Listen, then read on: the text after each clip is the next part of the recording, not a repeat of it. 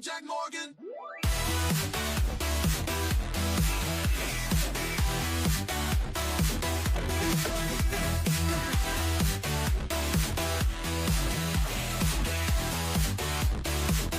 two,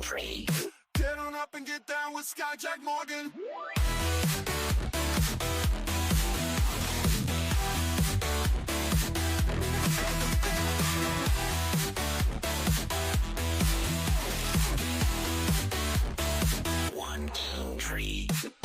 One, two, three.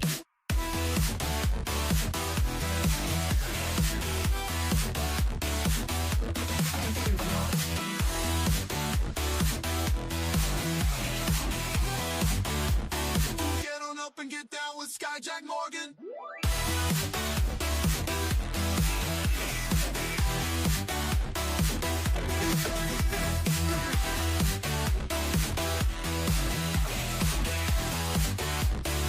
One, two, three.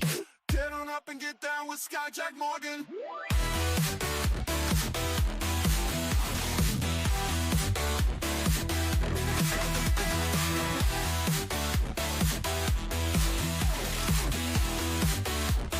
One, two, three. One, two, three. Get on up and get down with Sky Jack Morgan.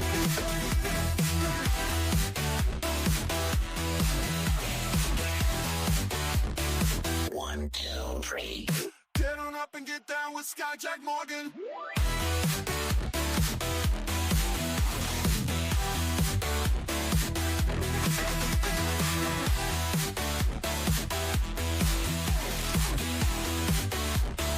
One, two, three. One, two, three.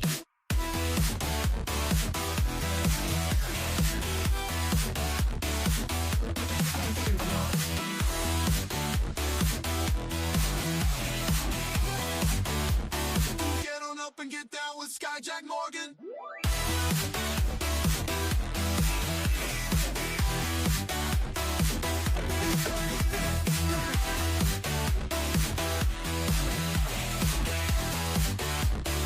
One, two, three.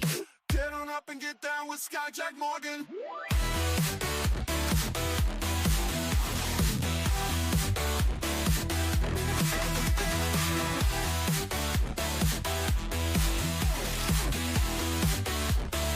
One, two, three. One, two, three.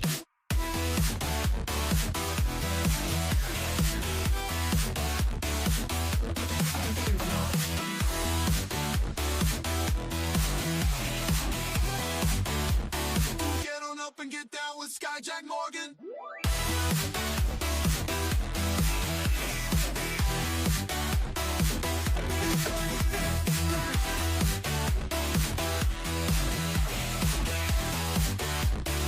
One, two, three. Get on up and get down with Sky Jack Morgan.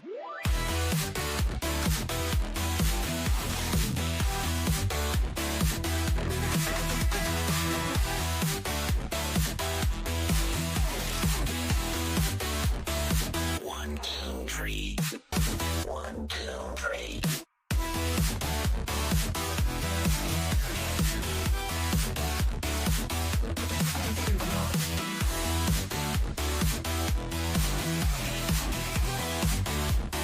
Get on up and get down with Sky Jack Morgan.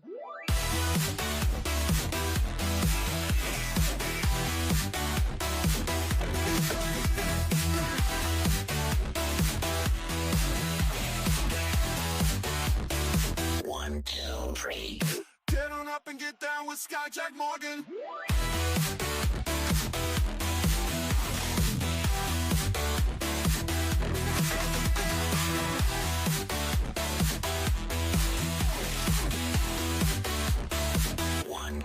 3. 1, 2, 3.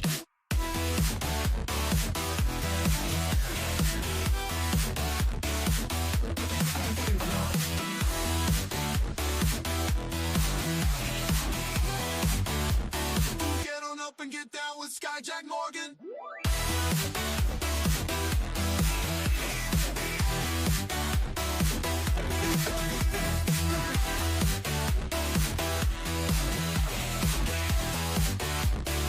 One, two, three. Get on up and get down with Skyjack Morgan.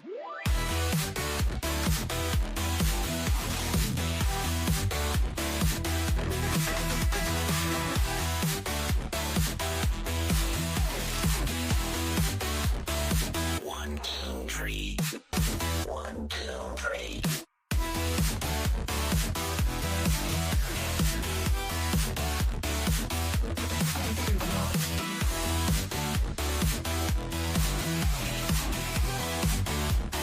Get on up and get down with Skyjack Morgan.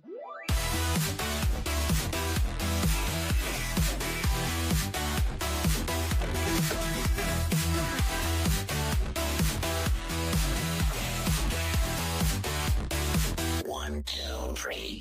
Get on up and get down with Skyjack Morgan.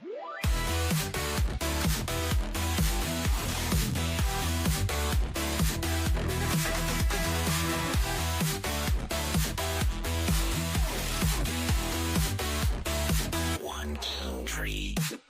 1, 2, 3.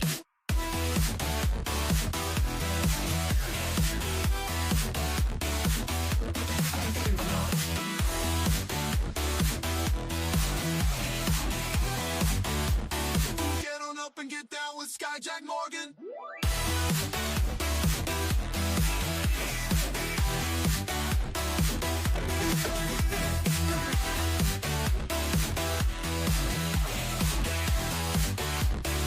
One, two, three.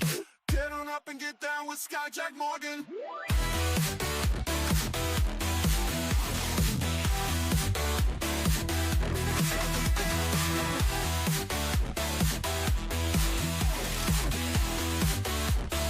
One, two, three. 1, 2, 3.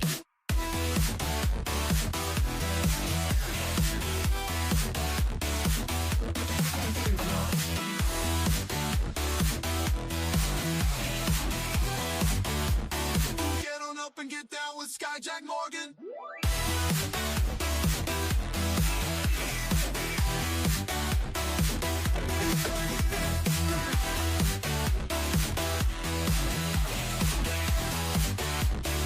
One, two, three. Get on up and get down with Skyjack Morgan.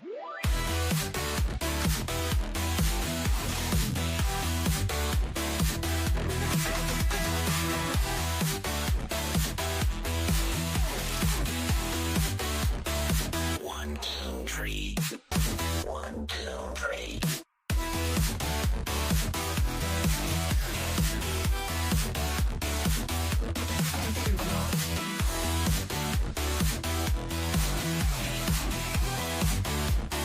Get on up and get down with Get on up and get down.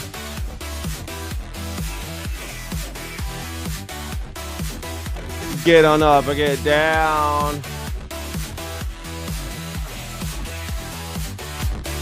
One, two. Don't want to get mixed up with a guy like me. I'm a loner, Dottie. Loner Dottie. A rebel.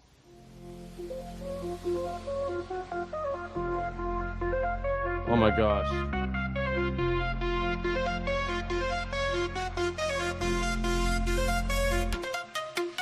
Sunrise on the horizon.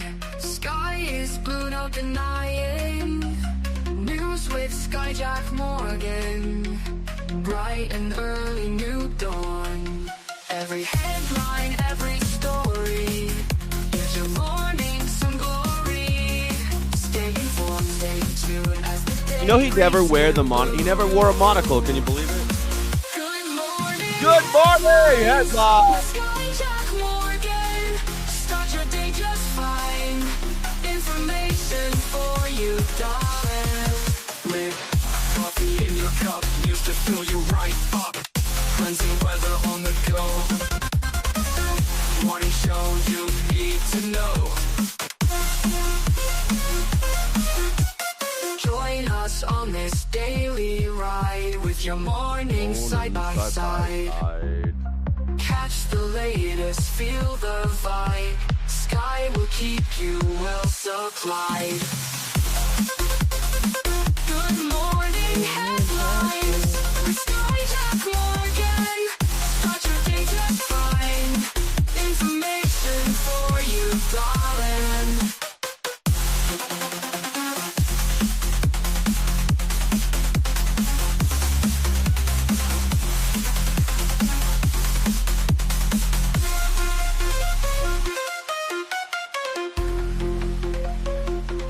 All right, everybody, you welcome. You ready? You're ready for this?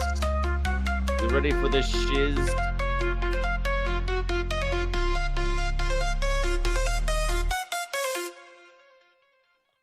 Man, that just happened.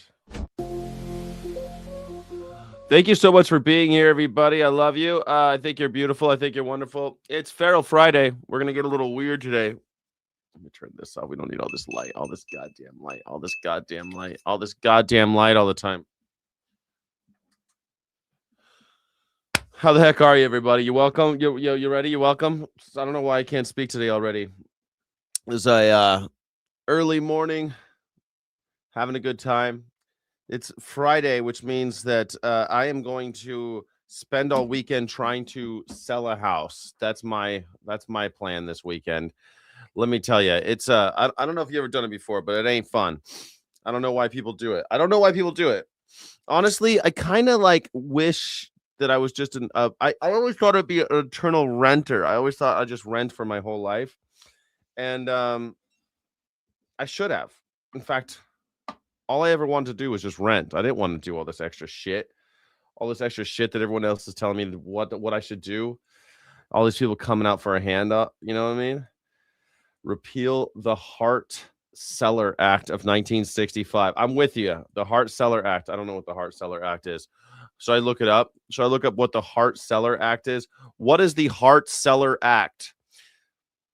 If you're just tuning in, this is the #1 news reaction show on YouTube. My name is Skyjack Morgan. It's a call-in show, everybody. It's a call-in show.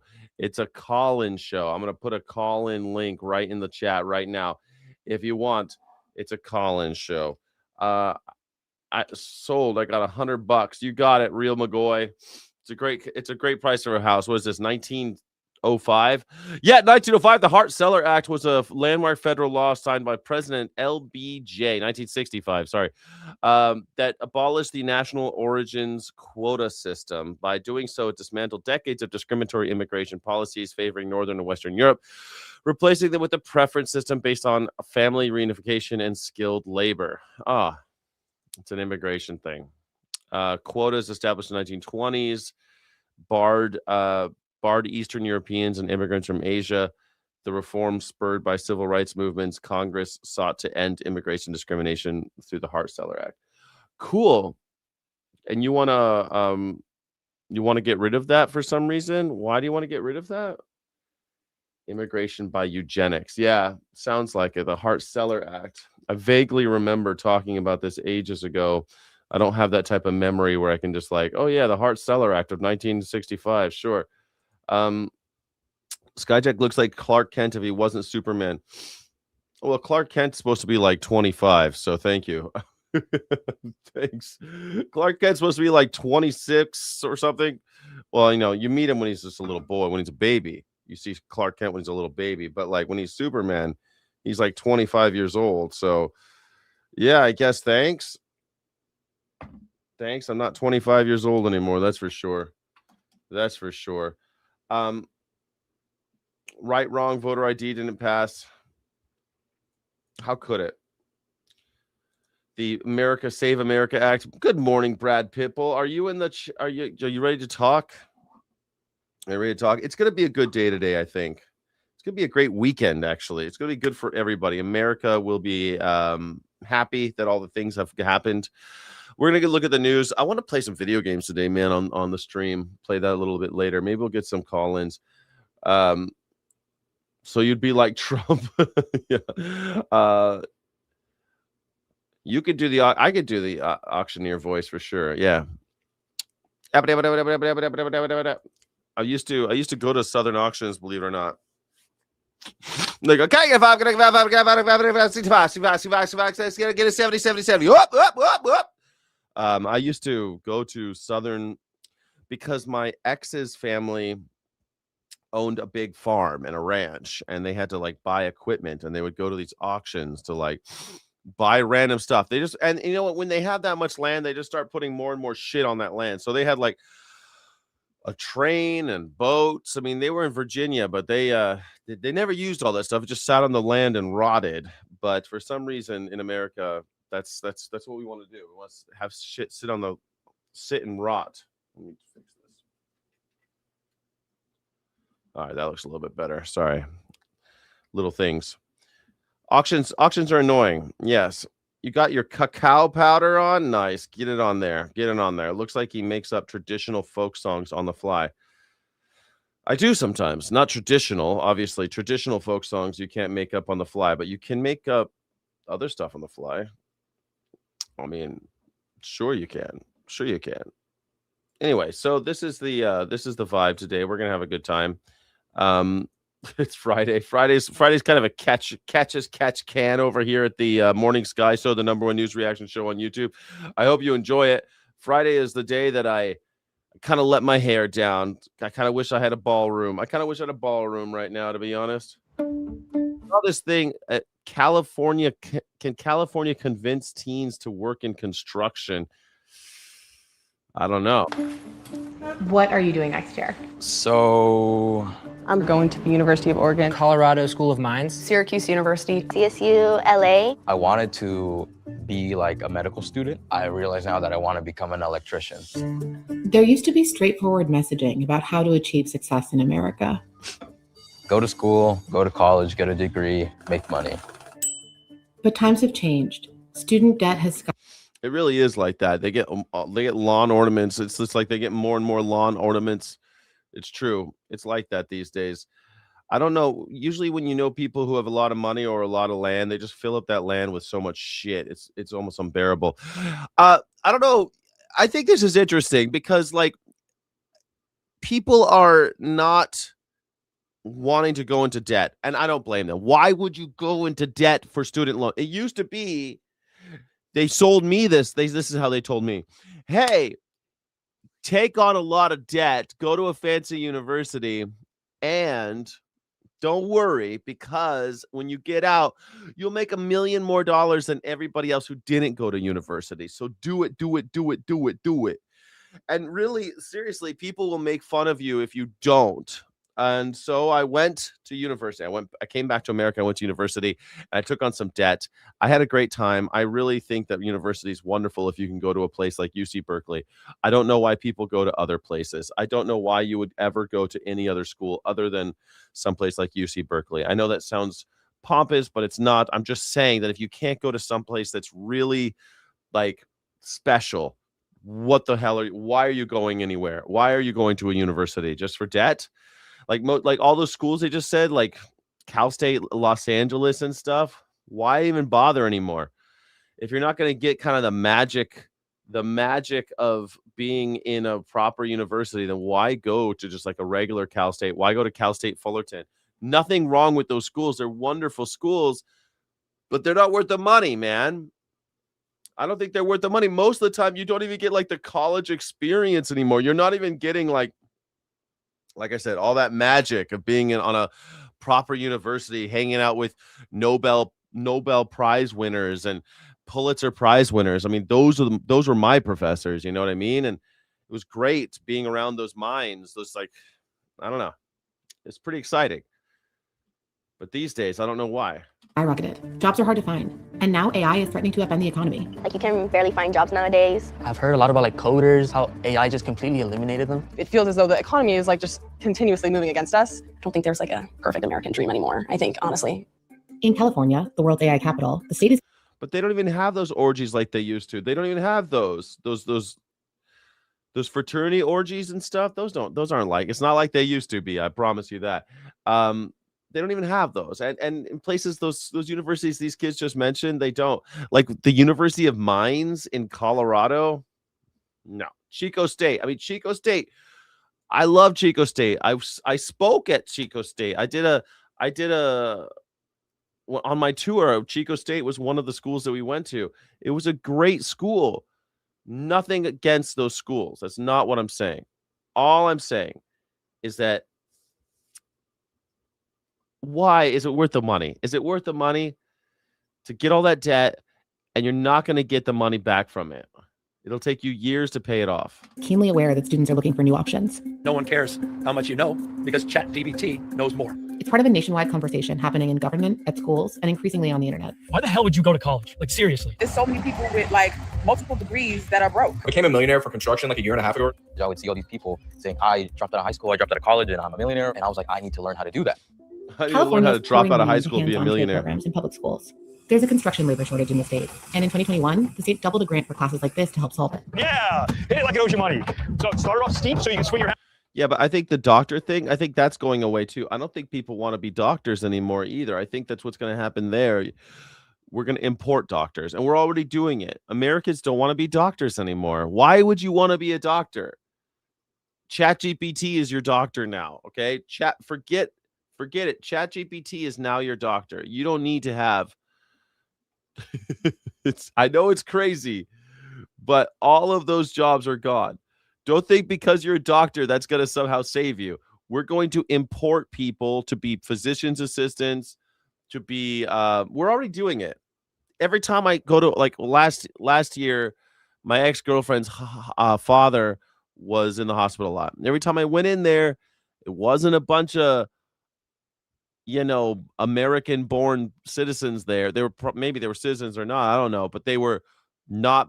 They clearly had accents, and they were working at the hospital, and they were on every level.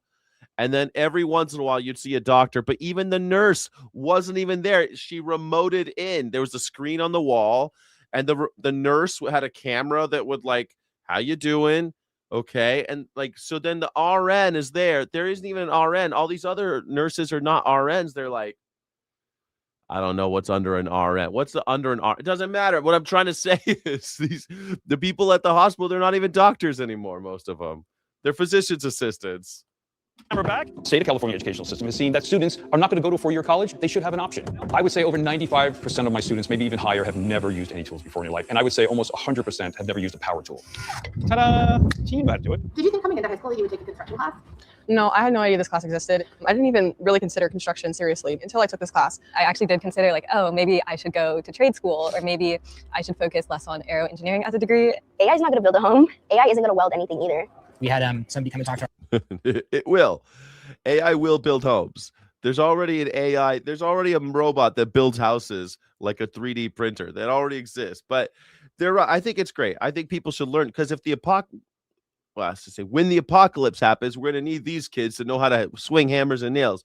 Like, it's been a long time. Like, I'm okay with tools and shit, but I'm not great. It's been a long time, man. I grew up in a construction family, so I know my way around a workshop, but I'm not like I can figure it out. Like, I'm not horrible, but we need people who actually know what the hell they're doing. Like, I could fumble my way through. We need some people who know what the hell they're doing, not people with English degrees. our class about electricians and still make $200,000 a year. More students across the country are choosing to go to trade school. But working with your hands still comes with a stigma, and the college path still holds a lot of power. Did you always know that you were going to go to college?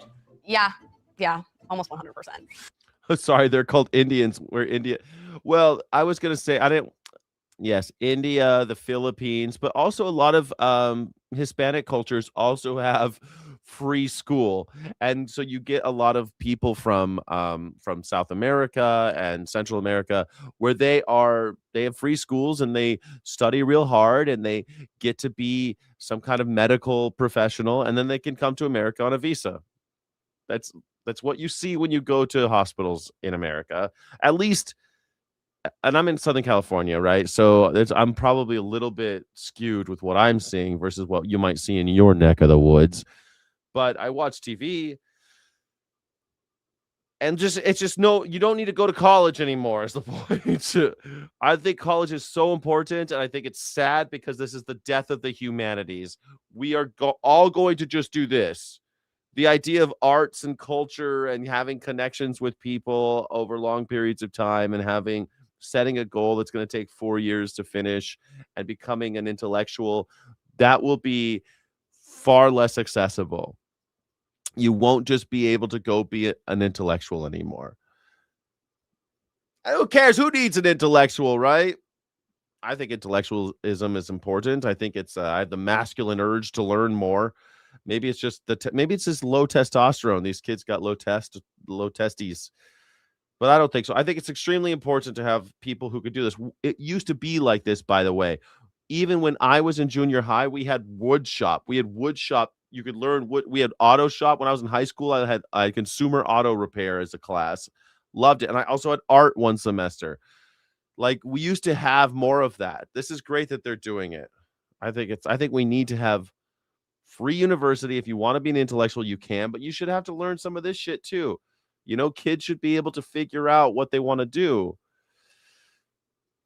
They used to have ceramics classes and photo classes, all sorts of stuff in schools. Now it's all programming. Guess what? Programming, there ain't no jobs in programming anymore. I think a lot of people, especially like older generations, still believe that trades are like dirty. I have students who are very good carpenters, and their parents still want them to go to college, and I totally respect that. I come from an immigrant family, and so pressure's been like even more heavy. They're supportive.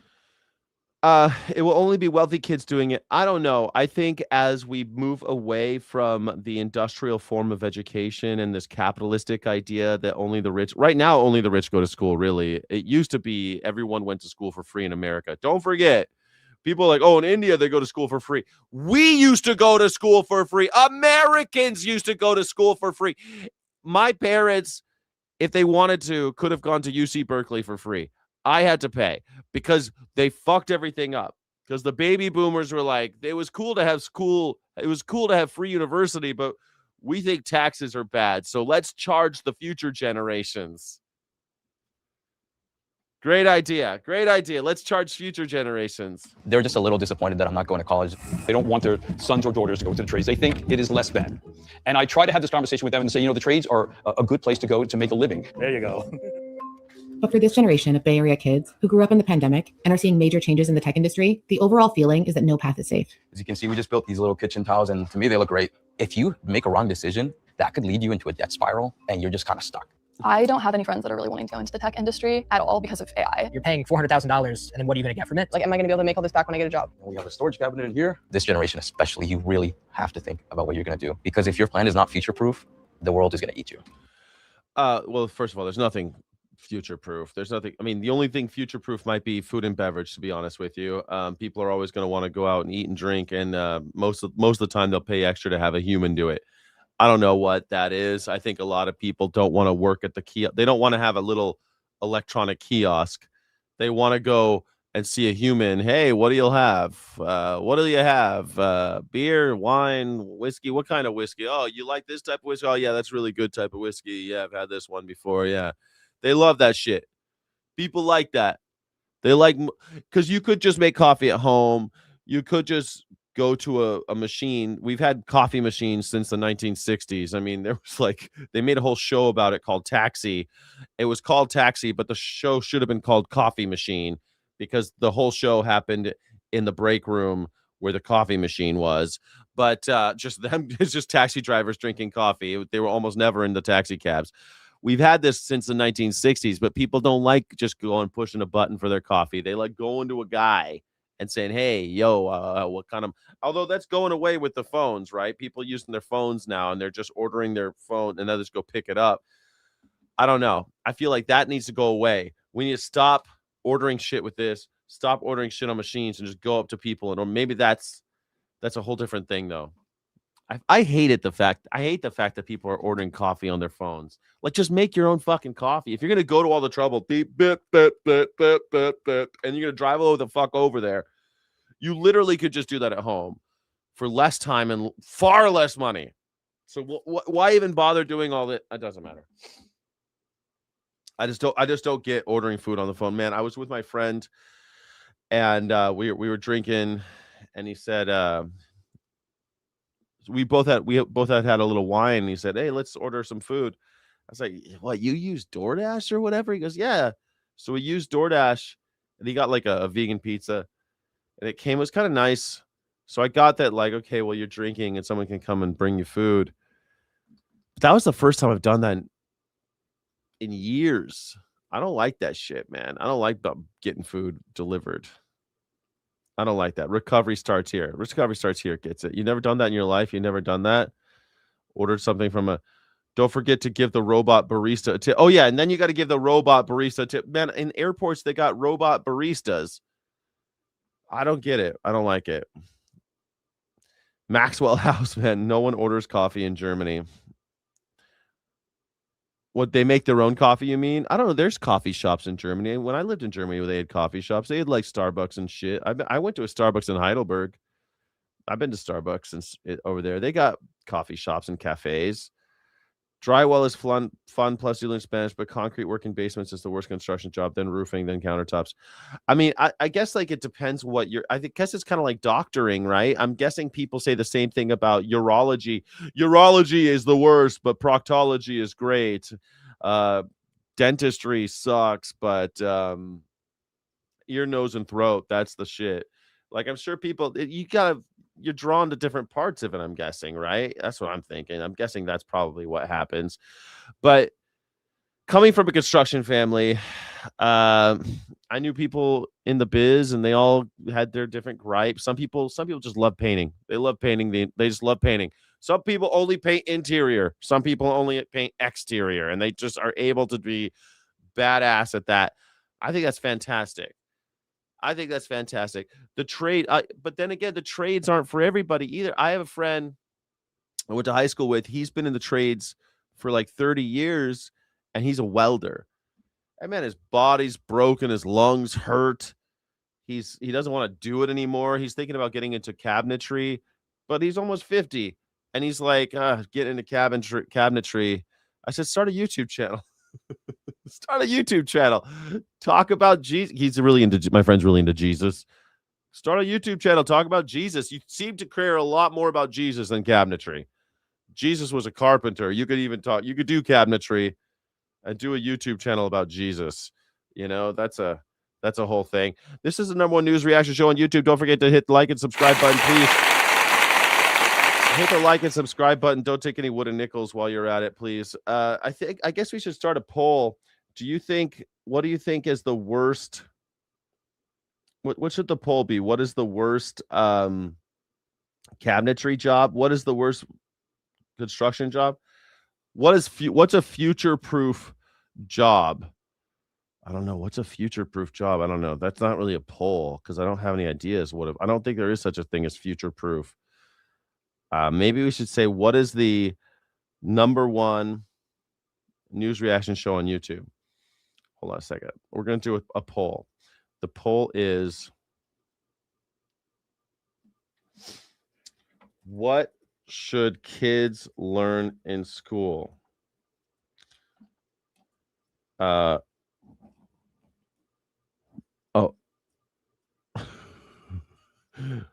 Restaurant work? Restaurant work? Construction?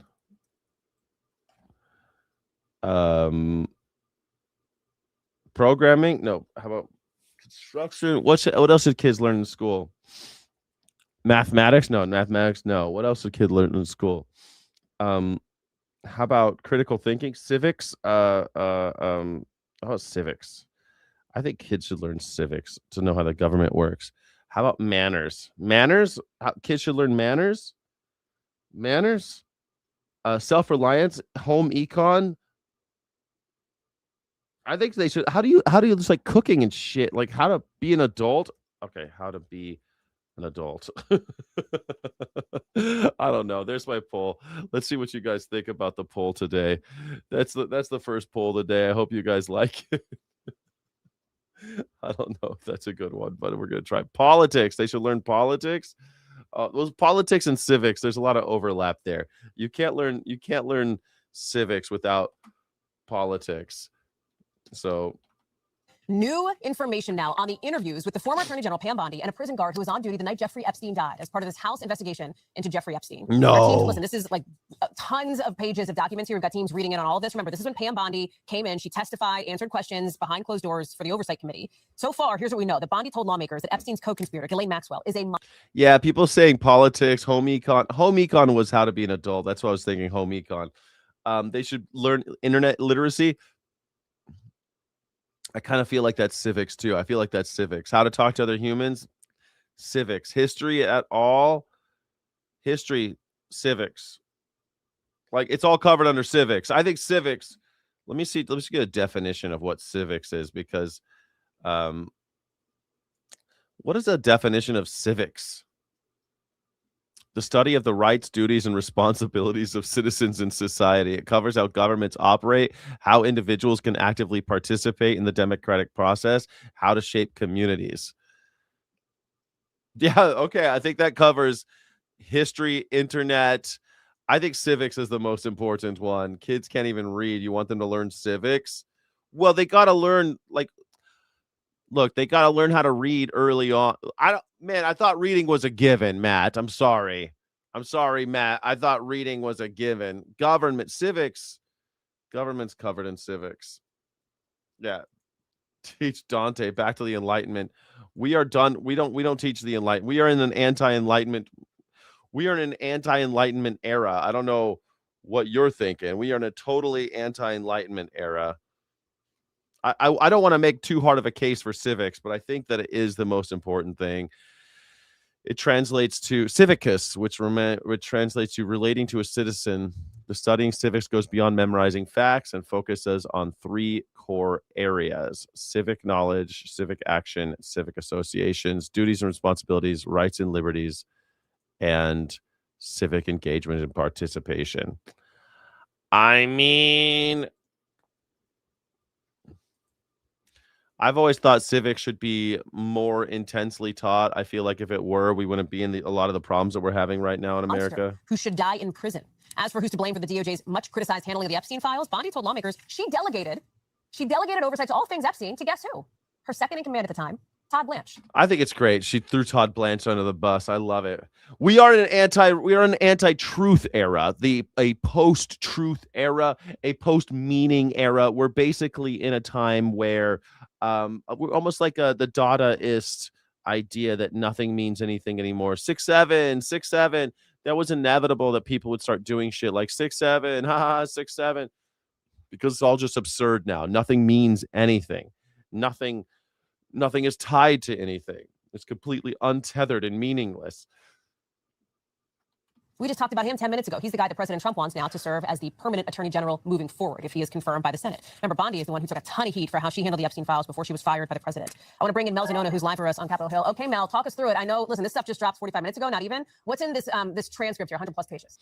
Yeah, we are still digging through all of this. We've had a lot dropped on us today. But 2 things that stood out to me, at least in the Pam Bondi transcript, was who she was and was not willing to talk about. She was more than willing to talk about Todd Blanche. In fact, his name came up 96 times, although some of those were from the questioners. But she repeatedly deferred key questions about how redactions were made and how files were produced onto Todd Blanche, which is a key part of this investigation. And that's also why Democrats came out of that deposition saying we need to hear from Blanche himself. Now, she was not willing to talk about her conversations with President Trump. She was pressed on reports that she had told the president his name does appear in the files, but when asked about that, she said she would not. Well, okay, but there's so many children now who are so behind in reading levels. Well, that's because we live, okay, but that's all very true. But there's so many things causing that. But the main thing is that nobody gives a shit.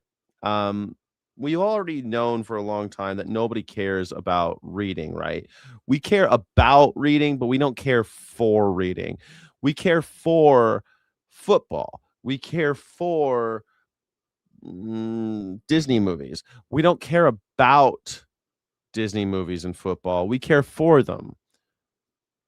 If you told someone, should we have Disney movies or reading in schools, they'd probably say reading, because you care about reading, like philosophically, but you don't care for reading. Most people don't fucking read. I read between 2 and 3 books a month, and still today I feel guilty for not reading more. Like, I don't know why people don't read more books. I don't know why we can't get people to care for reading. I think it's extremely awesome to read, I feel fulfilled when I read. I feel far more fulfilled when I read than when I watch TV because I'm kind of actively doing something. I don't know.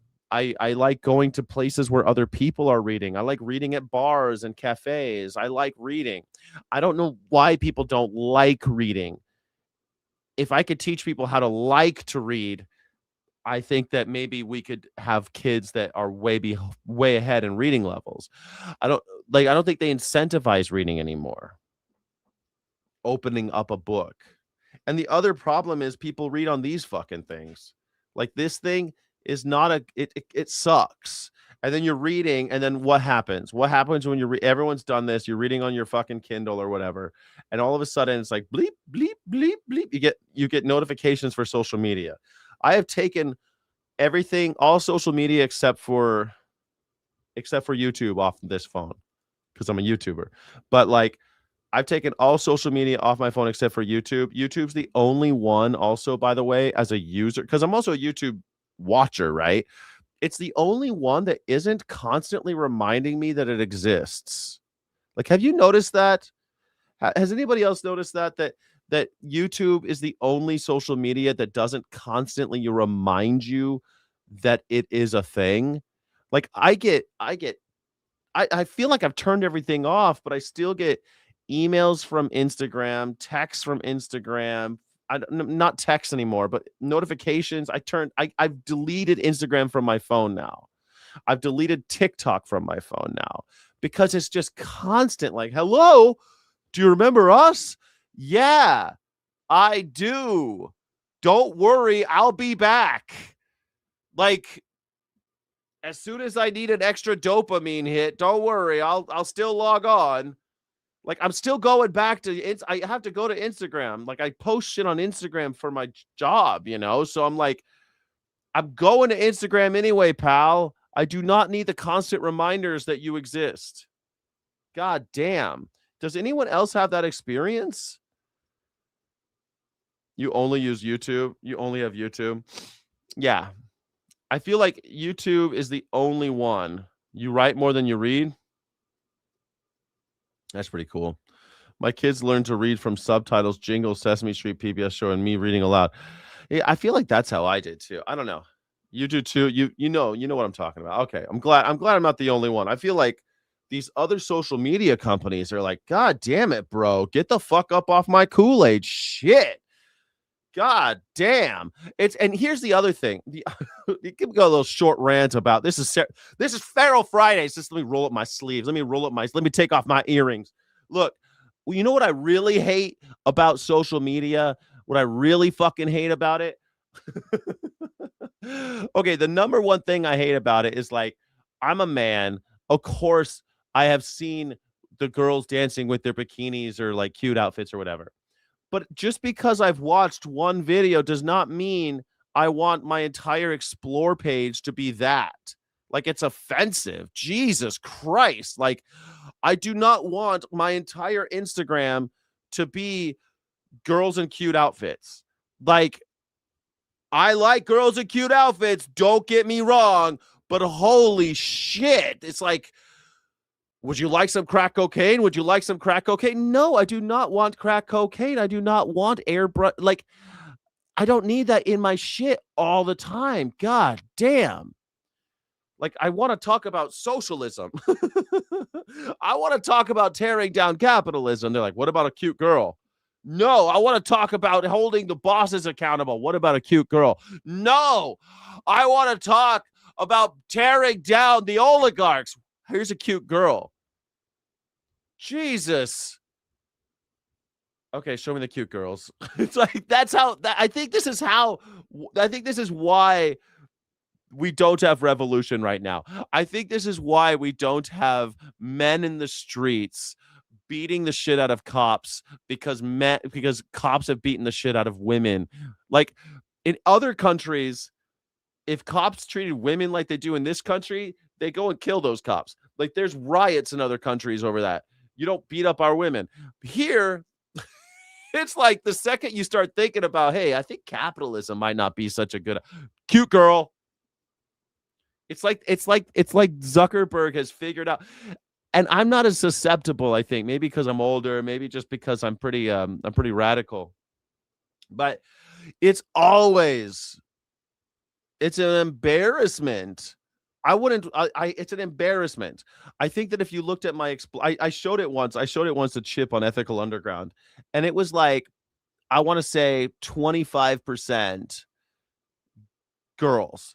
And the rest of my explore page was like synthesizers, political stuff, and mostly synthesizer political stuff. I don't know. Stuff like that. Stuff like about civics and shit. It's weird. It's weird that we are in this world where we have a machine in our pocket that's like, hey, dopamine, you want dopamine, dopamine, dopamine, dopamine, dopamine. And then when you're like, oh, I'm going to go enjoy nature or something or read a book, it's like, hey, remember us? Remember us? Fuck. And you try to turn it all off and it doesn't turn off. There was something else I hate about social media that I can't. Oh, here's the other thing I hate about social media. While you're scrolling, it shows you like, it shows you like these 5-second, like, hey, click on me. It's like watching. Do you remember the old internet when you were scrolling on like a bulletin board and it would be little GIFs for their ads? And it'd be like, and you need to click in order to see I feel like that's all the internet is now. We've regressed. It's disgusting. But I've learned and read so much more on my phone also. Well, that's good. You got to delete those. Yeah, boobies. Yeah, exactly. It's like Instagram was such a beautiful app in 2014. You know what's funny? Do you remember Hipstergram and Instagram? Yeah, that was better. Zuckerberg turns everything to shit. You're absolutely right. And guys in briefs. Jack, can't forget about the guys in briefs. I don't have so many of those. Most liberals have summer reading programs and free books. My algorithm just try to sell me more boner pills. That's weird. I don't have that problem. So no, I've never had, I don't get too many ads like that because I don't really click on shit like that. But on Instagram, you don't have to click on it. I looked it up because Chip is like, you clearly clicked on something. And I was like, no, I didn't. And so I started reading about it. And if you watch a video, because they're constantly sending you shit to see if you like it. And so even if you watch a video to the end, and so I watch a video to the end to see if I like it. And if you watch anything to the end, it's like, oh, you want more of this. I know you want this shit. And then they start feeding you and feeding you and feeding you. I saw your asshole shut and just keep feeding you and feeding you and feeding you and feeding you. It's the Wu-Tang Clan. That's from the Wu-Tang Clan. Sorry. If any Wu-Tang fans out there, hope you Wu-Tang is forever. Just remember that Wu-Tang. Just remember Donald Trump, you only have to deal with for 2 more years. But Wu-Tang, it's forever. And it's for the children. It's for the children. She's rocking those bangs. Damn. Bangs are so hard to pull off, I think. Should I try to get bangs? Bangs are cool, right? They're coming back. Talk about her conversations with Trump. So again, we're still going through these latest transcripts. There's a lot to dig in here yet, but shedding some light on what investigators have been looking at over these past few weeks. Mel, the Oversight Committee, we mentioned it's not just Pam Bondi. Can I just ask you this question, though, too? And I don't know if you know the answer to this, so forgive me, but Ghislaine Maxwell was very controversially moved to a different kind of prison. It has been derided by some as like a prison camp, essentially, instead of the higher security prison that she was in previously as she's serving out her sentence. This was much derided by many Epstein survivors that I've spoken with, and I know you and your team have spoken with as well, going, what the heck? Why did this woman get moved? Why was she moved to a prison where she has arguably like a cushier lifestyle now? If in fact, that's why it's so... Not arguably. She went from a maximum security facility to Club Fed where she gets puppy patrol. Interesting to hear Pam Bondi say she's a monster who should die in prison. If that's the case, why did they move her? Yeah. Pam Bondi says she's a monster, that Ghislaine Maxwell is a monster who should die in prison. Why did they move her then? She's a monster who should die in prison. Pam Bondi, you know that your boss was friends with her, right? Ghislaine Maxwell is a monster who should die in prison. Your friend, your boss's friend. She had said that in the deposition. She also had said that in a hearing publicly earlier this year. Unclear. We're still digging through this, so I'm not sure the exact answer to that. If she was asked about that and what she said, that's certainly something Democrats are very eager to learn about. Okay, and let me ask you too about this, the other new allegations of abuse from a longtime assistant of Jeffrey Epstein, because that is making some headlines today too, right, Mel? Dude, bro, not a bot GPT. Yeah, a teenager with Instagram. Probably boobs and cars, right? Boobs and cars. I don't know. I probably would have some Communist Manifesto shit on there. I was always a truth seeker even back then. So I probably would have boobs, cars, and some kind of tear down. I probably actually, you know what, man? I'd probably be in jail. If I went to high school today, I'd be in jail. I'd still be in jail. Kids now, they get thrown in jail for having a big mouth. I'd be in jail. I got a big mouth. I've always had a big mouth. I've always had a big mouth. Yeah, that's exactly right. Sarah Kellen, a longtime assistant for both Epstein and Ghislaine Maxwell, she testified in front of the committee, and most of her testimony focused on the abuse she said she suffered at the hands of Epstein, but she also named 2 new people who she says abused her and that were associates of Epstein. That is Frederick Fekkai, he is a celebrity hairstylist, as well as Philip Levine, the former mayor of Miami Beach. Now, both of these men have denied any allegations of sexual assault through their spokesman, but the oversight chair, James Comer, now calling on the DOJ to go ahead and investigate those men as well. Mel's and Ona live for us on the Hill. Thank you very much. We thank you for watching, and remember, stay updated on breaking news and top stories on the NBC Live on our YouTube. Congresswoman Nancy Mace is now responding after President Trump formally endorsed Pamela Abbott for South Carolina governor. What the fuck just happened? What? Nancy Mace. What just happened? Nancy Trump. She was running 5th of 5 Republicans in the governor's race in South Carolina. Not a huge surprise she doesn't get the endorsement from President. Okay, so I don't know. This is so interesting to me because Nancy Mace is begging Donald Trump. Nancy Mace said that she wanted to have the Epstein files and that she was going to name everyone in the Epstein files. She never did it. She never named anybody, but now she's begging someone in the Epstein files for an endorsement. Nancy Mace there. She was running 5th of 5 Republicans in the governor's race in South Carolina. Not a huge surprise she doesn't get the endorsement from President Trump. Interestingly, on social media, she posted that the proximate cause may have been her pressing for transparency in the Epstein files matter, saying, if this is the price of an endorsement, I will never pay it. How do you think that's going to go down, Harris? Yeah, when all else fails, sometimes people resort to being a sore loser. South Carolina Representative Nancy Mace wanted Donald Trump's backing in her bid for governor. But when it didn't come, the fallout played out in real time on X. You see, Trump endorsed her opponent instead, and Mace's response shifted quickly from defiance to a steady stream of posts that look a lot like an effort to repair the relationship. So the primary race in South Carolina is crowded and moves fast, and early voting was already underway when Trump posted his full support for Lieutenant Governor Pamela Yvette on Friday. He called her a fighter and winner who would never let voters down. However, for Mace, who had been seeking the endorsement for weeks, the decision landed as a clear rejection. And so she finished the week posting more often and more pointedly than before, mixing praise for Trump with reminders of ways she had helped him and sharp attacks on Yvette. That's a weird tactic. Nancy Mace. She's kind of a monster, by the way. Nancy Mace is the one who, when Sarah, what's her face? Sarah, God damn it, I always forget her last name. Representative Sarah, she's trans. The day that she got there, Nancy Mace went around and made a rule that only that Sarah couldn't go into the women's bathrooms because she's trans. At Congress, at our Capitol, Nancy Mace did that. Nancy Mace is a complicated woman. She says she's a victim of sexual assault and that she wants to hold all sexual assaulters accountable, but yet she works for one. Now she's trying to get one back. She loves him. She wants to get his shit back. She wants to be in his good graces again. Nancy. Oh man. Macy. LOL Nancy. Same with Massey. Macy and Massey. Yeah. But is Massey trying to suck ass now? No, Massey's out. He ain't doing nothing anymore. Have I been kicked to the hallway because I'm not seeing all the comments? Pause a track. I don't know why you're not seeing all the... Oh, no. Some people are on horizontal. Some people are on vertical. You know how YouTube splits the chat. It's annoying, but that's how it works. I'm sorry. YouTube splits the chat, so I put the chat on the screen so you can see them all. That's how it works. Sorry, I didn't invent live streaming. I just have to work with the tools I got. You'll see TikTok, you'll see not TikTok, you'll see Twitch, Kick. I'm only on Twitch, Kick, and YouTube right now. And you could go check it out. Thanks. Man, I went to the gym yesterday for the first time in weeks. And man, I feel like I'm buff today. I feel like I'm getting bigger, man. One day. Do you ever feel like that? You forget to go to the gym forever. And you go back and you're like, this shirt's hardly fitting me anymore.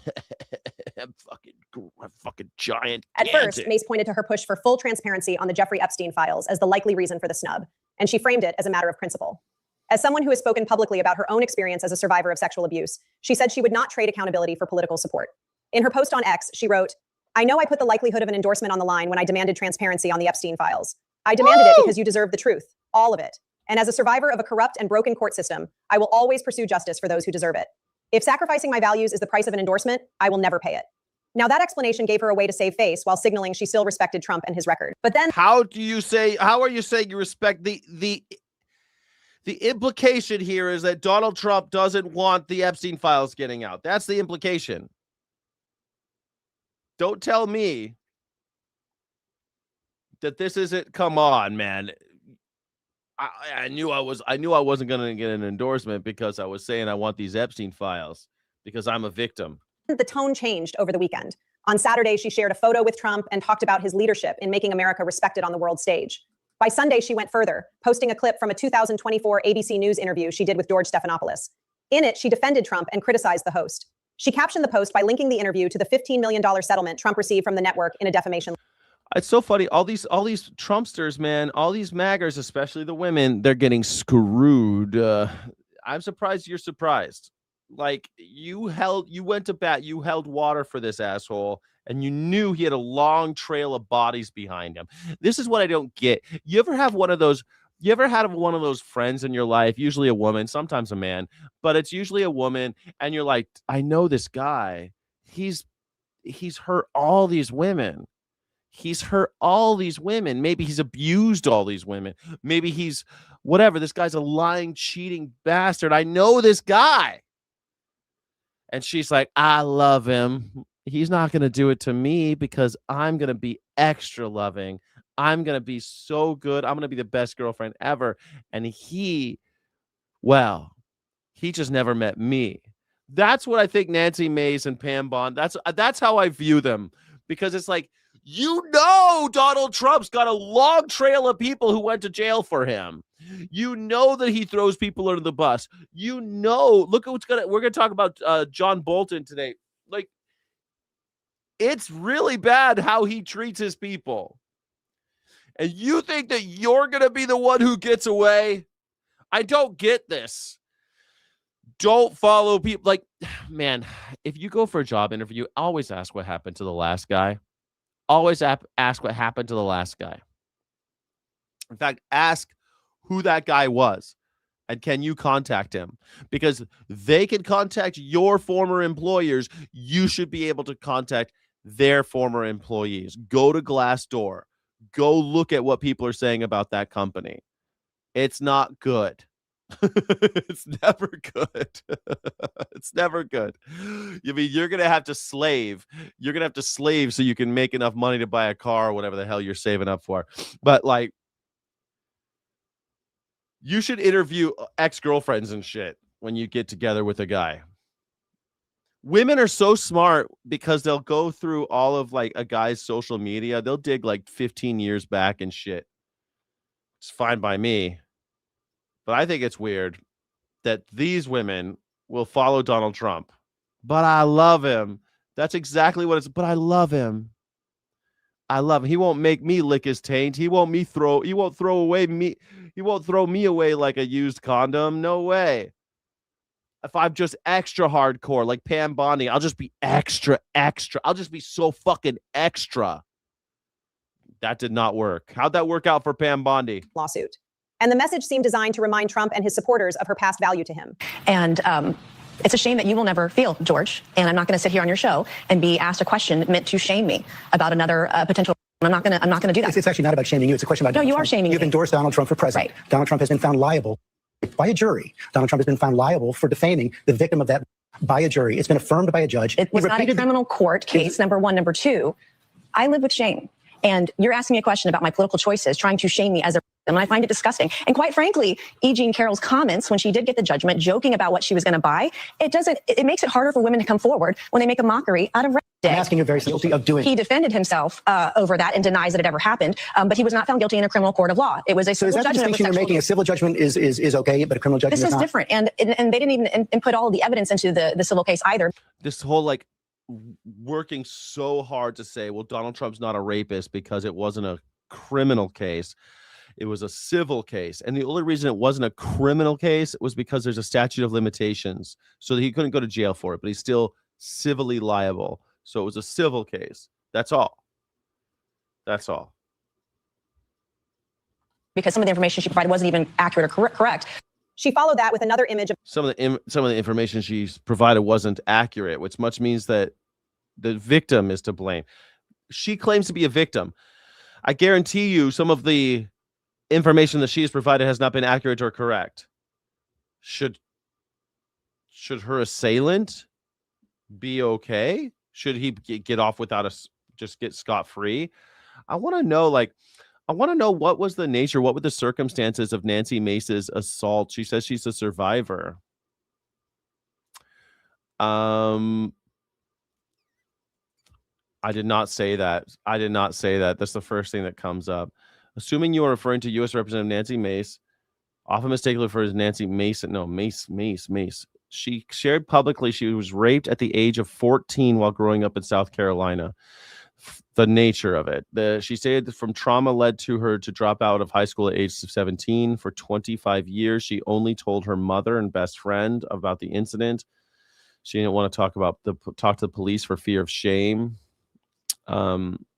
She made allegations against her ex-fiance and business associates. She said that in a dramatic hour-long speech on the U.S. House floor on February 10th, Mace leveled new severe criminal allegations against her former fiance, Patrick Bryant, and 3 of his business associates. She accused her ex-fiance of drugging her, physically abusing her, and recording explicit sex acts without her knowledge or consent. She also alleged that Bryant and his associates ran a wider operation involving the drugging, raping, and filming of multiple other women and underage girls. During subsequent congressional hearings, Mace even shared a redacted naked silhouette photo of herself that she stated was extracted from recordings Bryant had hidden and kept for years. Today, the men named in Mace have aggressively denied the allegations, calling them false and outrageous. Legal battles have since followed, including a defamation of privacy invasion lawsuit filed by Bryant against Mace. Mace has stated she brought the matter to the House floor because state prosecutors failed to take timely action after she initially turned over uncovered digital evidence into law enforcement. So the law won't touch it for whatever reason. But she says she is a survivor. And she says it a lot. But she still stands next to this guy. What the hell? She says she's a survivor and a repeat survivor, but no, but she still backs this guy. I think it's perfectly valid question for George Stephanopoulos to be like, this guy's an adjudicated rapist. Well, was it the law? The law didn't, but the law didn't do it in your case either. The law won't touch your case with a 10-foot pole. So how the hell are you going to say that the law, what? It just doesn't compute. the 2 of them smiling and giving thumbs up, along with words attributed to Trump calling her a fighter. Then there's a YouTube short I found of a kind of compilation of Trump praising her, which she uploaded. Nancy Mace, where's Nancy? Nancy takes it on right from the start. Trump in high heels. And yeah, I guess that's what she is. And I will tell you, she's a fighter. I know about that. And when you get her on your side, you're both lucky and smart. Carolina Representative Nancy Mace says she's backing former President Donald Trump. And Donald Trump is who South Carolinians want. She's been a real good fighter for us, and she's somebody who's done a very good job. Justice Trump quickly rose to his feet with a defiant fist in the air when we reelect him as president in November. We need bigger cross. We need bigger cross earrings for you, honey. We need bigger cross, more cross. I got a cowbell. I got a fever. I need more cross. I need more cross on your ears. I don't know. It's not working for me. These little crosses. I need big crosses. America will soon be back on hers. There's only one man who can save America, and that man is Donald J. Trump. She sets her sight on something. She's tough, and that's what we want. Both sides of the aisle today have asked for your resignation. Would you like to use my 5 minutes to draft a resignation letter? Yes or no? Nancy Mace. Thank you, Nancy. Thank you, Nancy. Now, if this doesn't look like someone who is really groveling and trying to get Trump's attention, then I don't know what to call it. It's embarrassing. Like maybe you're just a professional victim at this point. Like I think Nancy Mace needs help. I think Nancy Mace needs to go to some kind of therapy and stop becoming a let's break the cycle now. You keep on getting in relationships with victims. Maybe that started with something really bad when you were 14. If that's true, then maybe that is coloring every relationship for your whole life, Nancy. Now's the time. Now you're doing it in public. You're groveling to your abuser. Like, if anything, you should be defiant and calling him an abuser. This guy is an abuser. He's a sexual assaulter. Come out hard. And come out as like the only only real Republican left. Think how much respect she would get if she did that. Think how much respect Nancy Mace would get if she came out saying Donald Trump's a sexual assaulter. He's a rapist. He's in the Epstein files. Enough's enough. I want to bring back real conservative values to South Carolina. Whew. You going to trust this New Yorker? You going to trust this New Yorker, this carpet-bagging Yankee? That's who you trust? She can rip this shit right open. We're ripping this shit wide open. It could happen. I don't know. But what do I know? Do you believe her? There's a lot of talks of people kind of saying, man, this shit. I had to put this in there. I want to do another. I'm not so good at these. I want to do another poll. But, I mean, it's always stupid. I always see other creators doing these polls, but it's always like, who should be president? Duh. We get that gas was coming down, and it was historically lower than even the previous administration. Obviously, that was something that Trump ran on: lower gas prices, lower inflation, good cost of living. But it's looking like everything just kind of went back up. A lot of like the heavy Trump supporters are saying, we understand that it was low, but we also understand why it went high. It's not because of his policies per se; it's because we're dealing with this kind of mini conflict out there. But do you think that messaging is going to work with like the average guy out there? We live in Los Angeles, bro. So think about like your friends, your tios, your tias. Is it gonna is that a good explanation for them when they say, Mijo, I love the way this guy talks. He talks like he's from your friends, your tios, your friends, your tios, your tias, your friends, your tios, to tias. That's how everyone talks in California. I had to put $120, whatever, or I had to put $20, who knows, depending, $20 on the Honda Civic, mijo, whatever, with a loud exhaust. Pero like, do they understand? Is that resonating with them? Are they saying like, hey, we get it, we have to be in this war, or are they just kind of like, hey, bro, I'm pissed about this? Of course, they're gonna be pissed. I mean, because we're paying way more than we were before. So I think I don't think people, especially the ones with the loud exhaust, are gonna understand that. Yeah, this is you're gonna pay more, and I think it's gonna go longer than what they think. So yeah, and so do you think that's going to impact the way, like maybe do you know some people that maybe took a chance on Trump and said like, you know what, bro, I can't do another 4 years of high inflation? I think a lot of people are feeling like that now. But do you feel like they'll come back? Like they'll be like, you know what, I gave this guy a try. I think they'll come back when this is done and when interest rates start coming down. I think when interest rates start coming down, they'll be very forgetful really fast. I think that's what it is. I think that when it impacts your pocket immediately, you almost forget like a political party. You're just like, I don't care from this is hurting me. This is hurting my familia, right? I mean, once it hurts your pockets, this guy's laying it on people thick. get really defensive. Mm-hmm. So once it starts. It's so funny. So wait, let me get this right. It doesn't matter if people are being dragged out of their homes as long as it's not your family. It doesn't matter if other people are being impoverished as long as it's not you. If it's hurting your pocketbook, then it's like, oh, my tío, I got the loud exhaust, homie. I can't do it. Like, by the way, that's not racist. That's just how we all talk in California. Everybody talks like that in California. Is really alleviating it. I wish that were true. I don't think that's how that works in California. No. Well, I mean, we've had higher gas prices in California. A lot of things don't work in California. Yeah, common sense, right? Like, people just forget about it because in California we've had higher gas taxes than the surrounding states, and it's quite literally only because of policies that Democrats have put in place, and yet nobody blames them. Even before gas went up to what it is now, people were blaming Trump for California's gas prices. Not true. It's not Democrats, but whatever. I mean, we have just as many Republicans in the last 50 years as we do Democrats as governors of this state. A lot of Republicans here in California. We are crawling with them. So that's like, I don't know. On that thought, so if they bring down interest rates to 3.8, you're telling me that people won't forget? They'll be like, oh, those high gas prices. 3.8 is never going to happen again. I don't think it's going to be 3.8 for the rest of my life. Who's a babe, Nancy Mace or the Californian here? This California podcast, True Hustle podcast. Why do Californians continue to vote Democrat? Because Democrats don't want to beat the shit out of your family. Maybe, I guess. Like, I mean, Democrats are horrible, but they're not coming for you. So what? We We're very saw- forgetful because now We saw the they price go- of gas go down the moment when Donald Trump stepped into office. We saw the price go down to a point where when people started complaining about gas prices during the Biden administration, that was at an all-time high. So Yeah. that means that they had gone down during the Trump administration. Nobody thanked him. They were kind of just like, oh, whatever, gas went. They did not go down during the Trump administration. They were going down at the end of the Biden administration, and they were still down when Trump took over. And then Trump, what the fuck is she talking about? Nobody thanked Trump. They were down. They went the same. They were 10 cents. The national average went down 10 cents under Trump. 10 cents, not 10%, 10 cents. 10 cents was how much they came down in the first year of Donald Trump. But this is exactly the problem with how these fuckers talk about Donald Trump. Donald Trump says that the first year is a mulligan. It's not his economy, that it's all Biden's fault. The entire first year of his presidency, which is fucking bonkers, but whatever. Let's say it's true. That means that if the gas prices went down 10 cents under the first year of Donald Trump, that was Biden. Okay, I don't think that's true, but whatever. The Inflation Reduction Act takes a long time to really get going. Fine. Let's say it's true. The second year, which we're in right now, the gas prices are now 50% higher than they were last year. And the year before that.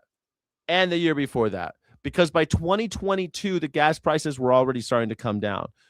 In 2021, they were very high because of COVID. In 2022, they were very high because of the supply chain issues caused by COVID. By the end of 22, they started coming back down. And now here we are. Like, I've stared at these fucking graphs, and these fucking people, they come on, they say shit like this. Oh, nobody thanked Donald Trump for lowering the gas prices. It's because he didn't. Down, right? So I don't know. I don't think people would actually, I don't think they forget. I think they just appreciate it. But I don't think they, I don't know. If the gas prices were 50% like he promised, you could bet your ass everyone. I would be if Donald Trump kept one of his promises. No wars, 50% lower gas, lower electricity bills, lower water bills, higher water pressure, lower water bills. Somehow that was going to happen. Remember, your shower isn't as high pressure. The toilets aren't as high pressure. Lower water bills, higher water pressure. What else was it? Oh, and lower grocery prices. After the first 12 months, his first year. Also that the Ukrainian war would be done first day. And that Gaza would be done first day. None of those things happened. If Donald Trump's did, let's call it 50%, the reason why I know that this would never happen is because all those promises were bullshit. They're so clearly bullshit. But idiots believed them, and they voted for him. He made a lot of lying bullshit promises, and he got elected.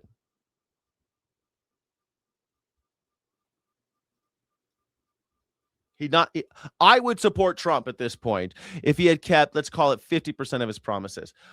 How about 10% of his promises?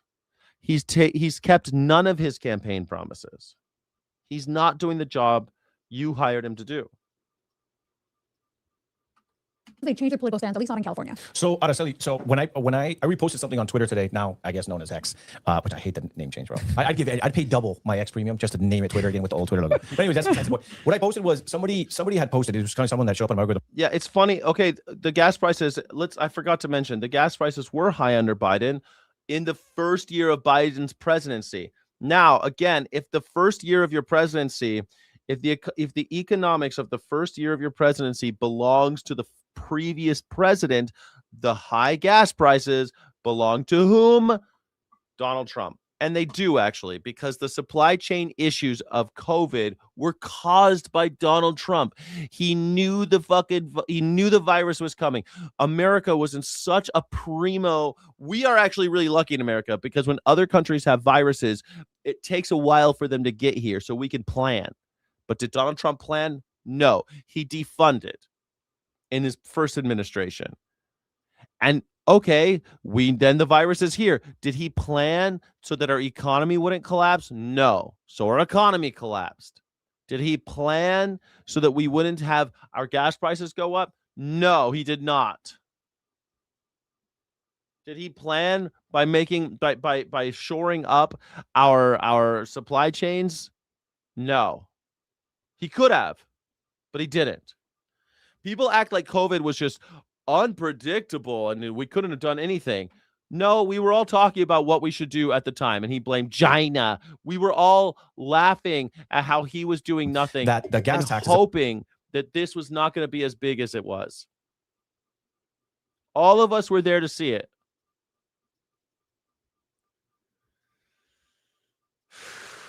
about to go up another 4 cents July 1st here in California, because it's like a yearly thing. It goes up every year. But even Javier Becerra was asked about this. Why aren't you guys suspended? If you guys are talking about high cost of living, the reason why you should be voting for Democrats in California is because the Republican Donald Trump has raised gas prices, et cetera. And so somebody posted just a reminder, July 1st, Democrats are going to be increasing the gas tax again. And so I reshared it. I'm like, hey, as you guys head to the election polls today, remember that the Uniparty, the establishment party here in California, even though they're running on lowering things, they have the power to do it right now. They can suspend the gas tax, but they're choosing not to. So I reposted that, and I had people commenting that don't follow me, but are Democrats saying, yeah, that's what we voted for. We voted. Do you like all your friends and tias and tios having free health care? Because we have Medi-Cal in California. You like that? Guess what pays for that? You like having roads that aren't filled with potholes?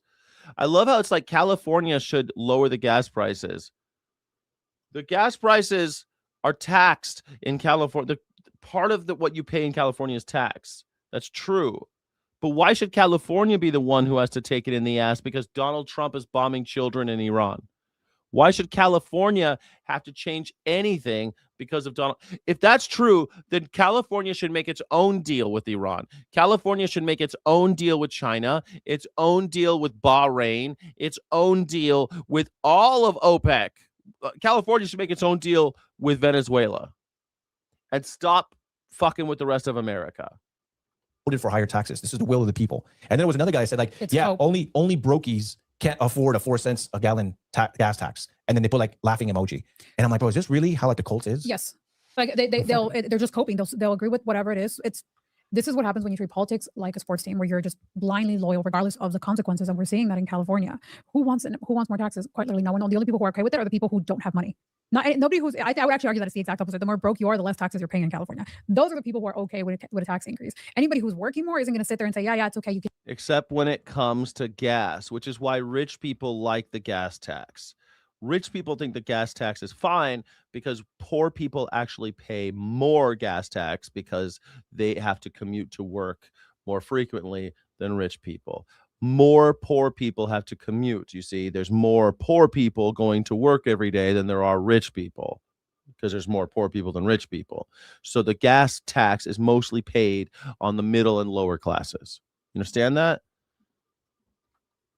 Tax me more. I'm completely okay with that. Yep. I just said that on my. Well, you'll see the clip. Oh, he's like, I can't wait for you to see it. Well, you know what's interesting is that I have family that when they were single, young, and they were out clubbing, going out to like these concerts and stuff like that, they all voted Democrat. And like, no, bro, we need higher taxes because I can barely afford my rent, this and that. And then I literally have a family member that they moved out to a little bit more conservative area because they were trying to buy a house. They bought a house. Once they bought the house and they started paying higher taxes, they're like, hey, bro, what is like, this? Is this normal? Like, is this like normal? I got like a list and it's got like 5 different California taxes. I'm like, yeah, bro, you voted for that 4 years ago. Remember I told you not to do that for you? Well, now it's getting added up. California, actually, our taxes are actually quite low, but our assessments are high. So we end up paying all these taxes with property tax. It's not because they keep raising the tax. In fact, it's in our Constitution now. We have an amendment that says they can't raise the property tax. That's Prop 13. It was a California proposition that we all voted for a long time ago, saying they can't raise taxes. So they just keep raising the assessments. And so that people, if you have an expensive house, you pay more. If you have a cheap house, you pay less. So another thing that happened under the Biden administration, for example, is, I don't know if you guys remember, President Biden passed a law in which if you have, in order to help 13, people with bad credit buy a home, they would essentially tack on a higher APR to people with good credit. Do you remember that? Right? When he was trying to buy his house, he called me and he's like, hey, bro, this guy's telling me that I have really good credit and yada, yada, yada. But he's giving me like a really high APR. And I'm like, bro, You remember when you voted for Joe Biden? Remember how this? Well, did you know about this law? And he's like, I had no idea. And I'm So like, we're well, gonna you punish gotta you for being responsible. Imagine being punished for being irresponsible. With your credit, they're like, hey, in order to get the people that are not responsible, we're gonna up the APR on the people that have it. And so it's interesting. I've seen this affect almost every election cycle. What's really funny to me is that, okay, all of these things, they're all valid concerns. I think they're wrong about some of them, but that's fine. They're all valid concerns. But the answer is always like, then Republican, then, right? We're all going to be Republican now. You think the Republicans are better? They're worse. So what the fuck are you going to do? Like, this is why I don't think it matters if you vote anymore, because you're stuck. You're in a hostage situation. I was just helping out another family member that told me, like, longtime Democrat. All of a sudden yesterday, I'm looking at their ballots. I'm helping them out. They're voting all Republican now. But that's because they're starting a family. Now they got kids. Now they're paying stuff. Yeah, they're all voting Republican now. You see? That's the answer. That's the answer. Vote Republican, everybody, because Democrats, whatever, blah, blah, blah, blah, blah. Vote for the other. Vote for, she just got finished saying that the cult, we're just treating them like sports teams. And then what do? They treat politics like a sports team. That's exactly right. Politics should be in the street. We should be trying to get rid of these fucking politicians who try to be abolishing these parties. But instead, I don't like this one. I don't like these specific things that Democrats have done to varying degrees of truth. Must be the Republicans that I need. It just goes to show, man, voting is having responsibilities. Yeah, then people start voting Republican. But why do you think? I mean, maybe just to kind of end this segment right now with like the Iran war, cost of living. We got elections tonight. Polls close in about 30 minutes. We're gonna start seeing first results here. Make sure you guys stay tuned. No. All right. Well, that's it. I mean, it's just the same thing. You see people say in California, oh, you're all Democrats, huh? You're all Democrats. Are these guys Democrats? No, they're Republicans. 3 Mexican Chicano Republicans. But California is all Democrats. In a northeastern corner of Montana sits the small town of Freud. Rural and deeply conservative, it backed President Trump during every one of his White House runs. But earlier this year, when federal immigration agents detained one of the... No, we're already in a unitard party, Swaggy McNolegs. We already have... Or is it Phil Connors? Is it Phil Connors? Phil Connors? Phil Connors? Phil Connors? The town's longtime residents, this tight-knit community pushed back. Here's Montana PBS's Matt Standel. Just 50 miles from the Canadian border, the town of Freud is home to less than 200 people. For more than a decade, Roberto Orozco Ramirez has been one of them. Roberto's our neighbor. He's a... Yeah, but that's all. They're saying that the MAGAs are losing their minds because the counts is taking too long. They don't like counting. They want to stop the counting. That's why. They want to say that. They want to say like, because what happens is more people on the blue side send in they mail in their ballots because more old people actually go to the ballots. More white people actually show up to the ballots, to the polling stations. So they want to say that those people that were counting late, they don't count. And so they're going to be losing their mind the whole time, trying to say that other people who voted, the non-whites, working class, the people who are mailing in, that's illegitimate because you have to show up in person. If you can't show up in person, then you can't vote. Even though it is your right to vote in America. It's in the Constitution. Part of our community. Over the years, Roberto has come to mean a lot of things to a lot of people here. He's a local diesel mechanic, little league coach, and father of 4 boys. Great businessman. He's my neighbor, been my neighbor next door for 11 years. But what residents of Freud didn't know until recently is that Roberto is also an undocumented immigrant who had been deported back in 2009. Up until 6 months ago, I didn't know Roberto was illegal. Neighbor Keith Nordland says Border Patrol vehicles started showing up around town in early January. We had 24 hours a day, 7 days a week. We had at least 2 Border Patrolmen in our town. Agents staked out Roberto's house and, according to his neighbors, even harassed Roberto's children. I personally don't believe that's right. Them 4 boys are American citizens. Border Patrol doesn't give a shit if you're American citizens. Have you heard of Renee Good? She was an American citizen. So is Alex Preddy.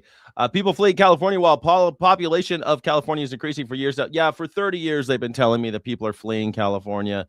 Here's the thing. Let me tell you about the California dream. You know what the real California dream is? Get in early, stay as long as you can, because there's always people coming to the state. Stay as long as you can. Try to keep up with all your payments. Try to keep your house, and then sell it and leave the state to one of these cheap states. That's the California dream. Nobody retires in California, so there's always people leaving. I guess there are some retirement places in California for rich people. I live near one. There are some, but they're expensive. This is not a state for old people. This is no country for old men out here in California. It ain't for old folks, because by the time you get to the finish line, you're broke. If you stay that long, it's like the Titanic. You know where Rose and I don't know, Leo, Rose and Jack and Rose, they're on the back of the boat and they're like, hold on. And they're like trying to stay on the Titanic for as long as possible. Like, hold on, Rose.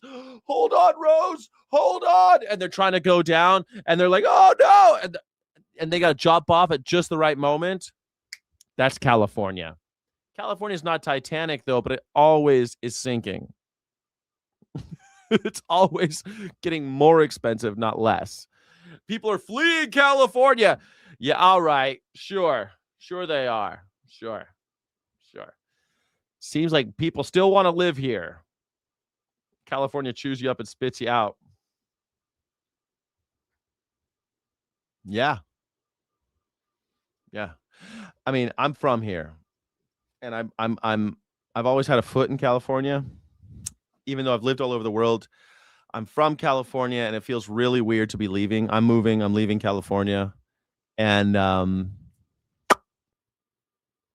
it feels weird because I won't have a stake here anymore. You know, I won't have a house here anymore. I won't have a mom here anymore. I got nobody here. It's a very weird feeling because this is someplace I thought, I don't know, kind of always thought it would be mine. So I guess, did it chew me up and spit me? I don't know. I've always loved California, and I always will love California. But this idea that people are fleeing, it's just so stupid. Roberto turned himself in on January 25th. The government charged him with illegal re-entry and immediately took him into detention, telling Montana PBS that this enforcement action represents a community safety priority. The beef is donated by local ranchers. Within days, Keith Nordland found himself organizing the biggest fundraiser this town had. Moose Knuckle Trump, I don't know how old you are, but you're right. There are some people that were able to retire. And I just said, there are some people who can do it, but it's very, very rare. And they probably are a lot richer than most people. When I say rich, it's also a relative thing, right? Like, it's hard to retire in California because at the end of the day, you're still on the hook for property tax. Now they have retirement housing and stuff. They have retirement communities and things like that, but it's very expensive compared to like Arkansas. Your parents are probably very rich. You're still going to stick up for California? Of course, it's beautiful. I fucking love California. What do you mean? I'm from here. Of course I'm going to stick up for California. What's not to stick up for? Ever seen to help Roberto.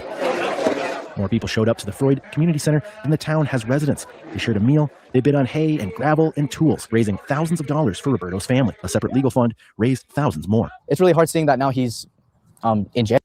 Yeah, Prop 13 limits property tax, but they raise the assessment every year. So like, even though they can't raise the percentage of your taxes, they raise the assessment, and your housing is always going up. And so what also happens is if a house on your block sells for $1 million, your house is now worth $1 million. You see? So you moved in your house and you bought it for $200,000 and you're paying your taxes, blah, blah, blah. And then you wait, and then a house on your block sells for $1 million, and another house on your block sells for $1 million. Guess how much your house is worth? Your house is now worth $1 million, and you're going to pay taxes on that.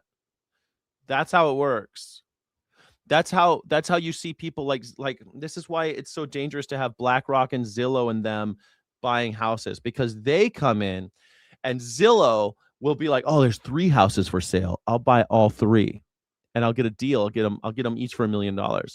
And now everyone's houses just went up in price, and everyone in that neighborhood is going to pay more in taxes. And because California assessment is more frequent, it goes up very quickly. You understand? Let me stay with you so I can find me an old sugar mama. Yeah, good luck. Good luck. If you retire near Florida, it's a racist cesspool here. Red hats everywhere. Oh my God. I've spent a lot of time in Florida. I know. Who wants to live in Arkansas? Arkansas, like Bentonville. Go to Bentonville. It's very cute. There's lots of it's a home of Walmart. There's lots of cool places in Arkansas. You'd be surprised how cute as fuck so much of this country is, but there's nothing to do there, or well, a little bit of culture shock, put it that way. But most of these places have the same, like when I lived in Stanton, Virginia, what a cute town, right? I could walk everywhere. It was great, but a lot of retirees were moving there. So a lot of young people were leaving because there's no opportunity, because retirees are on fixed budgets and don't spend a lot at restaurants and stuff. So a lot of young people are moving out. It's a problem. Arkansas has a lot of beautiful nature. It does. A lot of cute little towns, main streets and stuff like that. Yeah, they rigged Prop 13, guys. Get it, guys? They rigged Prop 13. Yes, they rigged Prop 13 for corporations and rich people. That's right. Yes. It looked like they got you all to vote for it because it sounded great, right? You can't raise my property tax anymore. But they effectively still raise your property tax, and they make it easier for corporations to buy more housing. Pretty fucked up, right? Roberto Orozco Jr. is Roberto's oldest son. He says his father fled cartel violence in Mexico as a teenager and came here to build a better life. It's incredible seeing such a hardworking man.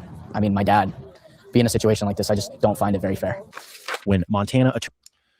Carrie Fisher here. How about this, Carrie Fisher? I'll ask.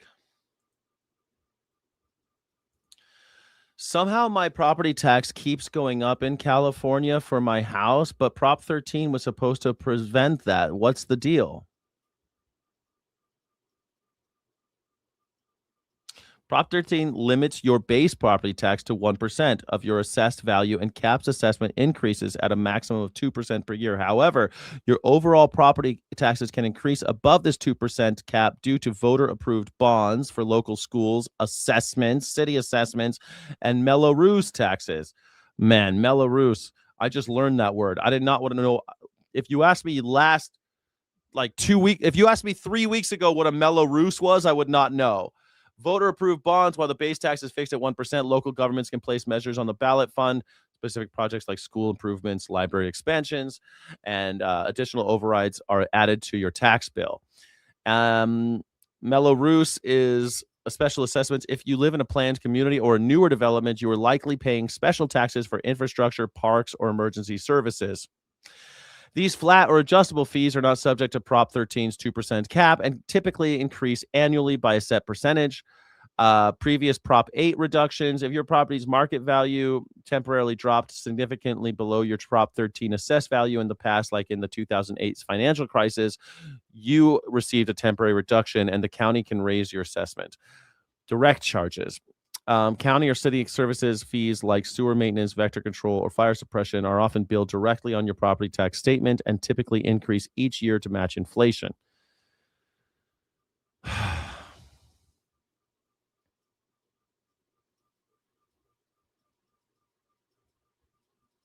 California Property 19 property tax reassessment. I want to know specifically about reassessment because I've heard that if your property value goes up, you end up having to pay more. So if a house like mine has someone who next door is sold for $1 million, my house all of a sudden has higher taxes. Is that true?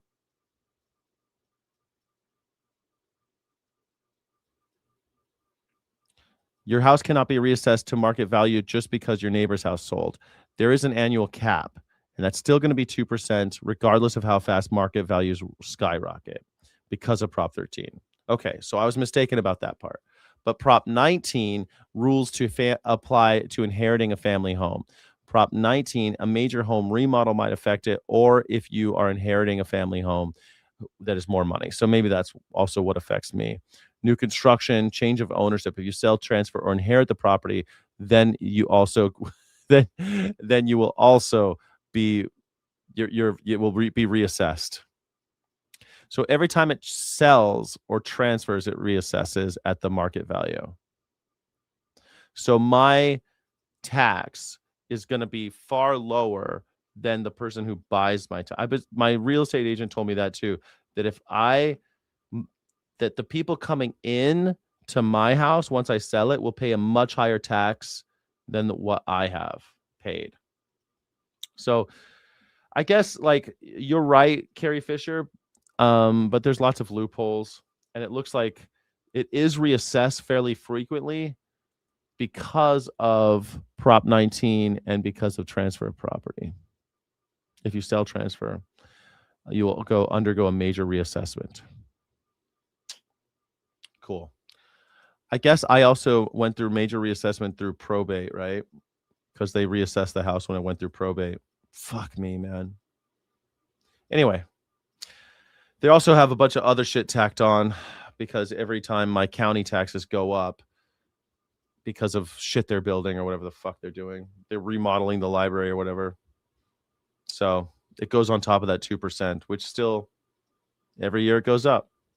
Attorney Laura Christopherson heard about Roberto. She says she began studying immigration law and hired an expert thanks to those private donations. And what they found changed everything. What we believe is that even in 2009, at the time of his first deportation, he was not afforded due process, which means he was illegally removed. Christopherson says she found mistake after mistake in the way federal authorities handled Roberto's deportation, and says since January, ICE agents have repeatedly violated his rights. I think people should understand that this is a person who's been in the U.S.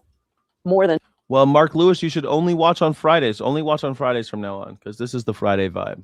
25 years. Raised a family with 4 U.S. citizen children who are contributing members of our community. They pay taxes. They obey the rules. They follow the law. They don't take from our society. In this deep red part of the state, there are mixed feelings about Roberto's legal status, but Keith Nordland says this ordeal has caused him to question some long-held political beliefs. Oh, I'm not okay that Roberto was here illegally. I don't believe that's right. However, our system is so broken that a guy like Roberto that's came here, has worked his butt off, has built a business, he's thriving in a niche, and he is a valuable asset to our community. How is there not a way for him to be legal? Orozco Ramirez versus Vice. That's exactly the problem. Well, you just stumbled onto the real fucking problem in America. Welcome to the real world. Oh, your friend got deported?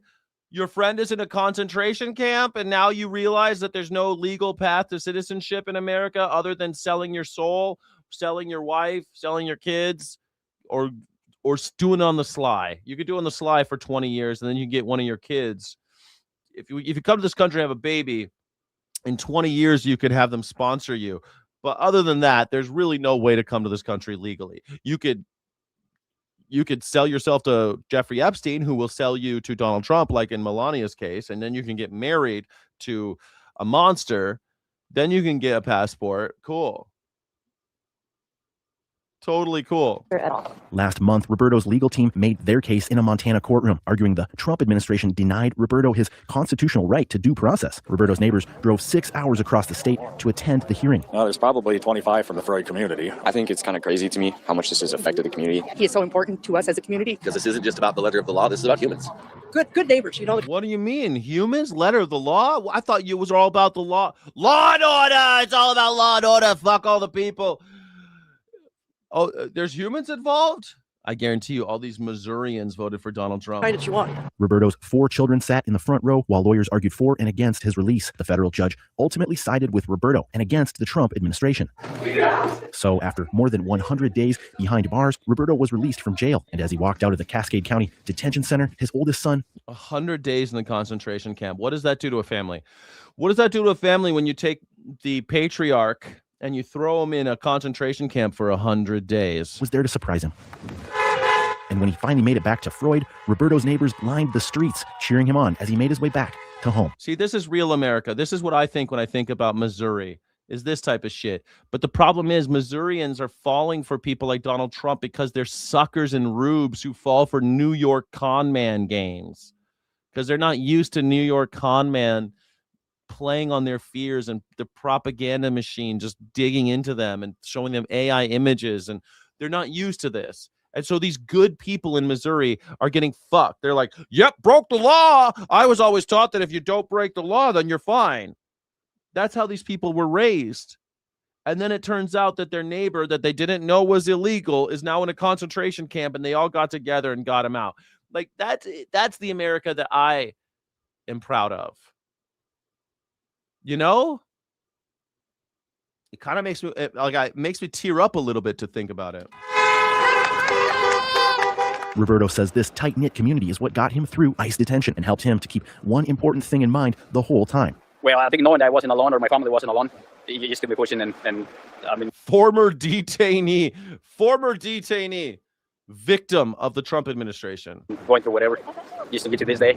The residents of Freud never expected the nationwide crackdown on immigration to make its way to their tiny town, but when it did, they were determined to stand up for one of their own. We never thought it was going to affect us. We thought it was all those heathens in California. We thought that's where it was. We thought it was those New Yorkers that were the problem, but it happened in our neighborhood, so it's a problem. See, they've been brainwashed into thinking California is so scary and fucking Texas is so scary and everywhere else is scary, but here in Freud, Missouri, they had to drive 10 hours to the court, by the way, where this guy was being held. 10 hours they drove. Think about that shit in America, man. For the PBS NewsHour, I'm Matt Standel in Freud, Montana. Oh, Montana. Support not journalism Missouri, you sorry. trust. Support PBS News. Donate now, or even better, start a monthly contribution today. Not The White House putting the finishing touch. I said Missouri, but I meant Montana. Sorry, everybody. Here we are. Donald Trump, Montana. My bad. I got my M. Sometimes I fuck that up. You know, the A, Arkansas, Alabama, Montana, Missouri. You know, sometimes I mess them up because the M's. Especially when I'm talking fast. You know, this is live. I can't edit that part out. But I've been to Montana. Yeah, it's huge. It's huge. They call it the Big Sky State. I just found out have I already forgotten the Granite State? I just found out who the Granite State. Someone in one of these these hearings was like, Granite Staters want to know, Mr. Rubio or something. I'm like, Granite State? Who is the Granite State? I think it's New Hampshire, Vermont. I don't know. PBS is transing the kids. Yeah. Montana has big anarchist vibes. It's funny. For a while, my friend and I, we wanted to move to Missoula. Missoula is a pretty cool town. You've ever been to Missoula? It's cool. Who's that animal rights activist that lives up there? She has a French accent. She talks like this. What was? Does anybody know? Do we have any ARA in the chat that knows what I'm talking about? I think she's called like. I had her as a guest on the show. Who's that animal rights activist in Montana? Not Hannah Montana. Not Jane Goodall. Jane Goodall. Jane Goodall, not Montana. Jane Goodall's dead too. Love Missoula. Missoula's cool, right? Yeah. Montana's a shithole? Nah. New Hampshire. New Hampshire's the Granite State. I just found that out. I just learned that. Yeah. I forget who. She does street activism in I'm blanking on the town too, but not Bridget Bardot. Those are the only a living current animal rights activist who does vegan tube stuff, man. It doesn't matter. It's going to kill me that I forgot her name though. Where's Chip when you need him? He would know. Rights are just a piece of paper, I've heard. Is that what Wolf J? Don't you know who's the that little French girl who she's very small woman who does activism in Montana, street activism in Montana? Did she study wolves? No. She's an animal rights activist, not a conservationist.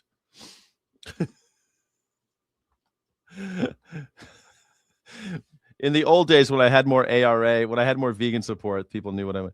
You weren't aware of the Granite State's typical affluent coaster, the rural flyover. No, I didn't know. Wait a second. New Hampshire's not a flyover state. New Hampshire is not a flyover state. That's the Granite State. What are you talking about? Dries Dupreez? You don't know what the hell you're talking about. You don't know. You forget her name too? All right. Johnny Vegan say, you know who I'm talking about though. Can't remember her name. She's on a UFC octagon on the South Lawn ahead of the Freedom 250 celebration. He says he wants to keep it. What do you guys think? Should we keep it? Let's do a poll real fast. Should we keep it? A Friday poll. Just a yes or no poll. Should we keep the White House octagon? It's really just a stage, but you know what I'm talking about. They call it the Claw. Here you go. We're going to start it right now. What do you guys think?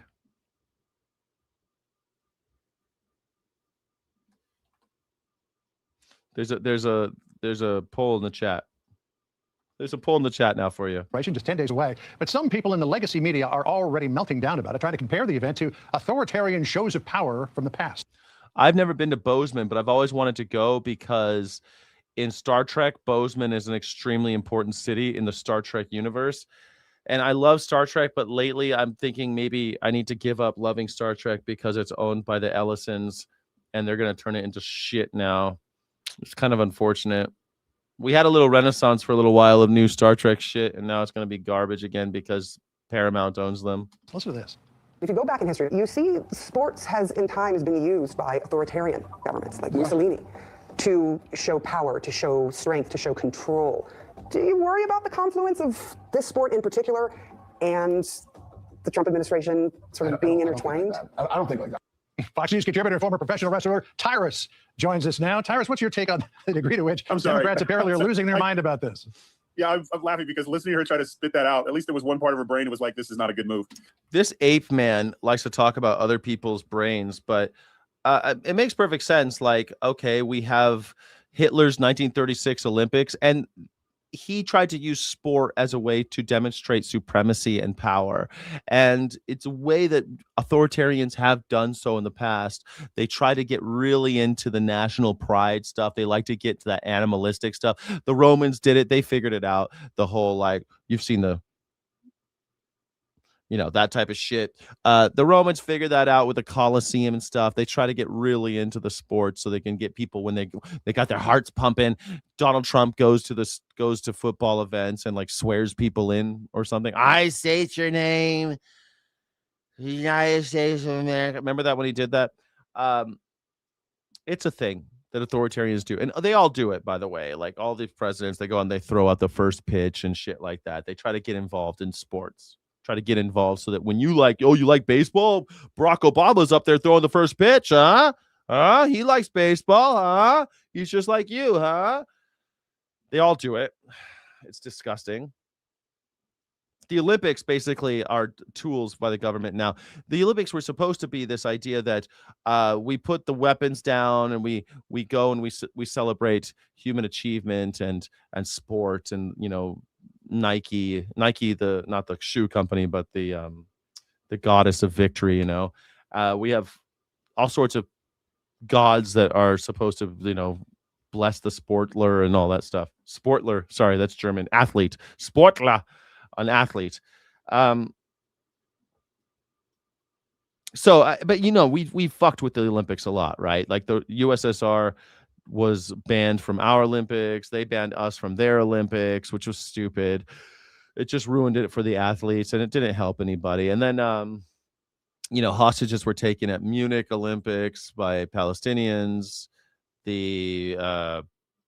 What else? There was a bombing at the Olympics. Like the Olympics are often used as political, as like a political chess piece by authoritarian governments. Still today, we do it all the time. What was the last thing? I was trying to think of the last. Oh, also, Russians can't even be in the Olympics, right? They have to fly under the Olympic flag. They can't actually. Russia as a country is not allowed in the Olympics because of Ukraine right now. They're not allowed to compete. Russian athletes are allowed to compete, but they have to go and fly the Olympic flag and not the Russian flag. But the Olympic flag looks a lot like the Russian flag, so they don't mind. It's all just. Have you ever heard of the Olympics? You ever heard of the Olympics, madam? Okay, I didn't know he was going to say that, but this guy's so stupid. He doesn't know anything about what I just said. Ever heard about the Olympics? Yeah. A symbol of peace, so that we put all our arms down and go and celebrate humanity through sport. Yeah, that's what the Olympics are supposed to be anyway. The whole point of the Olympics was for countries to show that their young men were more war capable than other young men. That's what the whole point of the Olympics was. No, the Olympics were not. This is how stupid Tyrone, what the fuck ever this Tyrus. No, that was not the point of the Olympics. To show that our boys are more war ready than your boys was not the point. But I guess some people could see it that way. If you're a fucking idiot, if you're a fascist, you'll see it differently, I guess. Sporting event. Just instead of wasting our time, because if you want to play the history game, guess what? People who brought news to other villages and stuff, and they didn't like the news. There was this thing that says "Don't kill the messenger" because they usually kill the messenger. So it's funny how they like to handpick. Just say what you want to say. I don't like that the president is having a UFC fight at the White House. Just say. Yeah. Then you have to say why. You have to say why, Tyrus. That's how it works. Everyone can have an opinion, but your opinions are not valid unless you have a reason as to why. So if you have questions as to why we should have a idiotic spectacle on the White House, well, there's lots of things you could say. Well, I think it's beneath the president. You could say, I think it's beneath our country to have this type of spectacle, like we're some ancient Romans doing bread and circuses for the plebes. But that's a value thing. Maybe you think this is great. So then you have to ask other questions like, is this really what we should be doing during times of war? Well, it's a 250th anniversary. It's not our fault we're at war. We still got to throw a party because it's 250th birthday of the country. All right. Okay. But isn't it a little Hitler-y? Isn't this a little Mussolini-y? Isn't this a little a little Nero-y? Isn't this a little Stalin-y? All those are valid questions, right? Am I wrong? Those are valid questions, right? I think there's more. Don't try to reach back and try to find it like, oh, it's Mussolini. This is America, Jack. And we have all kinds of sports, and I think it's phenomenal. I think it's better that we're having some of the great. We have all types of sports that are not played on the White House lawn. Greatest athletes in the world from all over the world, actually competing in an American-made pastime that they love, opposed to what was going on in the White House yard last administration. You know what I'm saying? So it's funny to me how they just pick and choose. It's awesome, and I love that President Trump is living rent-free in their head with saying things like, maybe he'll keep it up. I hear you on the messenger thing. I remember the movie 300 when Leonidas kicked the Persian emissary into the well. Al Sharpton.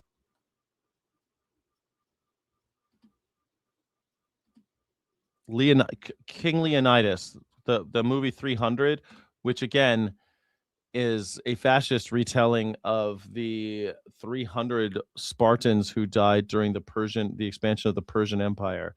No, that's not a real thing, by the way. That's like that event happened, but that was a comic book by Frank Miller, who wrote pretty fascisty shit, by the way.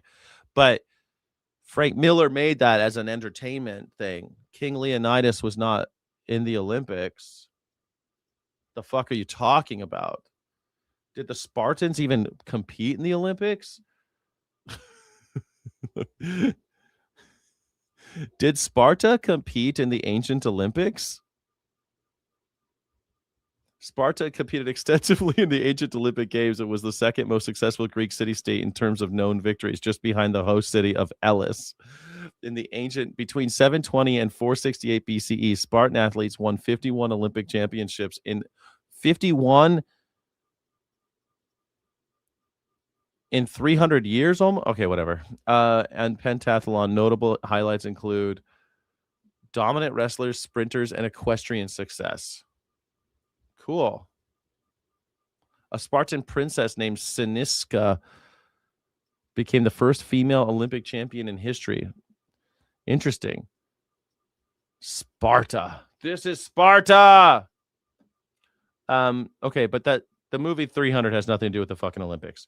Just saying.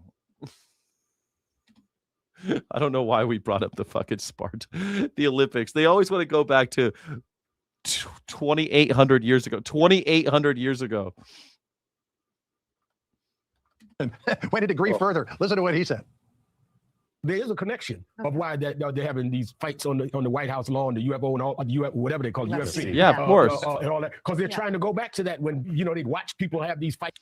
Of course, man. I'll go over anything, man. Just you gotta stay on me. I've just got so much going on, but I will definitely, absolutely, I'm always here for you. Always here for you. For the slave masters, and they'd be entertained by fights for the slave masters. I put my glasses on so I can go like that. Wow, just crazy that Al Sharpton's race baiting. He's only been doing it. Yeah, I mean that's what the gladiators were. Hold on a second. Shall we Google that? Al Sharpton just said that that the Olympics or the gladiators were there for slave masters, as entertainment for slave masters. Is there any truth to that? Yes. The core historical concepts he is referencing through his recent remarks, specifically targeting modern UFC events, Al Sharpton criticized a planned UFC fight. He claimed the event was reminiscent of a time when enslaved people who were forced to fight for the entertainment of slave masters. Roman gladiators and antebellum slave fights are well documented by historians. Okay, cool. Yeah, so that is a thing that happened, and it does seem like, of course, we're all wage slaves, and the slave masters will be the ones watching. I think there's a perfectly valid thing to say. Al Sharpton, don't always agree with Al Sharpton, but thanks, Al. For I don't know, since before I was born, and this is just say you don't like it. I'm so glad that America is so much. Just say you don't like it. Just say you don't like. Just tell me you don't like Barack Obama. I don't like Barack Obama. Why? Well, I'm not going to tell you why. You see, this is a lack of critical thinking. Just say you don't like it. They are saying they don't like it, and they're saying why. You don't like the reasons why. They're saying they don't like it. You fucking moron. They're saying, I don't like it because. And you're like, why don't you just tell me you don't like it? I did. But we're adults here, and when you say you something don't like, then you're supposed to say why. This is like why this is another thing with people. They don't grow up anymore. They just they try something that they eat and they go, I don't like it. Why not? I just don't. Well, then keep eating. Because if you don't know why you don't like something, you should continue going. Until you can articulate why you don't like it, you're not a fucking grown-up. If you say I don't like coffee, first of all, I think you're crazy. But you should tell me why. Oh, it's too bitter. I'm just not used to it. I didn't grow up with it. It's too bitter for me. It makes my heart hurt. I don't like it. I go crazy with the caffeine. Great. All valid reasons not to like coffee. Okay. Now I don't think you're crazy.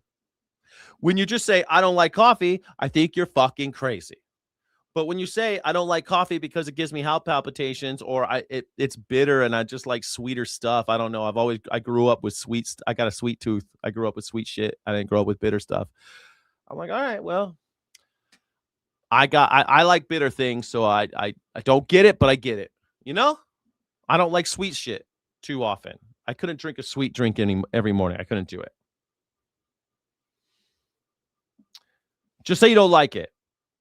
Yes, about every race were slaves at some time. Sort of. Mark Lewis, every race was a slave at one time. Not true. There were people in every race that were enslaved. That's true. There were groups of people in every race that were enslaved. Yes. But a whole race being enslaved, that's not true. There was never a whole race being enslaved except in the southern United States where black people were enslaved, but nobody else. You see, they invented race. They didn't invent race, but race was invented probably starting in 1492 in the Spanish Inquisition, so that they can colonize and enslave others. White supremacy was born. So they kind of invented race long time ago. But then race was used as a reason to enslave people in the colonies. And so they enslaved a whole race depending on where you were geographically. If you were black in Africa, you were still considered a slave by everyone in America because you were black. Blacks are slaves. But you just were uncaptured slaves. You weren't captured yet. You were free living slaves. Just like if you saw a pig in the street, you'd say that pig has escaped. Or if you saw a pig in a field, oh, that's a free living pig, but that pig is still a slave. If I want to kill that pig, I can. It's a free living slave, that pig. If you say a whole race, like they were in the United States, is slaves, that was unique. That wasn't a thing that was happening anywhere else. I know there's the Uyghurs in China, and there's other examples of racially based slavery, but very, very rare. And saying a whole race and a whole race is born into slavery. That's the other thing. A race is born into slavery. That was unique to the United States experience. Yeah. Captured or sold. Yeah, captured or sold. Exactly. Captured or sold. Either way. Doesn't matter. If you buy a hawk, right? If I see a hawk, we have hawks in my neighborhood. If I go outside, I see a hawk fly by. That's a free living hawk, but someone could capture that hawk and sell that hawk to me, sell him to me, right? So that hawk, like Aristotle said, that all animals, human beings see all animals as slaves, and some humans are closer to animals, so it was okay to enslave them as well. So as soon as people could, they started enslaving animals, and then they started enslaving humans based on that. As soon as they figured it out, that they could cut off human beings' balls and use them as labor, just like they did to bulls and horses, they did that. And that we still do it to animals. Slavery is still we still do it to humans. Humans are still enslaved in America, all over the world. We have more slavery today. Some people say we have more slavery today than we've ever had. It's just that it's not racial slavery, so we don't care. And a lot of it's economic slavery. Yeah. But we still have really nasty, we have child sex trafficking and all sorts of stuff in this country. It's still very, very bad. Yes. Why do you like Trump? He made a hat that makes America great. That's the whole thing. Why can't you just tell me you don't like him? Well, because that's not a conversation. That's not worth talking about. Just say you don't like him. Well, that would be boring television, Tyrus. And that's not how grown-ups behave. Smarter to fall for this stuff. Now it's a soundbite on the afternoon. I guess we have a slow news week that we need to even echo something out of his mouth. He has been a fraud his entire career. And of course, the slave masters and stuff. This is America, home of the brave and the free. And we're celebrating 250 years because we are those things. And you are blessed to be in this country to be able to say those type of things, no matter how ridiculous, how blatantly false it is. America gives you that platform. And then America gave him that platform? I don't know. America's always trying to stop people with that platform. You're doing it right now. Two young gentlemen like ourselves get to talk about it without grabbing our face too many times. That's America. So you're allowed. I did want to get your take on this one last thing, because we see there what's called the claw behind the White House. Is the lighting truss for the USC octagon. President Trump mused on TikTok the other day that maybe he might want to just make that permanent. Listen here. We're building something in front of the White House that's quite attractive to a lot of people. It's going to have the big UFC Attractive fight to a on lot of June people. 14th. And I'm looking at it, and maybe we'll never, ever take it down. A lot of people say it's attractive. A lot of people are saying, many people are saying that it's beautiful. The president's likening to the Eiffel Tower at the 1889 Paris World's Fair, saying that was supposed to be temporary and it's still there. What do you think? And I love it because I don't think he intends that, but I think he knows the reaction. He loves, I think I said earlier, he loves living rent-free in their head. Troll. Your president's a troll. He's trolling. Your president's a troll. Your president is an internet troll. Who thought that when we were all hanging out on AOL and going to like message boards and shit, we'd have an 80-year-old troll living in the White House because of internet culture? You know, you remember when you were young, when you were like 14 years old and you were like arguing about Boba Fett or something like that on the interwebs, and you were on a Star Wars message board arguing about someone about the Sarlacc pit, and you were like, oh yeah, fuck you. You don't know about fucking Boba Fett. I know more about Boba Fett than you do. Remember that? And when you were like 13, 14 and the internet was new, could you imagine that an 80-year-old internet troll was going to be president of the United States, and that ape men like this guy would say, yeah, I love trolls. I love that my president's a troll. No matter what it is, he could have built the most beautiful statue ever seen that everyone who touches it gets 10 years younger. They would still complain about it. Keep it up for as long as you're in the White House, Mr. President. Do you? Tyrus, great to see you. Thanks for spending time, my friend. Always a pleasure. Have a great weekend. Wow, the pearls of wisdom coming out of Fox News these days are really beautiful, and I love them. You ever been to Bomar? It's nice.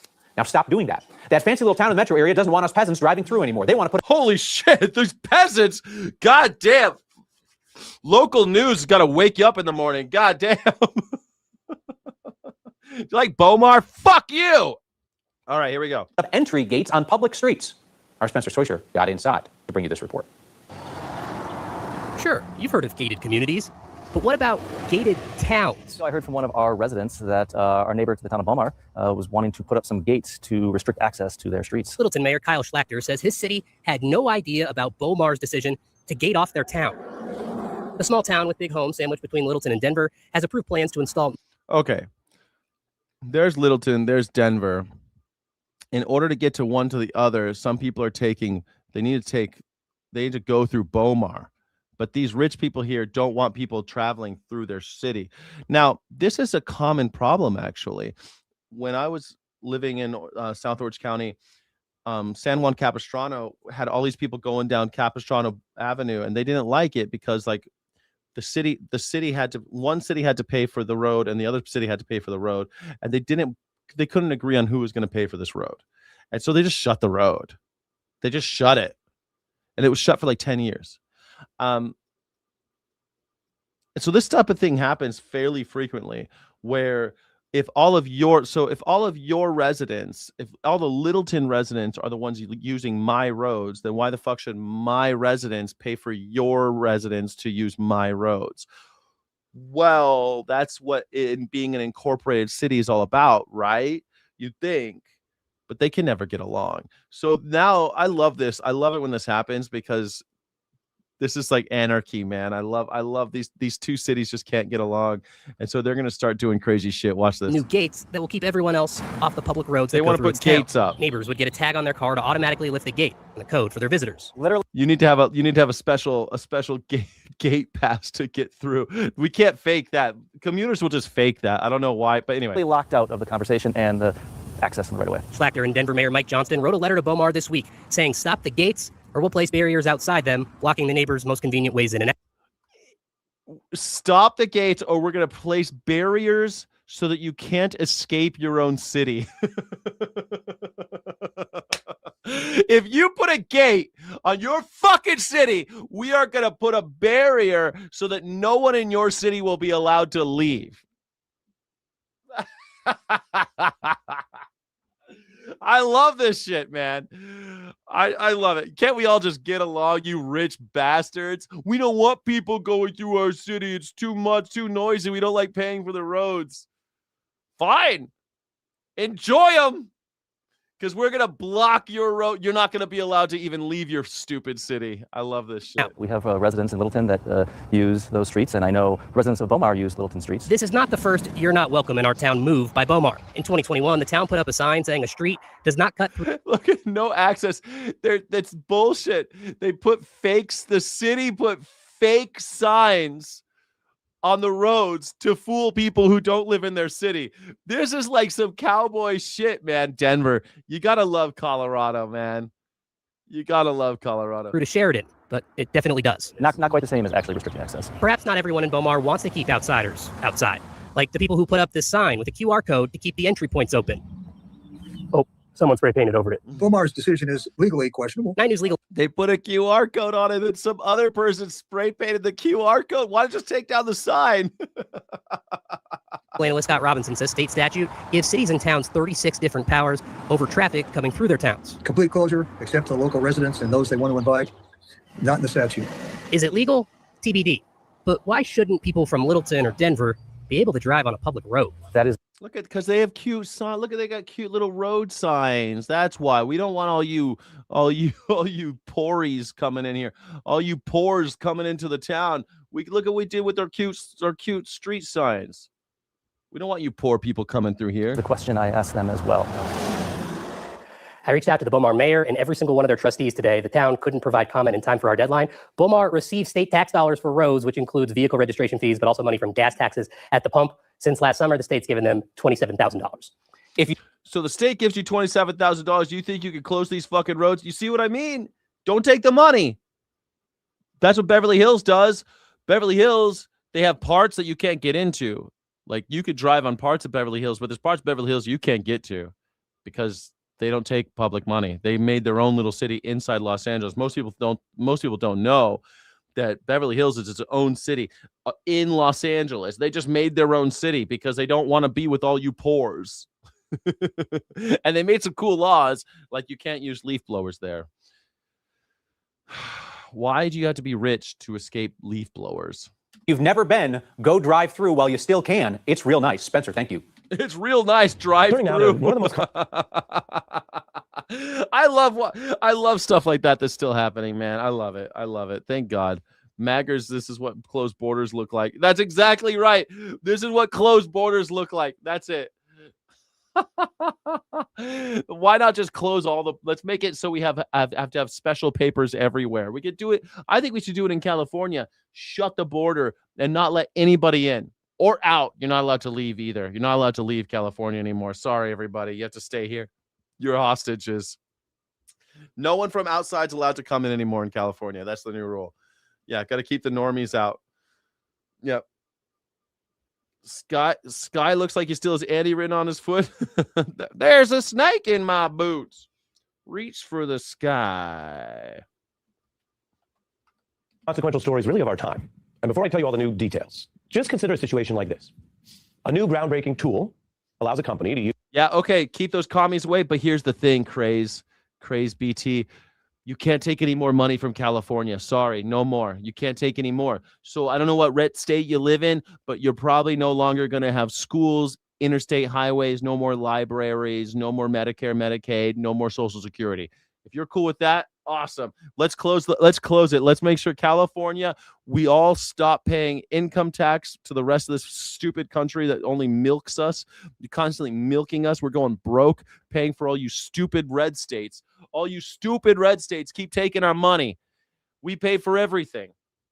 We pay for this whole stupid country. You're also not allowed to have a military anymore because we pay for that too. California pays all of it. We pay all of our taxes to you red staters, and yet we're going broke. We could just stop paying all the fucking federal government bullshit and just keep our money, and we would be rich. We got 40 million people here, buddy, and we make a lot of money. Income tax is modern day serfdom. Agreed. Let's all stop paying. California can just do our own. We can all just tax in the states and then watch all you red states die. That is what would happen. It'd be the purge in the red states.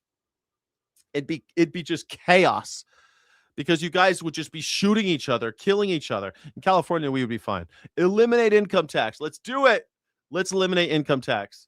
I love that idea. And you'll just have to pay California tax, and then we would be fine. You'll pay way less. You'll be like, oh, I don't want to go to California for the taxes. That's okay. Don't come. I'm going to come. Use the creations of millions of people, even without payment or credit. Think of the 1990s when new websites were taking movies and music from creators, Good idea, playing them Gary. online for users. Sites like Napster, remember them? They were just borrowing, they said. And they said it was okay because they weren't seizing physical copies of those things I mentioned, of, say, a movie tape. But the creators said this was stealing. You're taking our work, cutting into the livelihoods of all those people. It took a few years to resolve that clash over copyrighted material, and that was just in a few industries. Today, we have tools that are actually doing that to pretty much all human creations ever, from books and articles and videos to the billions of pages of text. I love the idea that Napster, this is an interesting metaphor, right? Napster stole from companies and people were pissed. They tried to be like, you're stealing from artists. They weren't stealing from artists. Napster was not stealing from artists. Napster was stealing from the companies that owned the artists. And it was rad for a while, by the way. It was fantastic. Anyway, it was cool. People started buying iPods. They're like, fuck it. Why do I have to buy records anymore? I don't even buy CD players. I just buy an iPod and I can just steal music. Nice. So that was the thing for a while. It was great. But when the companies, the tech companies steal from us, humans, the public, we're okay with it, right? I don't know. Bernie says that we're going to own 50% of all AI companies. That we're all going to get rich. We're all going to get rich. What do you think is going to happen? Do you think we're all going to get rich? That humanity has ever produced online. We are a long ways from the tech companies that were creating new products. If you remember the iPod and iPhone ads that I've got on the screen, that's like a new thing that you could use. This ain't that. And so by now you can probably tell, okay, Ari, I get it. What am I talking about? I'm reporting on these leaps in artificial intelligence where these new tech disruptors aren't selling products. Do you have your permits? Do you have your papers? Greg Watkins, do you have your papers? We have your papers. Papers, please. Sie müssen Ihre Papiere haben. How's the house building going after the fires? Well, the fires, let me tell you, if it weren't for these bullshit fucking oligarchs that own all of our insurance companies, actually, we'd already be rebuilt. But no, that's not the state of California that's keeping that from happening. That is the insurance companies that have been fucking us for, well, 100 years? About 100 years. Yeah, it's time to pay, and they're not paying. You see?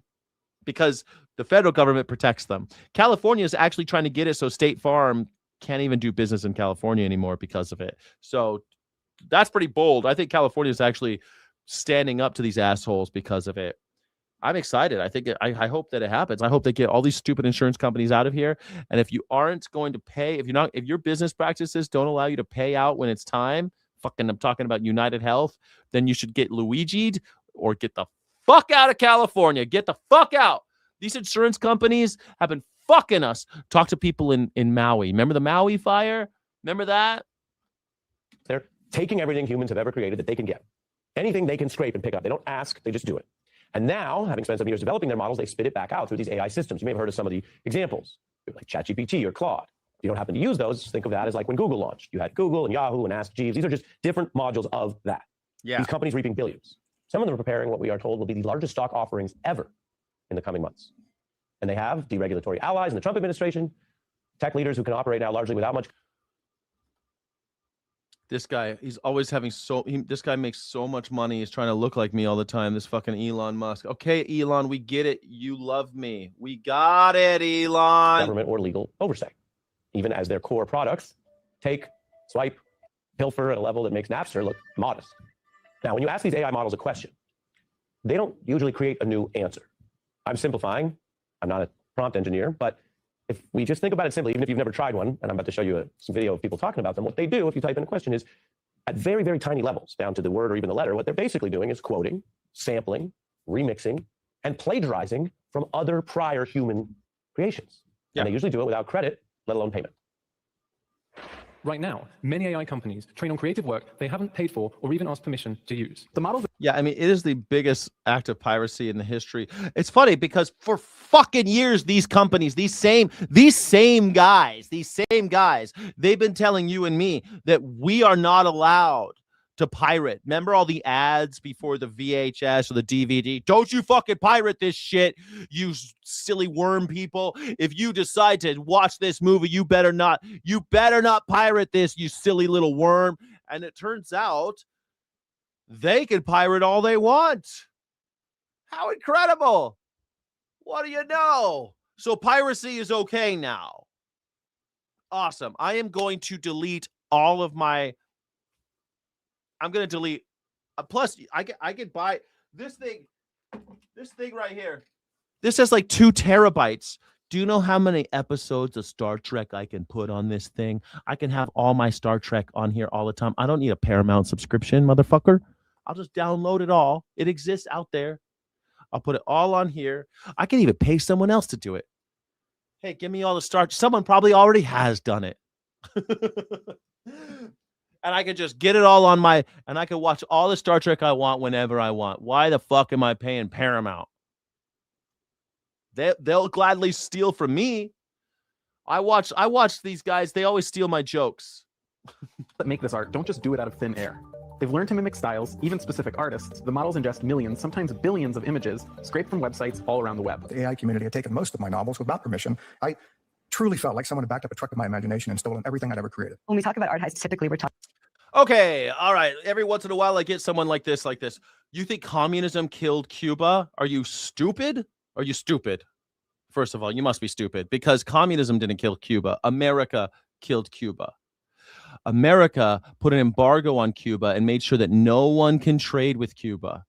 Why? Because Cuba wanted to do its own thing. Cuba didn't want to play the American game. They didn't want Americans to own all their land. They didn't want America to take over Cuba. America has actually fought a war with Cuba to try to take it, lost, and then try to do it with colonial imperialism.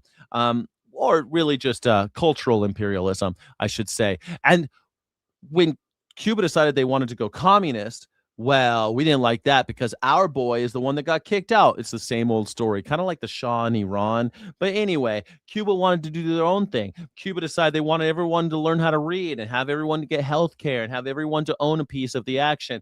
But America did not like that shit. So we put a bunch of boats and said, no one's allowed to trade with Cuba. You're not allowed to buy cars. You're not allowed to buy anything. And by the way, you're not allowed to sell anything to any of our friends. If you want, you can sell to USSR, but you got to get past our boats to do it. And also, we're going to have a military base on your country called Guantanamo Bay, where we're going to do all of our deepest, darkest, craziest shit. Communism killed Cuba? Communism going to kill Cuba. Silly bastard.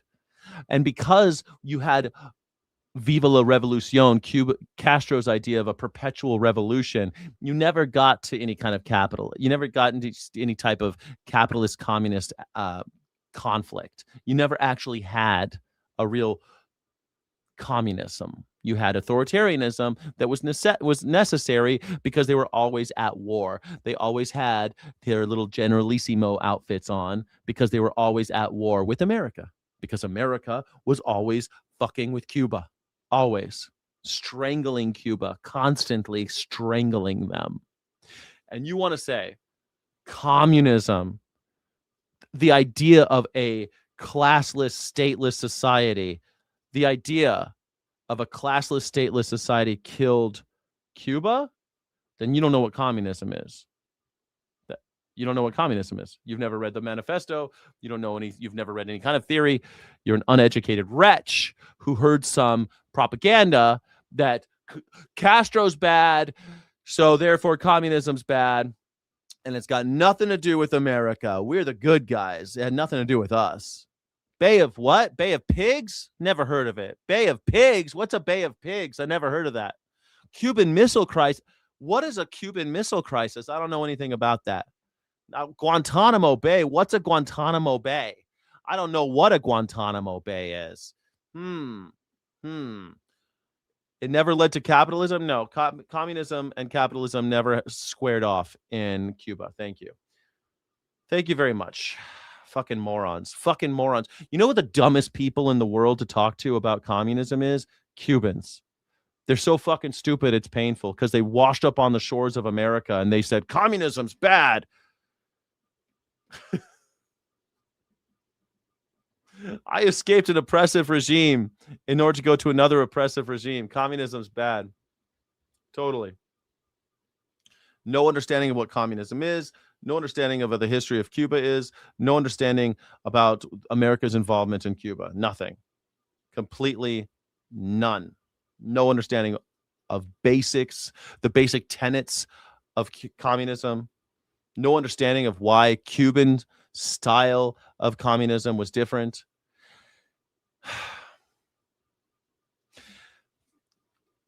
So after World War II, America turned on the USSR. USSR and the United States worked together to fight Germany. And you're happy that happened, I'm guessing. We're all happy that happened. But almost immediately, America and Germany became allies and started fighting the USSR almost immediately. Then America, Germany, and all of America's friends, all of Europe and all of NATO, they started creating associations that helped them kill people who spoke Spanish mostly, who even thought about social democracies, any kind of socialism whatsoever, any kind of ideas of communism. You had any fucking notion of that, we went to your country and killed you. America and her friends. Why do you think South America is dying? Why do you think South America has so many problems? You think it's because they have ideas of socialism? That's what caused it?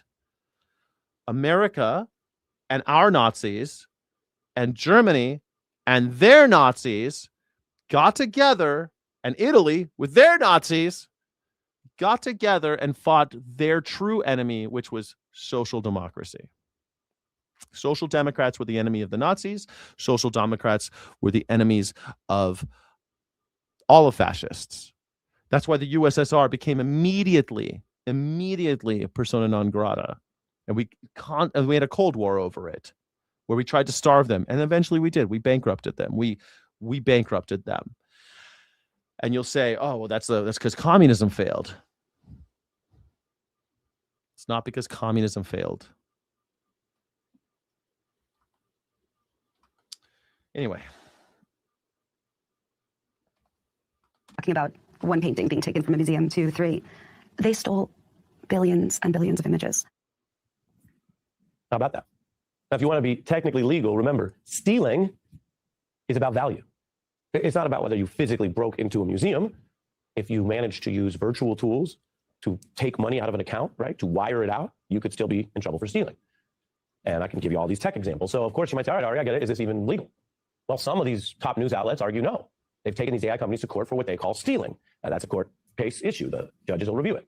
Other companies have taken a different approach, trying to broker a kind of profitable truce. The Associated Press and Disney, for example, striking licensing deals for how AI uses their work and to get some compensation. But those different approaches have something in common. Notice that both examples suggest there's got to be a limit, that the AI shouldn't be able to just take all this material, that either they license it, which means it's not already theirs, that's why they're paying a licensing fee, or as the New York Times says, they might be stopped from doing it. And yet they're already doing it. And remember, 99% of creators, living or of course dead, don't have a standing company and a bunch of lawyers to go wage these battles over time. Their material, the online posts, your personal data, past writings, it's all just scraped up. And so it's a problem that impacts billions of people, which means it might need a broader system than just you going to court. This would be a classic example where the government could come in. I mentioned the I mean, as you see, as you could tell, this is the story of capitalism, right? We've let companies get really big, spend billions of dollars, and steal from us. Things that should be owned collectively. But instead, they've also passed laws to make sure that only they can own our IP. You don't own your IP until you sell it to the Disney Corporation or to Warner Brothers. They own IP. You don't own IP. You create IP. They own IP. case, Congress did step up. And they'll gleefully steal it from you. Remember Lars Ulrich? Is that his name? Lars Ulrich, the drummer from, remember him talking about how he was tired of getting stolen from Napster? Oh, wait, that's the guitarist too. Metallica. New laws and protections after artists and companies pressed for them, testifying and the rest. Now that led to systems that actually got creators paid. This problem here with the AI is much more vast. Now, one proposal would be to actually value all of the public contributions. That includes you. No, that's all right. Why ban them? Actually use its power to transfer a stake of any of the companies that have taken from you, the people, and give that stake, basically credit the people. So you value the past intellectual. You know, my first arena show, the first arena show I ever went to was Metallica, and Korn opened for them. Nobody knew who Korn was back then. I didn't know. It was the first time I ever knew who Korn was. I looked at my friend. I was like, who's the fuck are these guys? They're amazing. Property through a sort of a one-time tax or a sovereign wealth fund. I will introduce the American AI Sovereign Wealth Fund Act. It would give the American people a direct role in determining the future of this technology. The time has come to reclaim what was stolen from us. Since AI is built on the collective knowledge of humanity, the wealth it generates must benefit humanity. This is really happening. This is a real idea. And if you think about all the stuff Trump's getting away with that is so extreme outside of the norms, well, while this would be a big, different approach. Well, now there's already a sovereign wealth fund. Why not? I don't like it. I don't like that. What do you guys think about this idea? You like this idea of taking 50% of these companies and giving it to the people? Yeah, fuck it. I mean, I don't know. It just makes me now the government's stealing from us, I guess, but at least they're going to pay us for it. Right? They're still going to steal from us though, right? Cool. To tech and money power in this country than we might be used to. Is it any more radical than some of what's already passing for daily norms in Washington right now? Sanders also cites tax experts like Professor Bear Friend, who stresses that this original material was, of course, rightfully the public's property before it was already scraped from the internet. Now, all this new technology can feel dizzyingly complicated. Ben it does kind of boil down to the discourse we've been having for a few years now about what's real versus fake tricks online. To paraphrase a great poet, J. Cole, question, how many fake and they streams? Getting their plays from machines? I can see behind the smoke and mirrors, some ain't really as big as they seem. I never say anything. Everybody got their thing. Some want to make millions, others just make memes. I know that line. J. Cole, some want to make millions, some want to make memes. That's incredible. Great job. Ari's out here dropping J. Cole bars to make a point about AI. All right, I'm here for it. Never was one for the bragging and boasting. I guess I was hoping the music, or in this case, any of your work, would speak for itself, but the people want everything else. I want to bring in the expert we just cited, Professor Jeremy Bear Friend. Oh, I thought he was going to bring on J. Cole. Shit. I thought the expert we just cited, J. Cole, everybody. How do you feel about them ripping you off, J. Cole? Well, some people want to make millions. Some people want to make memes. I thought that the music would speak for itself, but it looks like everybody else wants something else. Let's make it 50%. Yeah, J. Cole, right? J. Cole is pretty cool. I like J. Cole. I mean, I think I like J. Cole as a rapper. I don't know his personal life or anything, you know? Yeah. Colored Boo Boo Eater's kind of boring. Yeah, just ignore him. Don't feed the trolls. Thank you for the engagement. I appreciate it. He's been here before. He goes on to people's chat. I've seen this guy. He puts the same thing over and over again, on other people's streams too. It's great for engagement. Keep it up. George Washington University expert on tax, among other policies. Welcome. Thank you for having me. It's terrific to be here. Great to have you. Explain why this is fair. So my colleague, Professor Sarah Poltz, and I have this article, Sharing the Algorithm, and there we make the case that systemically important AI firms should pay a tax. That's not a hard case to make. I think everyone thinks AI should pay taxes, but we argue they should pay a tax with stock rather than cash. And the gist of it is that we are all entitled to a share in these companies, quite literally, and that's because their value is built on what we already contributed to them. Yeah, that some taxes you say, well, it's like a big macro thing. You said you've worked with Senator Warren. Mm-hmm. She used to say, oh, well, those roads, you benefit. But that's kind of a pretty theoretical version, right? This seems very tangible, that they've scraped it all. So they really already took something. Right. This harm has already happened, and it's part of why we need to do something sooner rather than later. Because it's not just about we're going to lose jobs later, we're going to lose revenue later. This harm has already happened. This scraping of all of our data has happened, and really anyone who has left a trace anywhere on the internet. So a post you left on a sibling's webpage, that's in there. That's now part of it, and you're not really going to be able to follow up and try to file a lawsuit and get repaid for it. It's just in the machine. So I mentioned the legal history. When they used to first post movies online, people would say, well, we're just sharing it, right? Sharing economy. And eventually it was established that was stealing. Do you have a view? Because here they argue, the AI companies argue, well, they take such tiny bits of everything. They never took the whole book. They just took every seventh Hemingway word. Do you have a view? Is it fair to say right now that this is stolen, or do we not know yet? I'm comfortable saying stolen. In my written work with Professor Poltz, we've used the word stolen. Of course, it's a huge trove of material, so there could be specific cases within there. And we have a private law system. We have lawsuits, and they are going on. It's not like we don't think there should be lawsuits. It's just there's no possible way that the system that has been built actually anticipated the scale of theft that's happened. And so we need a different tool to address something at this level. What would the average American get or benefit out of this if we actually had the imagination or the leadership in Congress to do this? Right. So a tax paid with stock rather than cash that was applied to, let's say, just the largest AI firms, even if that tax was only at 10%, it would raise over $1 trillion within a fiscal quarter. So it would lower people's taxes, or they would get a one-time? Well, they could, yeah. And then the fund can decide, Congress can decide how they want to distribute that. It could just be a check in the mail. Yeah. If they wanted to. Do you think the J. Cole bar is applied? Well, it's funny. I'm sure he probably has a lawsuit in the mix right now too, but I think he would support this, this proposal. I hope so. He probably has a lawsuit. I mean, I don't know, man. Is that what we're going to do? That's what I guess we're just going to one world government. That's all we're doing. We're just have the government run everything. Why can't the government just shut it down? I feel like we're going to like Dune World or like, or even Star Wars. A lot of sci-fi futures, they say like the droids they outlaw thinking machines, like in the Dune universe, they outlaw AI.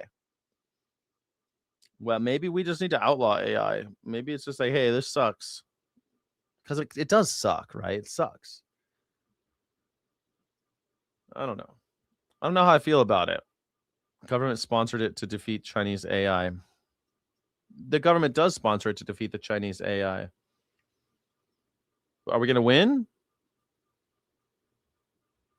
I don't know, man. It seems like the AI, if the government owns 50% of AI, then what's to stop the government from using the AI to have flying drones that shoot you when you do something the government thinks is wrong? That's where my brain goes. If the government owns 50% of AI, of all the AI companies, then how is Anthropic going to say, no, we're not going to spy on American citizens with this technology? Because that's what Anthropic did. If you remember earlier this year, Anthropic said, we will not be using we're not going to sell to the government if you use AI for automated weaponry or mass surveillance of American citizens. And the government said, go fuck yourself. We're going with ChatGPT. So what's to stop them if the government owns 50%? You see what I mean? Cost 15 trillion of investments. It does suck mostly. At our pace, yes, but if China wanted to, they could turbo bloat their capability. They don't have the chips though. Well, they will soon, because Donald Trump says they can get NVIDIA chips, or they'll just take Taiwan. They'll take Taiwan and they'll own all the chips. So I guess there's that. I don't like all the AI videos. It's becoming difficult to tell the difference. I don't like the AI videos because it's always sloppy garbage. I don't like it, man. You're absolutely right. AI isn't actually sentient, so it's the people running it. So AI isn't the problem. AI is still the problem. A technology is still a problem, right? Like the atomic weapon, like that's like saying the atomic bomb isn't a problem. Like the atomic bomb is a problem. People are the ones going to drop it, but so you could say people are the ultimate problem, sure, but like the atomic bomb is a problem. Less incentives to invest. They'll use our money, 50%. They'll use our fucking money to do it. But maybe that's the thing. If it's in Donald Trump's hands, all of AI, 50% of all these companies in the hands of Stephen Miller, no thank you. You know?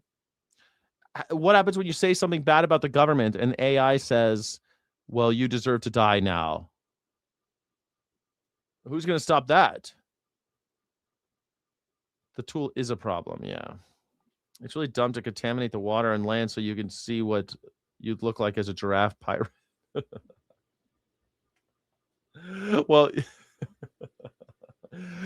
Frankie Berry, mostly when you try to make yourself look like a giraffe pirate, it's not actually poisoning the water and land. Those data centers are being built for military purposes mostly, and to crunch major data sets, not make your giraffe pirates. Like if you want to make a giraffe pirate, go ahead. Don't feel guilty about making giraffe pirate. It's not you that's the problem. It's these massive corporations that are crunching tremendous amounts of data that they're collecting on us constantly. Every little data set that's coming out of your phone, they want to be able to crunch that. And till now, they've been collecting data on all of us for 50 years ish, and much more now than ever. And so every day we create so much data that we create every day. Every day we create more data than the previous all the days in the history of humanity. Like every day more data. It's like it's going up exponentially. And so as we create all this data and they want to study us and find out where we're moving and knowing exactly who we are and everything about us and how often we brush our teeth, they want to know everything about us. They're crunching those numbers. That's what's causing the pollution and all the shit that you hear about. The data centers. You don't need big data centers to have ChatGPT do your homework, right? You don't need data centers to have everyone making giraffe pirate pictures. It's just kind of like, it's the same. They make that argument to blame the consumer the same way California likes to say, hey, don't water your garden. And it's like, what the fuck do you mean? Well, the water, there's a shortage of water. 60% of the water is going to agriculture. Why don't you make that more efficient, asshole? Stop raising animals in California. Stop raising food for animals in California. And now we don't have a water problem like that overnight. If you made it illegal to raise animals in California, overnight, no more water problems. You can water your garden all you want, but instead what they do is like, don't fucking, they turn us on each other. They turn neighbor upon neighbor. They're like, I remember when I was growing up during the drought, you could snitch on your neighbor if they were watering their lawn at a certain time of day. You could snitch and a car would come by and cite you. Like, and it wasn't the people watering their lawns that was the problem. It's the people growing fucking alfalfa and feeding it to cows. Alfalfa and almonds. Feeding it to cows, mostly cows, because we don't have pigs in California. Not really. We don't have pigs in California. We have cows and chickens in California. Look, I cannot speak for him, but he voices something that, again, depending on your reference point, we all have felt one way or the other, which is, well, plagiarism is just the softest way to put it. As you say, if it's stolen, if it's fake, then... Yeah, you could put that would be better. Honestly, if you wanted to save water and you hate AI so much, then... keep making your giraffe pirate pictures, but turn on airplane mode everywhere you go, and don't use your phone outside of your house. That would be the best way. Yeah. Snitches get stitches, man. I fucking hate they're always turning Americans into snitches. We are no better than those Nazis, man. I heard they're hiding someone next door. I heard that there's a girl up in the attic next door. They're hiding somebody next door. Call the Gestapo. Someone's got to know about this. Don't even need a phone on you. Don't have a phone on you. Shipping alfalfa to the Middle East. There you go. If we stop growing alfalfa in Arizona, we stop having a water problem. If we stop growing alfalfa in California, there's no more water problem. But wait a second, the price of beef will go up. Fuck you. Stop eating beef. Problem solved. But my chicken will be more expensive. Fuck you. I don't care. I want to water my garden. I want to drink water. I'd rather drink water. I'd rather take a shower without doing grief math about how much I pay. I shouldn't have to pay for my fucking water anyway. That's a public service. I pay taxes. Why do I got to pay for water too? It's bullshit. Bullshit. Bullshit. No, sir, I don't like it. Why should these companies be valued at trillions of dollars? Because without this stuff, they would be what? Nothing. And tax is the tool we use to share what we have as a society. And that is principally what tax policy is. It's about sharing. And I think that's the challenge right here. We have some tech billionaires. Do they want to share? And a lot of what they've taken is already ours anyway. And tax is a tool that could share. That's true with Wi-Fi. You have to turn it on airplane mode so you don't have Wi-Fi on. Yeah, the government could trap where you are inside your house directly. That's true. They can do that. That's true. That's true. They could do all that with Wi-Fi, with echolocation and shit. It's fucking crazy what they're able to do. The government can spy on you. But the thing is, they'll need AI to crunch all that data. Like, they know everything about us, but there's not much they can do with it because they don't have the AI to crunch all that. They need to be able to go, where's Skyjack Morgan right now? And then AI can, you've seen it in like sci-fi and also like Fast and Furious. They have the God's Eye. And in Mission Impossible, they have that. I think they call it the entity. You need that in order to get all that data to make sense. Like, they have used AI even back like 20 years ago. They were using AI to look at cells. You can put a camera on a cell and like it'll look at the micro. It'll come up with equations because they're trying to cure cancer. It'll come up with all these equations, but we can't make sense of the equations. We can't make sense of that data. It could take the data and it could take all these data of all these cellular. That's why they think that there will be a singularity, because since we've been taking all this data, once we get an AI that can really look at all the shit we've collected, all the video and everything we've studied about cancer, it should be able to cure cancer like that. Just that we can't do it. We can cure cancer in monkeys and mice, but not humans. For other reasons. With the public. Yeah. But maybe if the government owned 50%, we would cure cancer, huh? What do you think? Would the government let us cure cancer? Maybe they would. Maybe we would cure cancer if the government allowed it. Maybe. Todd Blanche has demonstrated already. He has the qualifications. No question. He's a top lawyer, top prosecutor in New York. He doesn't have the character. Okay. Pam Bondi essentially made a confession by saying that it was Epstein. It was Blanche who handled the Epstein files. She was really a show horse. He was the workhorse. So the work of this Justice Department over the first year and a half was really Todd Blanche's. And time again, when Donald Trump's personal interests are at stake, and government. Batman's basically the government. I fucking hate those Christopher Nolan movies. I swear to God, Batman is like super spy, super soldier. I hated Batman as a super soldier. When I was a kid, Batman was the greatest detective to ever lived. He was James Bond, and he was James Bond and Sherlock Holmes told with like a gothic horror story, but like an urban gothic horror story. But now Batman's a super soldier. It's boring. So boring. Everything's war porn now. They conflict with the nation's interest, like the slush fund, like the tax settlement with the Trump family and companies.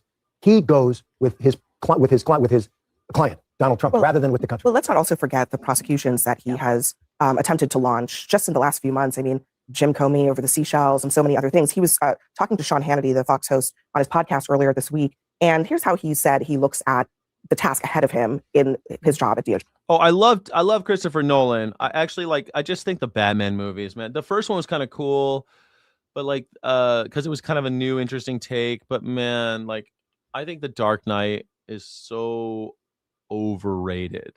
Like the one with Heath Ledger. Like, Heath Ledger was great, but fucking overrated. I couldn't believe everyone's like 99% on Rotten Tomatoes. It's like, really? I mean, it was okay. I thought there was like the part where Bane escapes from the airplane. That was really cool. But the movie kind of sucks. Like, it's kind of fun, but it's just like a stupid superhero movie with a super soldier and all like gritty, dark. It's very serious. I'm actually hoping that Odyssey is good, because Odyssey is like a serious superhero. It's an ancient superhero story. So it's kind of cool that he's doing the Odyssey. And I love Dunkirk, Memento, Insomnia, Interstellar, even that one with the dream. What was the dream one called? Fucking Inception, I think. Inception. That was fun with the little dreidel. That was cool. I thought it was cool. I like Tenet. It's fine. It's fine. But these Batman movies, man, fucking come on, all you fucking edgelords jerking off to Batman's killing me, man. You're killing Batman. I was a huge Batman fan as a kid. Huge. I was a massive Batman fan. And now it's just like, ugh. Blech. It's just overdone now. I guess maybe I'm also old. I'm almost 50 and I've been looking at Batman shit my whole life. Like, how many times do I have to watch Martha and Thomas die? How many times do I have to watch Thomas and Martha Wayne die? I don't want to watch Thomas and Martha Wayne die again, okay? How many times do we got to watch that shit? The pearls, the fucking the gun, the whole thing. Batman's parents got killed in an alley. Yeah, we get it. It was called Crime Alley. Yeah, I know. Crime Alley. He was watching Zorro. I know. Oh my God. I've been watching it for 40 years. I don't need to watch Martha. And if you are watching Batman and you don't know that Martha and Thomas Wayne are killed in Crime Alley by an assailant who's never caught, that Batman never catches him, and that all the mythology around who killed Martha and Thomas, and that it was in front of the Zorro movie theater. If you don't know that by now, then don't watch Batman. It's not for you. Yeah, spoilers. Yeah. Spoilers. Spoiler alert. Spoiler alert. Martha. Yeah, like, I don't need to watch that. Shutter Island better than Inception. It's the same movie, kind of, right? How many Greeks will be in the Odyssey? Who cares? I don't know. I see like so many people. So, like, I have a degree in English literature. Actually, it's Anglophonic.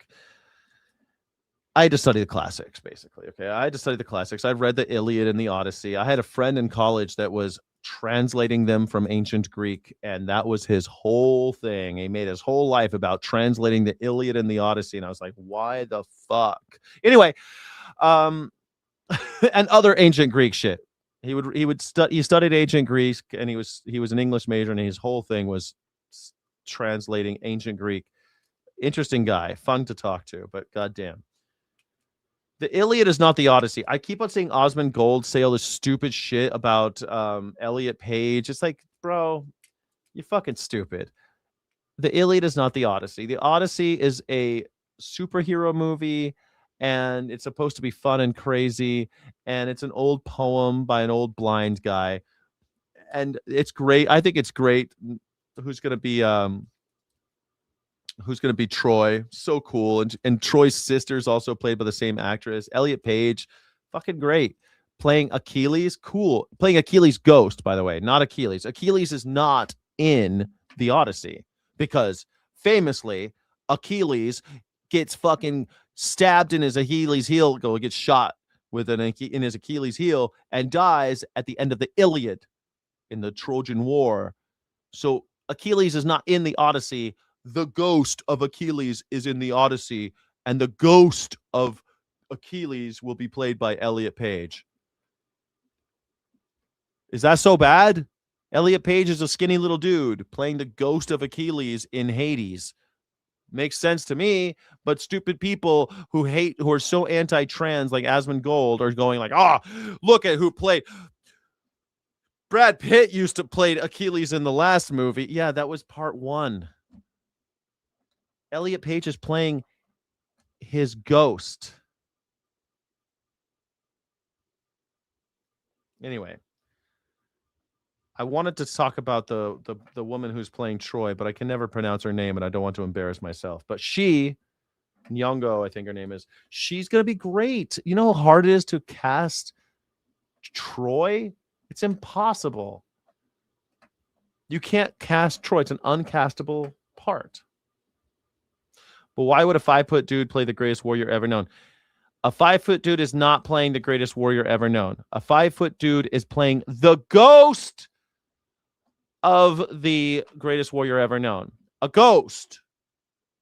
And if you've ever seen the movie Hercules, the animated one, what do ghosts look like in Hercules? They're small, they're skinny, they're wraith-like. They're withered away. Elliot Page should not... Soldiers in Hades don't look like soldiers in Hades. They look like ghosts. Elliot Page is playing the ghost of Achilles. You understand? And I think Anne Hathaway's playing Penelope. Fucking great. And people are saying she looks old. She's supposed to look old. It takes 10 years for Odysseus to fight in the Trojan Wars, and then it takes him 10 years to come home. That's 20 years have gone by. Penelope is supposed to look old. And people are like, oh, Anne Hathaway looks old. Dude, I don't think anyone's read the source material, which I'm fine with. You know, fuck it. That ghost. That question kills the argument, though. Just replace this with a story about Shaka Zulu, and we replace the warriors with their gods with whites and Mexicans. Sure, do it. What difference does it fucking make? If you made some... By the way, Shaka Zulu was real, right? Right? The Odyssey is not real. The Odyssey is a story written by a blind poet, Homer. He's not like... He's just a poet making shit up that was fun. It's not real, guys. It's a comic book. If you had a black Batman, you'd probably lose your shit, but it'd be fine. It'd be fine. Don't worry. If there's a black 007 or a black Batman in the future, perfectly okay, because there is no such thing as Batman. Okay, guys? Don't worry. There's no such thing as Batman. There's no such thing as James Bond. There's no such thing as Odysseus. He's not a real guy, okay? He does not need to be played by Greeks. I think Ben Affleck's paying him. No, Matt Damon. I think Matt Damon's playing him. He's going to be fine. He's going to be fine. It's a comic book movie. These people are not real. Yes, Shaka Zulu's a real guy. Okay? A black Superman. And of course, in the comics, they already have had black Superman. They've already had black Batman. They've already had gay Superman and gay Batman. They've already had English Batman and pirate Batman. They've already done all these things in the comics because it's fucking Batman. It's not real. They've had Nazi Superman, communist Superman. They've had Superman, Nazi Superman. That's a thing that happened in the comics. They've had Nazi Batman. They've had it where Thomas Wayne is actually Batman and the Joker is his mom, Martha. So they've even had Barack Obama as Superman. Even that shit's happened in the comics. Bizarro Superman, so much fun. Yeah. Jesus, we could argue about whether or not Jesus was real. But you know who wasn't real? Odysseus was not real. Okay? Achilles, not a real guy. Not a real guy. He was not the greatest warrior ever. He's not Shaka Zulu. He's not even Patton. Like, I get it. If you wanted General Patton and you know, if you did like a Hamilton version, and okay, fine. But if you did General Patton and you made a movie and you played him and he was played by, I don't know, James Earl Jones or something, you might be like, I'm pretty sure Patton was a white guy. General MacArthur, right? If General MacArthur, you made a movie about the transition of Japan from an empire to whatever the hell they got now, and you had General MacArthur over there, and he was played by Samuel L. Jackson, I'd be like, yeah, okay, that's pretty. That don't make sense. But Odysseus, if you made Odysseus played by Idris Elba, it wouldn't fucking make a difference. This is what pisses me off, all you fucking morons like Asmund Gold, who's never set foot in a theater. When you go see Shakespeare, black people play Hamlet all the time, but he's Danish. Black people play Macbeth all the time, but he's Scottish. Macbeth is not a real guy. I've seen a black guy play Henry IV, and he is a real guy. It doesn't matter. It doesn't matter at all. Why is it so hard for people to get past this? I think this is why more people need to go see Shakespeare, actually. Men play Romeo and Juliet. For 100 years, Juliet was played by a boy. I've seen Juliet played by Asian women, boys, black men, black girls, old women, young women. I've seen Juliet played because I've seen Romeo and Juliet so many times. It's been played by everybody. Everyone's played Juliet. Juliet, but she's Italian. You know what? Funny enough, I don't think I've ever seen Juliet played by an Italian. I don't think I've ever seen Romeo played by an Italian. Shakespeare probably never even met a fucking Italian. The only Italian I've seen in Shakespeare was Al Pacino, and he was playing Shylock, the Jew, in The Merchant of Venice. Why didn't they get a Jew to play Merchant of Venice? Oh, why shouldn't a Jew? Only Jews are allowed to play Shylock from now on. That's ridiculous. That's ridiculous.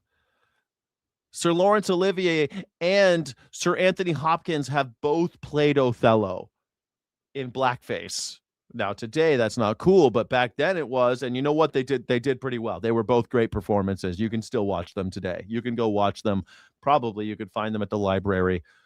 Anthony Hopkins or Sir Laurence Olivier, some of the greatest actors who ever lived, playing a black man Othello in Shakespeare. That was okay. For some reason, white people were totally fucking okay with Anthony Hopkins wearing blackface to play Othello, or Sir Laurence Olivier playing, or Sir Anthony Hopkins, sorry, Anthony, I know you're watching. Sir Anthony Hopkins and Sir Laurence Olivier were both okay to wear blackface to play Othello. White people were A-okay with that shit. But now that we have a black Little Mermaid, that's sacred. How dare you? It's so stupid. Oh my God. Elliot Page is going to play the ghost of Achilles. I mean, I've seen black people play Scrooge, who definitely was written by Charles Dickens as a white dude. And it's okay. It doesn't matter. We got black Santas, black Barbies. It's okay, everybody. You're going to be fine. Shit. It's about your acting chops. I just think it's funny that white people for generations did not care about white dudes playing black people in blackface. But the second there's a black character in a superhero movie, oh no, that's racism. It's so fucking crazy. Okay. This is blatant, the purest form of weaponization, because he was the president. It's not, yeah, we can talk about what happened after he left, but he was the leader of the free world, and his people that worked in the executive. Okay, so they work for him, and make no mistake, everybody in the executive works for the president of the United States. You're allowed to say Macbeth, just not in a theater. You can't say Macbeth if you're in the theater. That's the rule. Yeah, we got black Santas. Why not have 7 tall black men play dwarves? Why not? Sure. If you could pull it off, fine. Why stick to any kind of plot or story? Why? You're right. Why? Because your brain can do the work. I have seen shit on a stage being described opposite to what I'm actually seeing, and having my brain fill in the blanks, because that's how stage works. Now everything has to be spoon-fed to you. People like, if it doesn't look real enough, people like my friend Chip's like, I can't watch Star Trek because it doesn't look good enough. What the fuck? Your brain just shuts off, huh? You can't do anything. Your brain can't do any of the work. You know why when you watch old shit with like Flash Gordon and stuff, and you see like the rocket ship, and you could see the wires, you know? And on TV, they probably couldn't see the wires as much, but they could see the wires back in the 50s. They could see them. And they didn't care because it didn't matter. We know it's not a real ship. It's just fill in the blanks with your own brain. Do a little work. Jesus. You could have a 7-year-old. Like Betty Davis. Betty Davis is not the most beautiful woman in the world. She's a good actress, good actor. They used to call them actresses. She's a good actor, and in every movie, she's the most beautiful woman in the movie. But she's not. But all the characters are saying that she's the most beautiful woman in the movie. So as an audience member, you have to believe that she's the most beautiful woman in the movie. But she's not. It's very obvious that she's not. And they knew in the movie, when they made those movies, they knew she wasn't the most beautiful woman in the movies. They knew she wasn't the one that was going to be, that normally these guys wouldn't all be going for her. But when you know all these guys are going for this one woman, okay, she's the desirable woman. And when you watch the film, you go along with it. You go along with it. So if you had a 7-foot dwarf who's like a basket, if Dennis Rodman wanted to play a dwarf and he could pull it off, and all the other actors kept on saying that this person is so tiny, you might laugh a couple times, but I guarantee you after 2 hours, if they pulled it off, you'd believe it. You'd believe it. It's called the suspension of disbelief. It's like watching Fast and Furious movies. These guys, for some reason, can just always have muscle cars anywhere on planet Earth. They can teleport muscle cars, American Detroit muscle, anywhere on Earth. They can just get it there. Okay, that's their superpower. Now you know.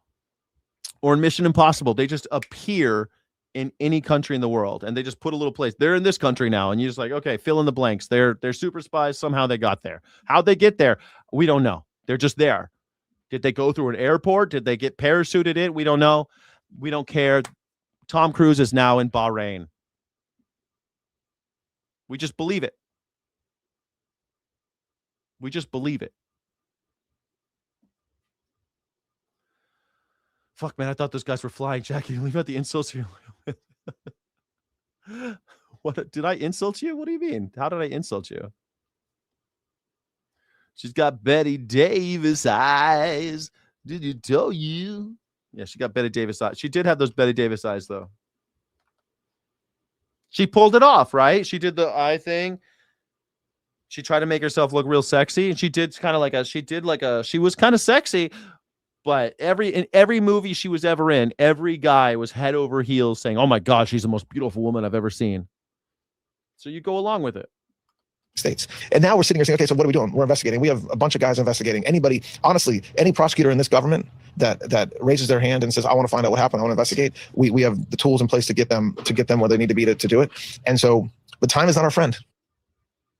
You know, Arthur, that's quite the view of the DOJ. I mean, I think about all the various things that the DOJ is responsible for prosecuting. And it seems like Todd Blanche seems to think that the most important thing is finding attorneys anywhere in the nation who want to go after President Trump's perceived enemies. Well, I don't know. I'm not sure if that was my takeaway from that. Look, what was your takeaway from it?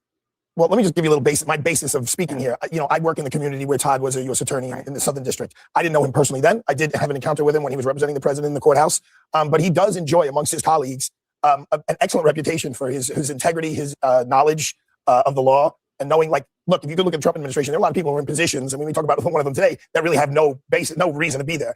Todd does know the law. I mean, he knows the federal law, and he was in the Southern District, and that's where he was trained. I think a lot of people in the legal community who have to deal with not the stories you cover, but the day in and day out cases that I deal with on a regular, not the headline cases, they're happy to have Todd Blanche there because he's level-headed, he's reasonable, and he was the DAG. The Deputy Attorney General really runs the office. Now, when people say about the Epstein files, he was covering up for Trump.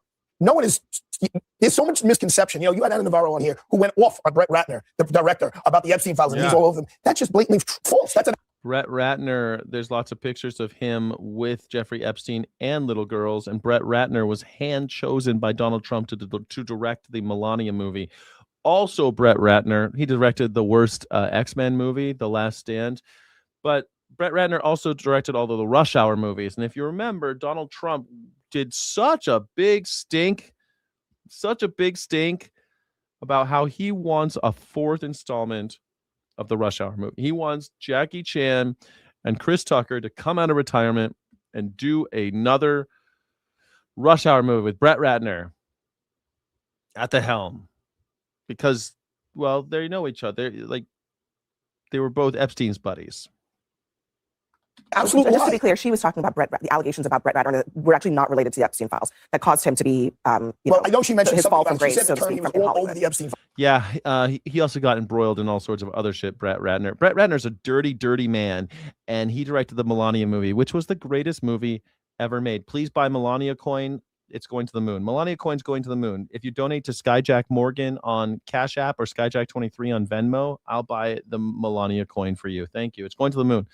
Donald, it's endorsed by the president and the first lady. And he's not. There's a picture of him and his fiance. But there are other allegations against Brett Ratner that have nothing to do with the Epstein files. That's also. But I mean, the bottom line is, I don't know how Todd Blanche covered up for Donald Trump regarding the Epstein files. There may be ways that the Epstein files came out that people aren't happy with, but I don't think that's one of them. I can tell you how he covered up for him. Todd Blanche went down to Florida and met with Ghislaine Maxwell. My client, Ghislaine Maxwell, met with her in prison, and then mysteriously she ends up in a lower security.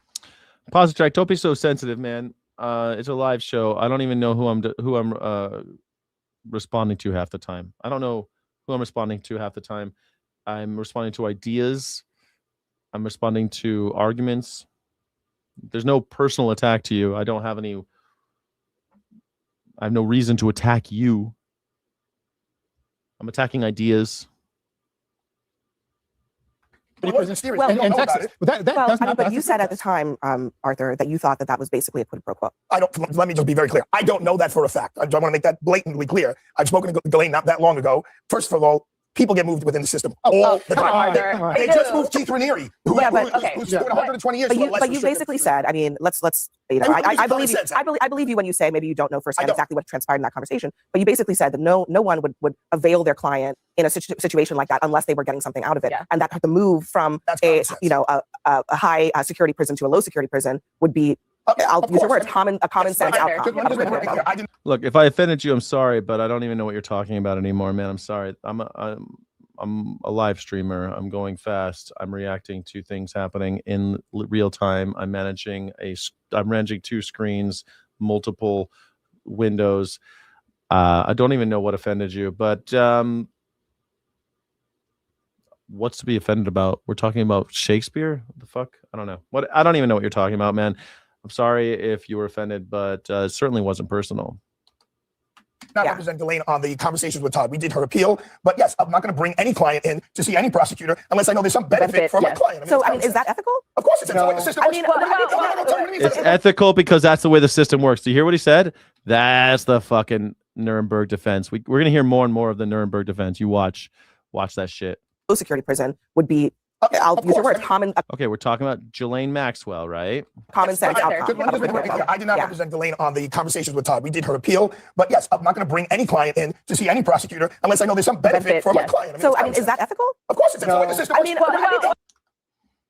Is that ethical to talk to a prosecutor because you know that you're going to get some benefit out of it? Is that ethical? Of course it's ethical. That's how the system works. That's the Nuremberg defense. Was it ethical to put people in concentration camps? Of course. That was the law. That's how we do it. Have you guys seen the trial, the Justice at Nuremberg? God, I fucking love that movie. I kind of want to watch it again. It's so good. I want to watch it again. Justice at Nuremberg. Watch it. Spencer Tracy. Not the new one. The new one's fine with that. What's that big guy from New Zealand? What's his name? Russell Crowe and Rami Malek. It's great. It's fine. But the old one, Justice at Nuremberg with Spencer Tracy, fuck, that's a good movie. I highly recommend that. Sorry, my there we go. It's so good. I highly recommend it.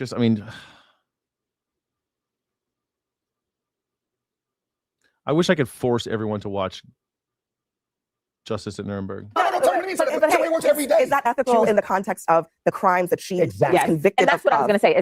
That's the real question. From one prison for 20 years to another prison for 20 years. Low security. Yeah, was it with Spencer Tracy and Judy Garland and Montgomery Clift and Burt Lancaster? Fuck, Burt Lancaster. It just says every huge star, every major star. Burt Lancaster barely talks, and he's unbelievable. Well, he talks towards the end, but he's unbelievable. I should do a live watch party. Ooh, I love that idea. For members only, do like a members only live watch party. I love that idea. How do I do it? I've never done one. Is my face still on there? Do I have to be on camera for that? Do I stop it and do commentary? I don't know.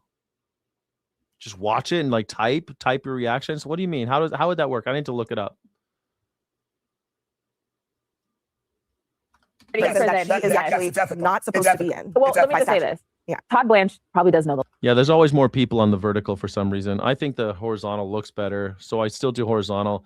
And plus the horizontal you can listen to in the background. So a lot of members like to listen to the show in the background. So I still do the horizontal, but most of the chat is in the vertical stream. Law really well, but his application of the law is, I think, what is in question right now. And we all know there are different types of lawyers out here, just like there are different types of salespeople out there. Some sell snake oil, and some sell actually real goods that are going to be coconut oil. Right? We were talking about Cocoa butter. Cocoa very funny, butter. Arthur. But I think a couple of things. One, Pam Bondi making this omission or this basically confession that Todd Blanche was over the Epstein files. One, clearly a woman scorned. She's pissed, right? And so she's like, I'm letting everybody know where the body's buried. And actually, I believe that because if you've ever worked with the DOJ in an administration, you do know the AG and the DAG actually do have separate portfolios. And while they do confer, a lot of times they move policies separately. So the strong likelihood that the DAG probably actually, meaning the Deputy Attorney General, Todd Blanche, actually was leading on the Epstein files and covered up, which makes, though, the point about his character as the Attorney General even more questionable. And this is now transcended party. You have people who are in MAGA, you have people who are Democrats, you have independents who are really concerned at the handling, not just at the Trump administration, but many of his administrations handling of the Epstein files. But because Trump ran on this as being so transparent, and there is now a law that is passed about transparency and they still aren't being completely transparent, it raises questions. On top of Todd Blanche in every act while he was acting, doing as many things possible to accommodate Donald Trump's promises of retribution, especially with the backdrop of Pam Bondi getting fired because Donald Trump didn't think she did it well enough. So when that fact pattern happens, that part is going to be a problem for him on Capitol Hill, John Cornyn. I don't know, man. I think they're going to just fucking rubber stamp him right in. What do you think? Do you think Todd Blanche is going to have a big problem on Capitol Hill? I don't even think he's going to go to Capitol Hill anytime soon. When will the confirmation hearings? Have they set the hearings yet? Have confirmation hearings been scheduled for Todd Blanche as Attorney General? No official confirmation hearings have not been scheduled for Todd Blanche. President Trump announced his intent to formally nominate. He still hasn't even been nominated. Blanche, who previously... he's not nominated, man. He's not even... he's not ever actually nominated. But Republican Senator John Toon said, Blanche, they'll have to go through normal confirmation process. It's hard to say if he'll make it. Well, I don't know. I just think he'll be just ushered right in. I don't think. Look what all these other guys. The only other AG, like again,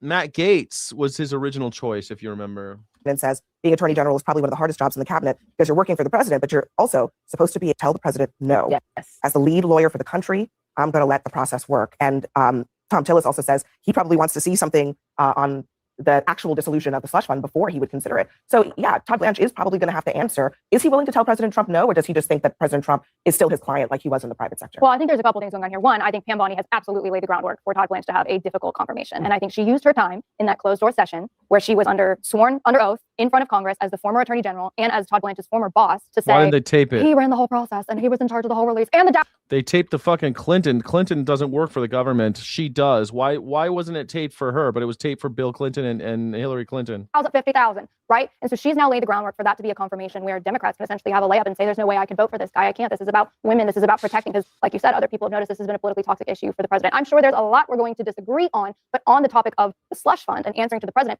I think we should agree on facts. And what the facts are is that the creation of this fund, it's not a slush fund, it's an anti-weaponization fund. Why do we have the fund? Why do we have the fund? Because Donald Trump wants because it. Charles Littlejohn. Let's go through some yes or no questions. IRS contractor Charles Littlejohn pled guilty to leaking President Trump's tax returns. Yes or no? Yes. Before we go, he also pled guilty. guilty. He also pled guilty. So we know. Then we also have 400,000 cases. What does that have to do? What does that have to do with a $1.8 billion? Yeah. What does that have to do with $1.8 billion slush fund? What does the IRS thing have to do with the $1.8 billion slush fund, which is why they're backing up away from it now. Everyone knows it's corruption. Even the MAGAs are saying it's corruption. Fund that Trump explicitly said this week was to compensate January 6th rioters who he pardoned. I think because there are a number of people who have felt the full weight of the weaponization. He said this week when he was asked about the fund. Is it about the IRS or is it about January 6th? He said, I'm proud I pardoned these people, and they deserve money from the government. Yeah, because we had grandmas who were in jail for 2 years. We have people who did not commit violent crimes while we watched people do BLM riots in Minnesota. And now put up a link saying donate. There are many people who did commit violent crimes, and the president himself has said that he wants them to be compensated. This is a joke. I'm not just talking about. I'm really embarrassed for you that you have to defend this, because even Republican senators on the Hill are saying that this is ridiculous. And Donald Trump isn't doing himself any favors by pushing Does this. the Justice Department have to apologize to Donald Trump? Yes or no? I'll let you speak. No. Yes or no? Yes or no? Yes or no? Yes or no? So, Who the fuck are you, Donald lady? Trump is even in trouble now because you've got Tom Tillis, you've got Cassidy, you've got Corn. You ever notice that like maggers are always like that? Yes or no? There's no yes or no. Just like, I wish these people would just be chill the fuck out, lady. Fucking yes or no me. I'll fucking smack your fucking mouth. I had a boss like that once, man, and he wasn't even actually my boss. He was the sales manager. He wasn't my boss, but he was like kind of the boss of this building. He was like the top ranking guy. But I did not report to him. But he would come and Jack, now why don't you come over here? Do yes or no? Yes or no? And then I knew mogging techniques because I know I don't work for him. So I started smacking him on the back really hard, like, yeah, buddy. And he started leaving me alone. Because I was like, I started treating him. Plus, he was taller than everybody else except for me. And so he kept on like, he'd do this thing. He's like 300 pounds. He'd do this thing where he'd like walk up to people, stand up really tall and look over them and yell at them and shit. He couldn't do that to me. Motherfucker. Yes or no, Jack? God damn it. And then after I did that, he was my friend. Then he was my friend. You got to smack people like that, man. You can't let bullies, you got to punch bullies in the nose. That's the only way. The only way to stop a bully is punching him right in the fucking face, right in the button. Sorry. Are you preaching violence? Yes, I'm preaching violence. Politically stressed, yes or no?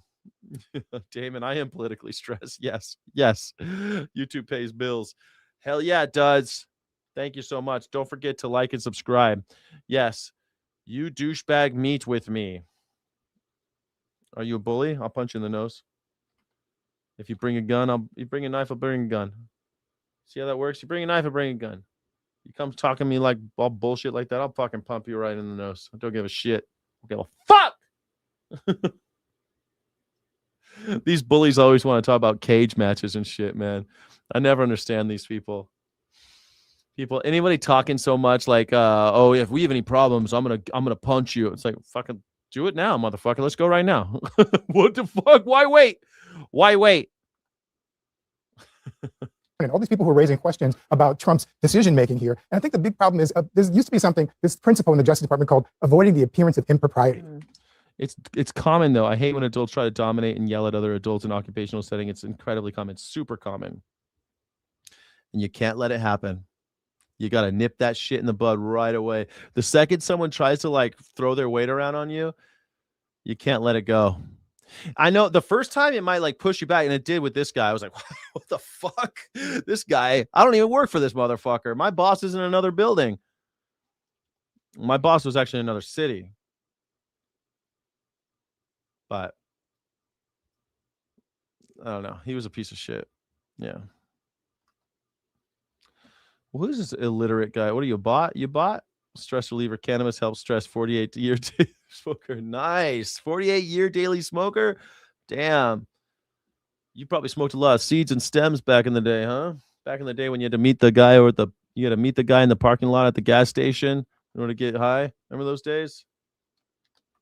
Thanks very much, Secretary. Welcome. Have you identified any precedent in Treasury or IRS history for the agreement not to audit, investigate, or pursue any tax claims against the Trump family or businesses? I can't identify any precedent where 400,000 tax returns, including people you just mentioned, and all of their employees were leaked in a violation of one of the most sacred duties of the IRS. So let me cut to that then. Well, normally they leak their own. So the fact that the president wouldn't leak his tax returns was kind of a big deal. And I like the fact that they leaked it because now I know that Donald Trump spends $70,000 according to his tax returns on hair. Donald Trump, according to his tax return, spends $70,000 a year on hair. How much money do you spend on hair? Look at these. Me? I spend zero. I cut my own hair and I don't use product. What do you think? And I wash it with the same soap that I wash my body. I don't even buy special shampoo for this beautiful hair. Look how beautiful my hair is. I'm almost 50, baby. It's looking pretty good, I think. For 50? Are you kidding me? Come on. Come on. As the older I get, the more I appreciate my hair. When I was younger, girls used to tell me I had gray hair, and I was like, whatever. Whatever. I was like, whatever. And now I'm fucking super stoked. I still got I'm super stoked. I got a little gray in the stubble, but it's looking pretty good up here, I think, huh? This is hair time with Skyjack Morgan. It's Friday, Pharaoh Friday. It's I don't give a fuck Friday. IDGAF Friday. We pay 70 grand a year for his hair now. We pay 70 grand for his hair. Yeah. 70 grand. A president that everything associated should be able to be accessible to the public. I totally agree. Yes. Honestly, Jack, I can't believe you're almost 50. For real, I thought 40 max. Thank you. I'm almost 50 though. Yeah. If you were watching on horizontal, you would know I look older, but I don't know. I feel pretty good. Today I'm feeling okay. The leak was by a contractor. Can you tell me what contribution is being sought by Treasury or by the IRS for the harm done by the contractor? To a certain extent, your organization and the IRS are the victim of the contractor's malfeasance or negligence. What is being pursued by way of contribution by that contractor? Ooh, what a good point. God, I fucking love guys like this. Mr. Whitehouse. Great point. The victim is the IRS, not Donald Trump. Great point.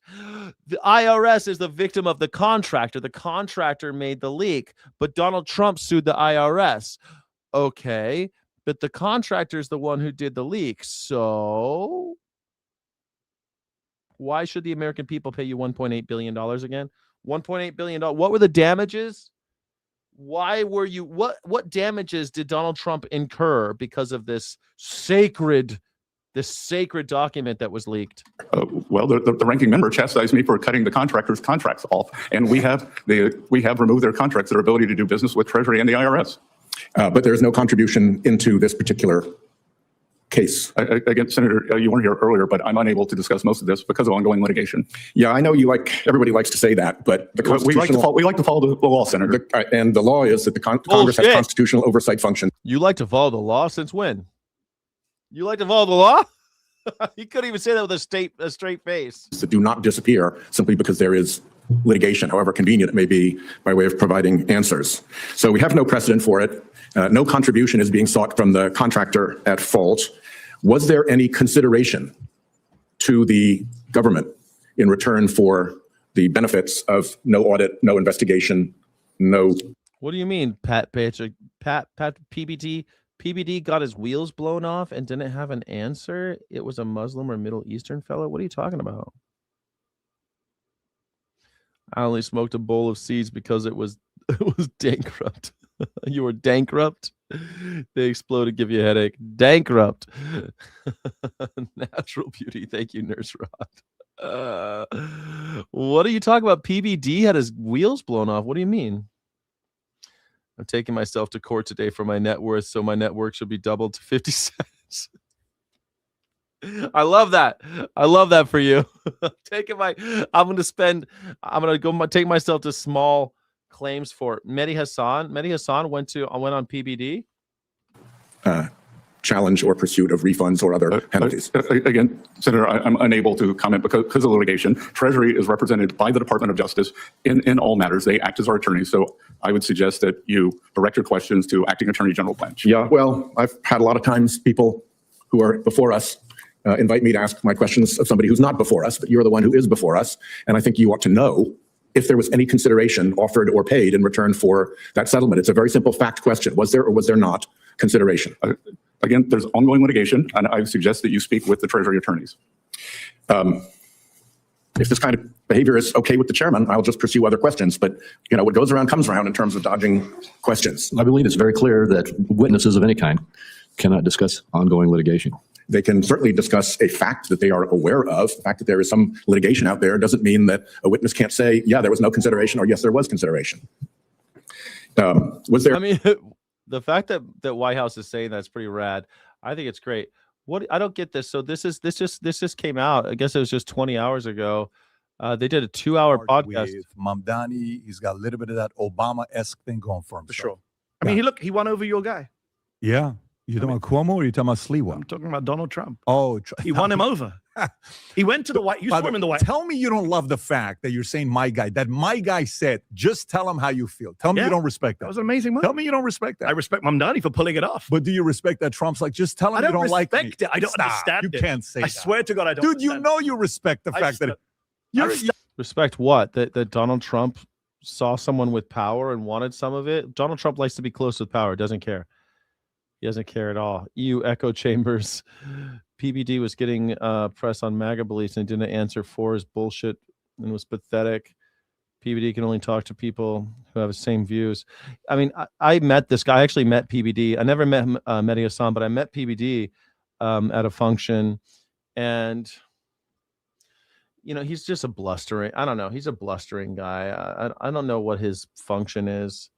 Actually, I don't know why people. What's the point of him? I studied Donald Trump, unfortunately, through no choice of my own, for 12 years. I moved here months before he came down that golden escalator. You respected that. I do not respect Donald Trump. But I watched that clip, and I'm someone who, you could ask me about Trump, I could talk about Trump all day long. Yeah. I know everything about Trump.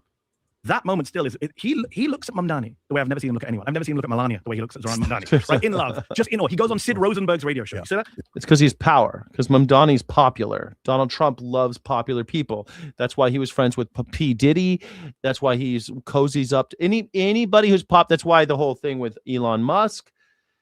Elon Musk is popular. Donald Trump wants part of it. And Donald Trump is a succubus. Donald Trump will suck your power. The only thing really incredible about the Mamdani thing is that he didn't let Donald Trump suck him off. He didn't suck him out. I mean, you know what I mean? Take his mojo.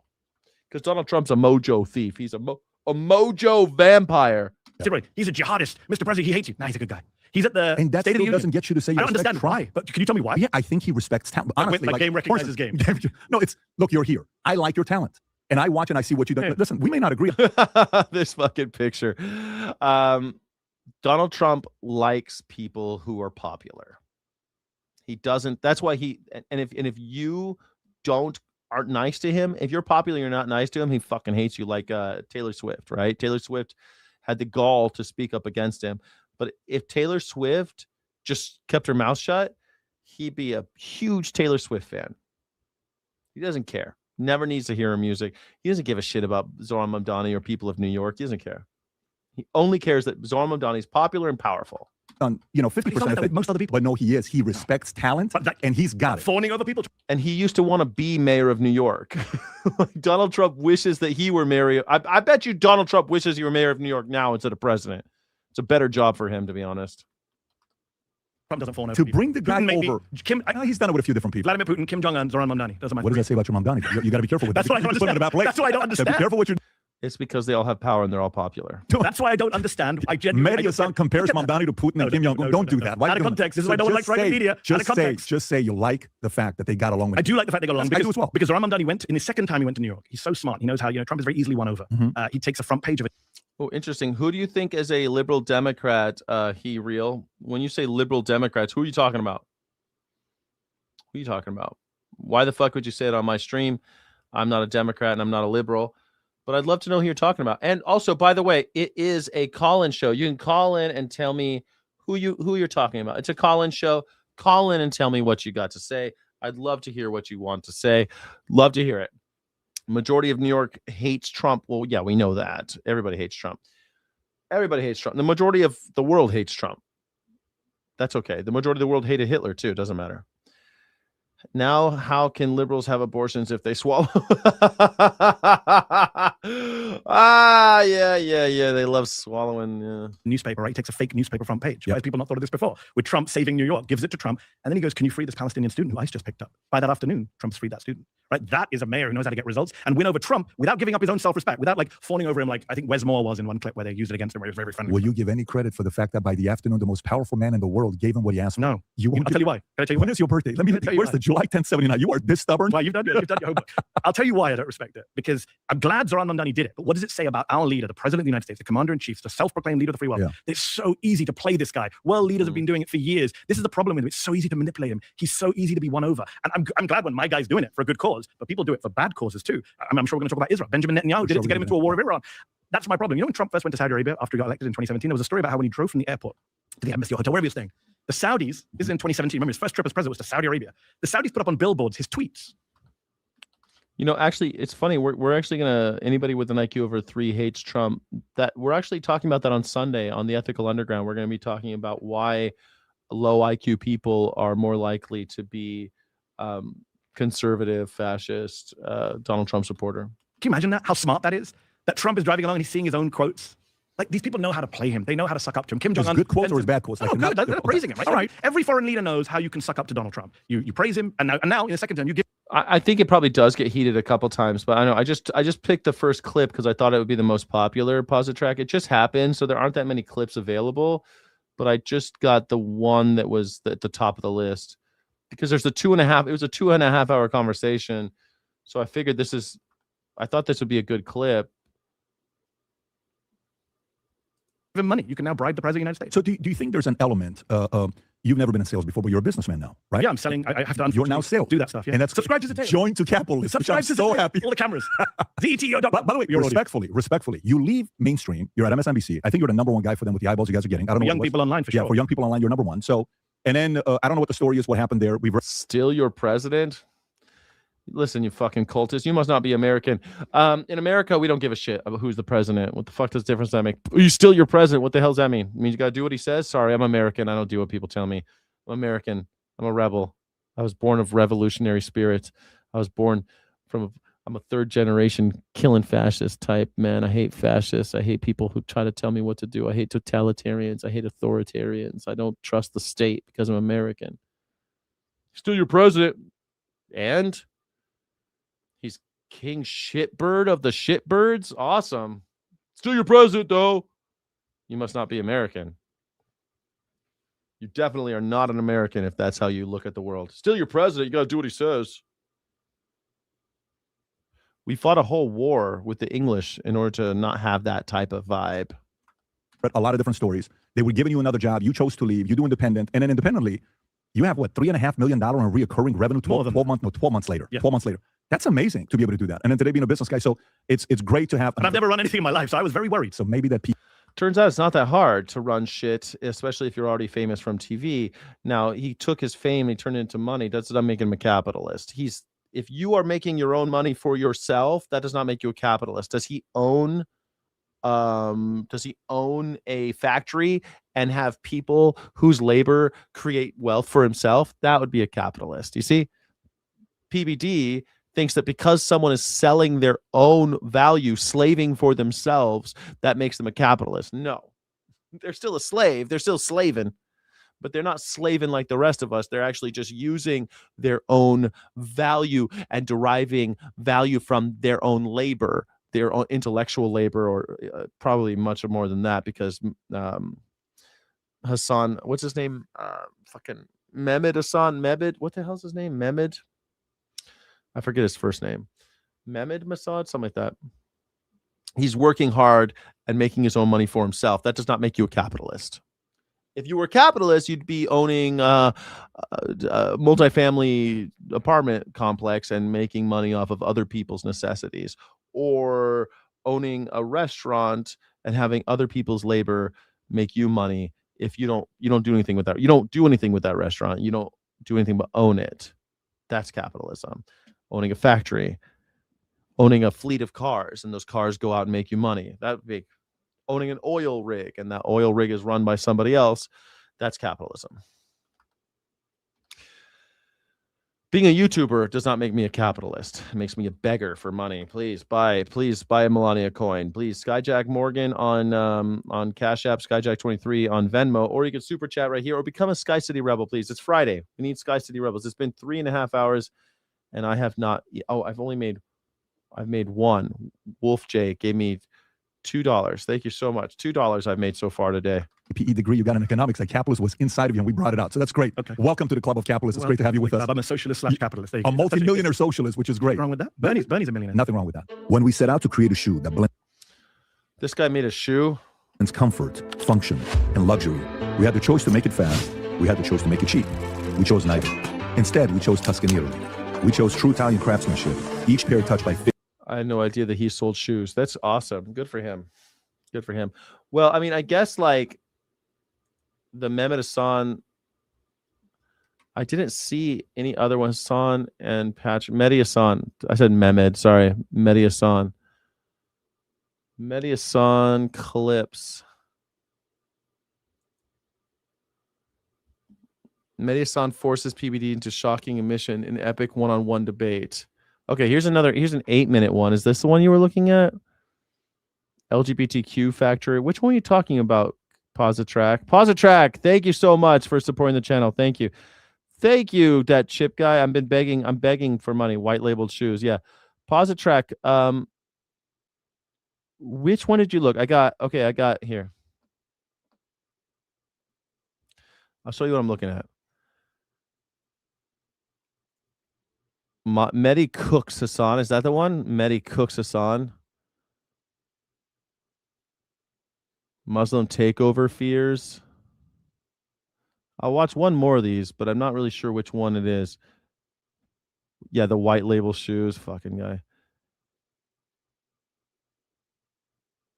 They both hate us and only want to line their own pockets. Red and blue don't give fucks about you.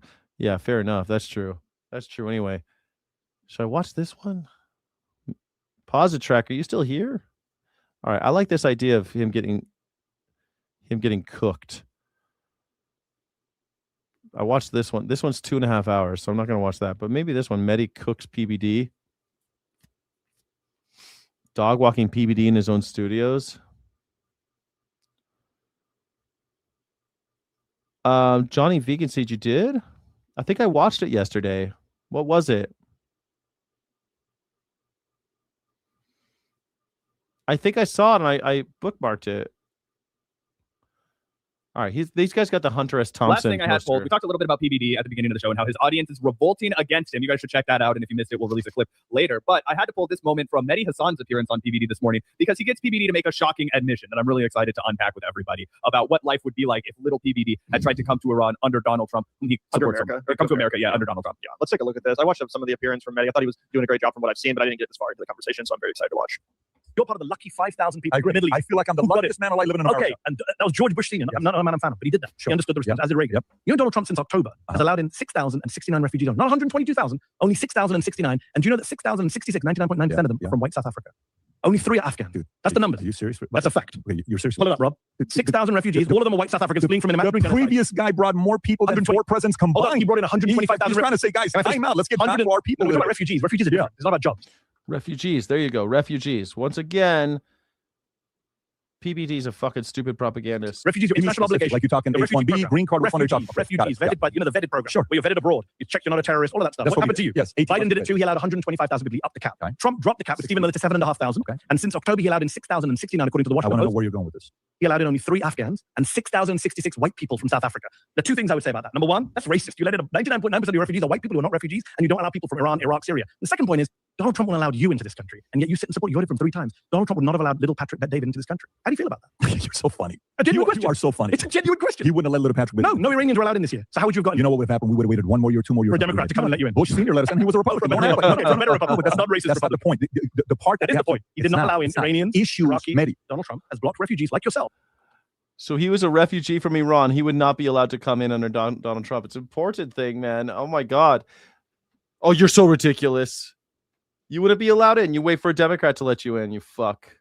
Patrick Bet David would not have been allowed into I would find a America way to get under it. Donald You don't Trump. know me You would have well. come in illegally. I would You're come here pro-illegal immigration. And that I thought was the most shocking confession of this entire interview exchange. PBD first laughs off the fact that a person in his exact circumstance under Donald Trump would have never been allowed to enter the country, would have never been a refugee. And PBD, he talked about he's proud to be American. He loves America. Yeah, I'm sure tons of other people who would love to be refugees in America would have felt that way. The 118,000 people that are no longer on the list because Donald Trump sheared it down to 7,000. I agree, but it's also crazy that here he immediately goes to, I would just come illegally. The man who supposedly hates illegal immigration more than anything in the world. Yeah, no, I think it's a great clip because it really illustrates this unfortunate attitude of a lot of right-wing immigrants and children of immigrants, which is like, I got here, my parents got here, now it's time to pull the ladder up underneath us, right? You see this from guys like Sagar and Jetty, right, who rails against the concept of illegal immigration, or immigration period, even though he wouldn't even fucking be here if his parents weren't allowed to immigrate into this country. And yeah, there's just sometimes, specifically with right-wing immigrants, a shocking lack of solidarity for other people that are trying to do the same exact things that they did and that their parents did. And PBD is just unwilling to even comprehend the point Mehdi's making. I think it's really indicative of that. Totally. And I also have to just point out again the absurdity, because this is something you've told me about, but I didn't grapple with the scale of it. Almost all 99%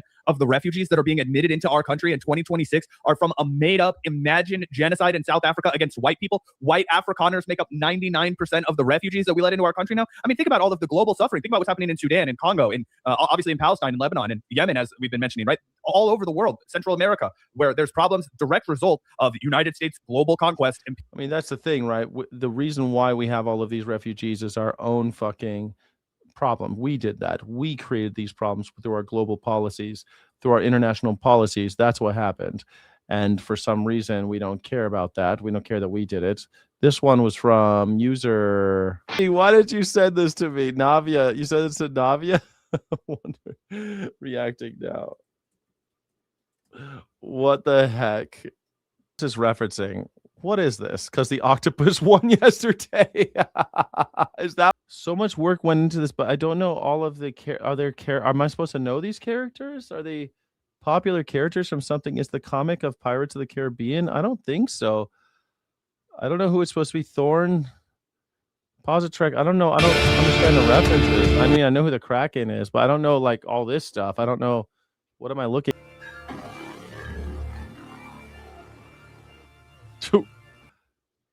Ninja Sex Party released the Kraken.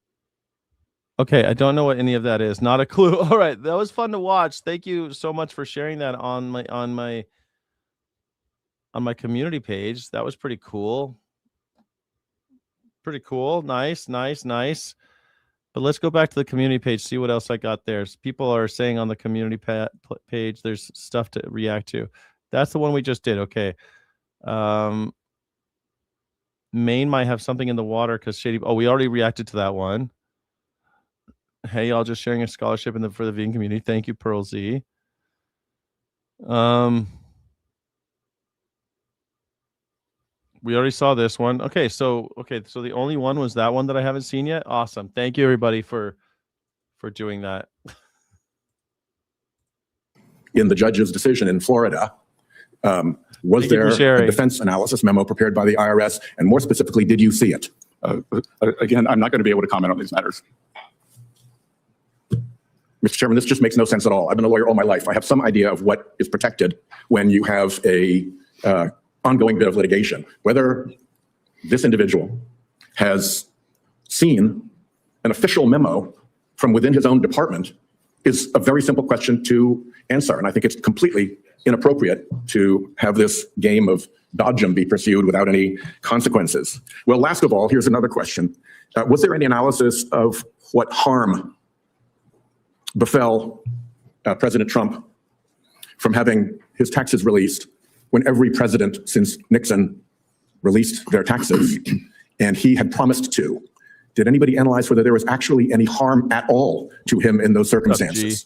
So there was a crime. President's rights under 6103 of the IRS code was violated. And equally as important, 400,000 taxpayers had that right violated, including every employee of the Trump administration, the housekeepers at Doral, the greenskeepers, the cashiers. And you're welcome to pursue all of that, but it doesn't answer the question of whether the president actually suffered harm. And you're not answering that question either. Yeah. The secretary, this is the Secretary of Treasury, of course, part of the, he's the head of the IRS. He's the head of fucking everything having to do with money. And he can't answer why were they, if you're head of IRS, why aren't you suing the person who leaked? Why aren't you suing the actual, if IRS is the victim, you should be suing. Also, why are you paying if Donald Trump has no damages? He's just embarrassed that we all know he spent $70,000 on his hair. That's what it is. He's just embarrassed, so we all got to pay $1 billion, $2 billion because he's embarrassed. But he has no damages. That's not damages. I'm so glad that White House said that shit, man, because it's fucking. I've been saying that shit the whole time. That you have to prove damages. This guy Schneeko. This is that guy who Schneeko's that right wing guy, right? That are worried about Sharia law making it into America. This is the dumbest slop I've heard. Like, Sharia law is going to come into America. Where is there one example of that even being close to happening? Anywhere in the country where there's a threat of Sharia law spreading. Name one instance where that's even, like, there's a modicum of truth in that statement. They love celebrating this. DeSantis will go around parading legislation banning Sharia law. You have like the Jake Langs, the Jews pretending to be white, saying that you need to ban Sharia law. But nobody is even proposing the idea of spreading Sharia law in America. Did Mehdi Hassan cook Patrick Bet David? Do you think the West, when it comes down to West, Muslims can coexist with the West? Okay, I'm a numbers guy and Epstein guy. I'm curious. I'm Muslim. What do you think they can coexist? Do you think I can coexist with I think you can coexist. Why me? Educated, you're a worker, you're now a capitalist, you're contributing, you're creating jobs. I'm an Iranian guy. Like, isn't it funny that You could put anything you want on there. I mean, I'll watch anything if you share it. But I mean, we might not watch the whole thing. You know, that's all. Just share it. If you're a member, I'll definitely watch it. Veg in the Woods. I'll watch. I mean, I'm not gonna sit here fucking watch 2 hours of something, but I'll sit here. You know, put it on there. I'm watching everything at 1.5 anyway. you see an Iranian immigrant born in Tehran talking about who can coexist in the West? I'm born in New York. I was born in New York City. And you have PBD coming in from Tehran, Iran. Thank you, by the way. Thank you, about Veg who in the can Woods. coexist Thank in the you. West. It's like, you're the foreigner. And he's saying that I'm incapable of coexisting here. I would say you're net positive. Do you not think most Muslims do? I don't think, depending on where they're coming from, they don't, because if their countries did a good job, why would they leave it? What? You know the big controversy in the UK over the boats, the small boats going across the channel. Do you know what the top 3 nationalities are in those boats? Tell me. Iran number 1. Okay. Afghanistan number 2. Iraq number 3. Gulf states, how they perform per capita versus some of the other Muslim nations. India street food versus Kool-Aid fruit. Who wins? One gives you diabetes and other diarrhea. I'm taking Indian street food. Interesting here. PBD says something that Tristan Tate just said on the Bryce Crawford podcast. The Gulf Muslims are the real Muslims. Tristan Tate just said this word for word. Even though the most populated Muslim country in the world is Indonesia and then Pakistan, the new narrative from the Ziotards and the top goys, they're saying that the Gulf Muslims are the real Muslims. Why is that? They've got a script. They got a script from Israel to point out and make a distinction between the good Muslims and the bad Muslims. And their narrative is that the Gulf Muslims, the Emiratis, the Saudis, the people from... It's so funny because isn't Sneeko the one who hangs out with all these fucking Nazis like the Tate brothers? But the Tate brothers are repeating Israeli talking points. the GCC, those are the true Muslims and everybody else is fraudulent. He said exactly what Tristan Tate just said yesterday. 2. Iraq number 3. Gulf states, how they perform per capita versus some of the other Muslim nations. Look at this one here. Because they got oil and gas. You think it's only oil and gas that's causing them? You don't think... I'm a numbers guy. It's like, it's not about numbers. I'm a This is numbers his entire guy. ideology. It is funny that he says numbers guy. Okay. But this is his justification about who's a true Muslim. Oil. Profit. Margins. Do you know what these countries are like? Let me ask you a question. Iran has plenty of oil. How come they're not in here? Why do you think Iran's not doing well economically? Sanctions. Should I go through the list? You're going to say sanctions. You're going to say First, I'm going to say America. sanctions. If there's an 8-year war that Iraq started and we supported, cost $600 billion to Iran, that took out 1 million members of their population, and then was followed by crazy sanctions, are you telling me then that it's fair to compare that economy with Abu Dhabi? So you just defended Iraq, right? That we backed up Iraq. Yes. That went against Iran. Yeah. How come they're not on the top GDP per capita on this list? Do you know what happened to Iraq after the Iran-Iraq So war? now you have another reason. It's America's fault again. I mean, do you study history, Brad? Do you know what happened in 1991? No, on one end. No, he does study history. That's the thing. Mehdi Hassan does. Patrick Bet David does not. Patrick Bet David is a sucker. He's owned. He's a loser. You're saying this on the other end. No, it's because You're of this. So comparing countries. You're showing me a graph comparing countries that have never been bombed, invaded, and occupied with countries that have been bombed, invaded, occupied, and then you say, why is the GDP? Look at these third world immigrants that we bombed extensively for decades. Oh my God, they're so incapable of creating a successful economy. We should go bomb them extensively and put sanctions on them for years and then blame them for the repercussions of our actions. But hiring one, not the other. Why haven't That's an insane comparison. The 3 biggest refugee groups on the boats going into England are Iran, Iraq, Afghanistan. Yeah. Coincidence? No, those are war-torn countries. When it comes down to Muslims, 2020 vote to 2024. They love you. You did whatever you did. Came out Muslim. Why are you obsessed with Muslims? Why did you let Iran? You're raising your voice. Why are you screaming? I'm sitting right across from. Dude, PBD is 100% obsessed with Muslims. Every single podcast, even when he's talking to an actor about his trauma, there was that Iron Man actor, and he's talking about how he was assaulted when he was like 6 years old by some girls, and he said, "Were the girls Muslim? Were they Muslim though?" It's like he's opening up about something really painful, and he finds a way to make it a religious debate. Yeah, bro, like let's act American, not Middle You shouted earlier. You're an immigrant from Iran who came in as a refugee, but Donald Trump would not have allowed little Patrick Bet David into this country. How do you feel about that? You're so funny. Immigration right now is halted from Iran. Yeah, right now, if PBD wanted to come into the United States from his home country, he would not be able to. He wants to be a good boy here in America and advocate towards bombing his own country, but right now, if he wanted to come over, he would have to stay. You are so funny. It's a genuine question. You wouldn't let Little Patrick. No Iranians were allowed in this year. Why did Muslims become Republicans? Gaza. There are other issues too. The bathroom transgender issue in places like Michigan. A lot of conservative Arabs didn't like that. That was happening even before Gaza. No doubt about that. Yeah, I fall into that category, but you got to realize that it's so unimportant to what's really going on, and that culture war slapped it. Is Sneeko like waking up? Well, you realize that it's unimportant now, do you, Sneeko? You realize that you've been a tool, that the bathroom thing was all bullshit? Is that you're just waking up to figuring out that you are a fucking useful idiot and you've been suckered this whole time by Donald Trump into supporting him with the Tate brothers, supporting Clavicular, all these dumb fucks hanging out singing Hitler music written by Kanye West? You just now realizing it's just meant to divide us and keep us having our allegiance to one specific party. But it was still a kind of fringe issue. The Gaza genocide. You have to understand, I spoke to a lot of these people. I traveled through all these communities in 2024. And I tried to point out, yes, Biden and Harris are complicit in the genocide. No one's defending the Democrats. I was very critical of the Democrats and what they did between 2023 and 2024. But Trump will be worse or as bad. He's not going to be better. And people bought the Trump shtick. No, he's anti-war. He didn't start any new wars. Admittedly, I did kind of fall for it. Trump said no new wars, and I believed it. Okay? I trusted it. I didn't want more money going to Gaza. Trump campaign, no new wars. Remember, he shook Khabib's hand. I'm actually kind of surprised. I was looking for Mehdi Hassan and PBD, PDT, PBJ, PB&J, PB&J, and Mehdi Hassan. I thought that was what I was looking for, but now I'm finding out that Sneeko is starting to fucking pull his head out of his ass. Is this real? Does anybody watch this guy? I can't believe. Yeah. Have you seen that Clavicular is invested in by Peter Thiel? Peter Thiel is investing in Clavicular. It's fucking crazy. I believe Sneeko also watches girl get slammed by other men. Oof. I don't know what that's all about. I don't know. I don't know anything about that shit. But is Sneeko waking up? He's realizing that that's how they divide us, is through these culture war bullshit. Same with Asmongold. Are they all waking up? Or what's the same with him? Asmongold's a Teal plant. The Tate brothers are friggin' dirtbags. I don't care for them. Just thought they were misogynistic assholes, but they were pimping out Underwood Gold. Yeah, no, they're horrible human beings. They're worse. They're the worst ones. They're like the architects of all this shit. They're just pimps. And he said no new wars. I believed it, and I was wrong. I fell for it. I got lied to. And he was even on stage in Detroit. He had a bunch of Muslims on stage. It seemed like he was against continuing the bombing of Gaza.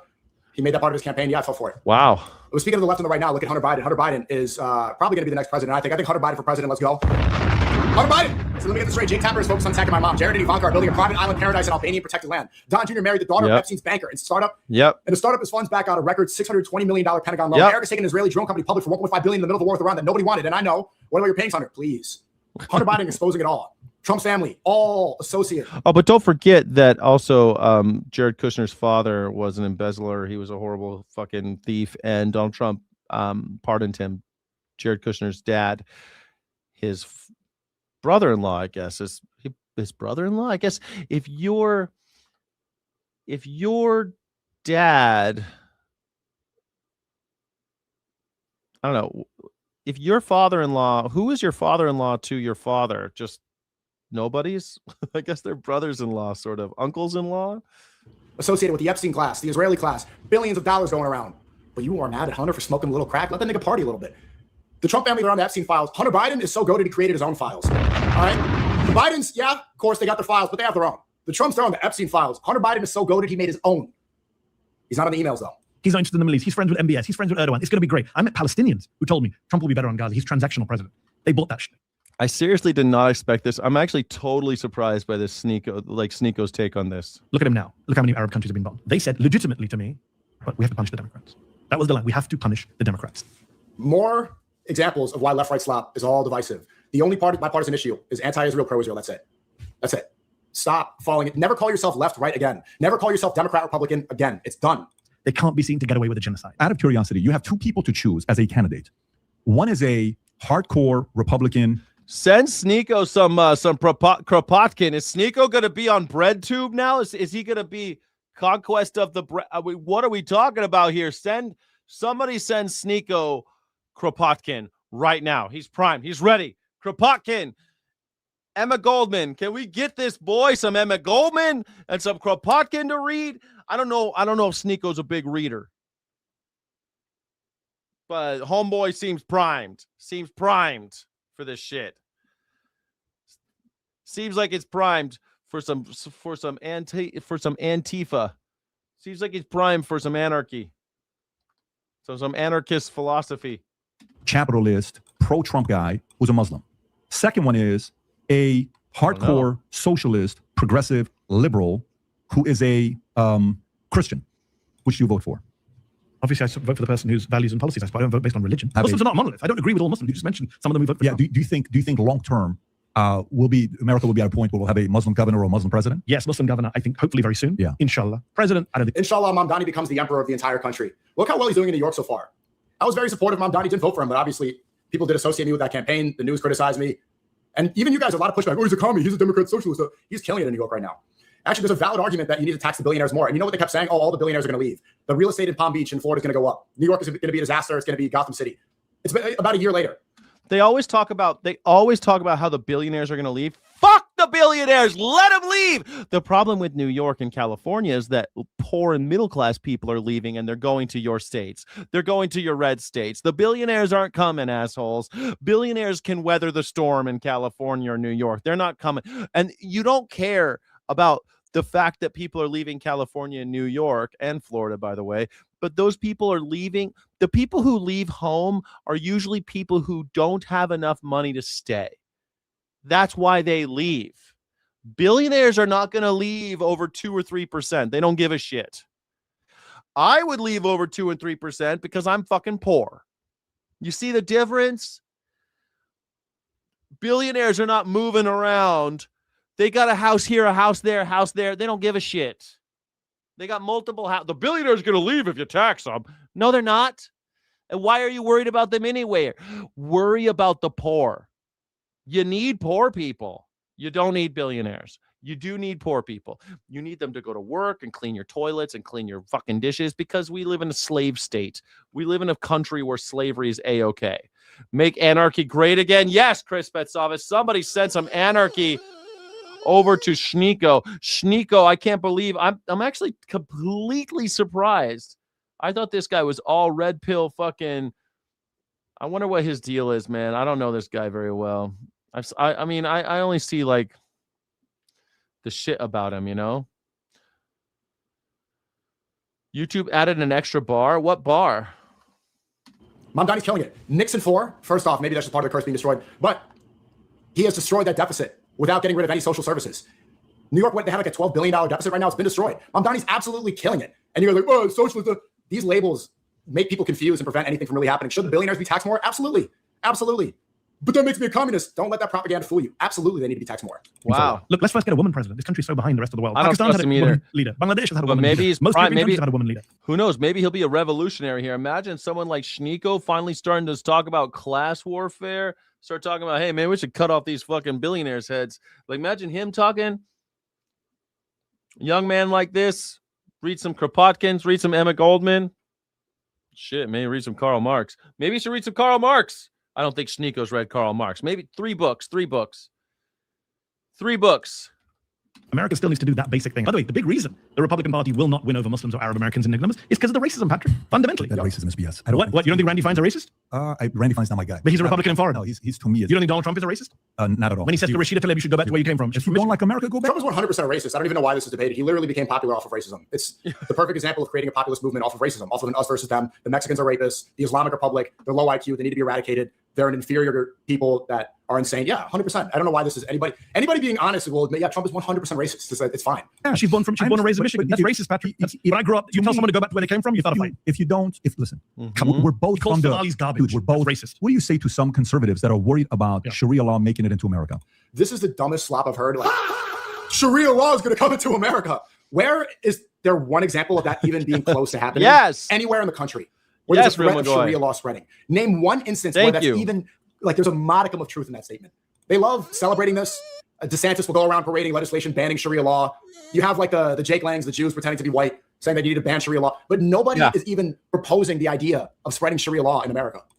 I would say, please do not worry. You're being lied to. You're being gaslit. You're being distracted. This is a fake moral panic that's been blown up. It'll never happen, or because Sharia law is not that bad? Because it's not. Two different things. Number one, Sharia law is not what you think it is. It's not happening. There's nobody I know who's pushing Sharia law in this country. I've been very critical of Mehdi Hassan. I got to give him props here. He absolutely cooked BBD. Great job, Mehdi Hassan.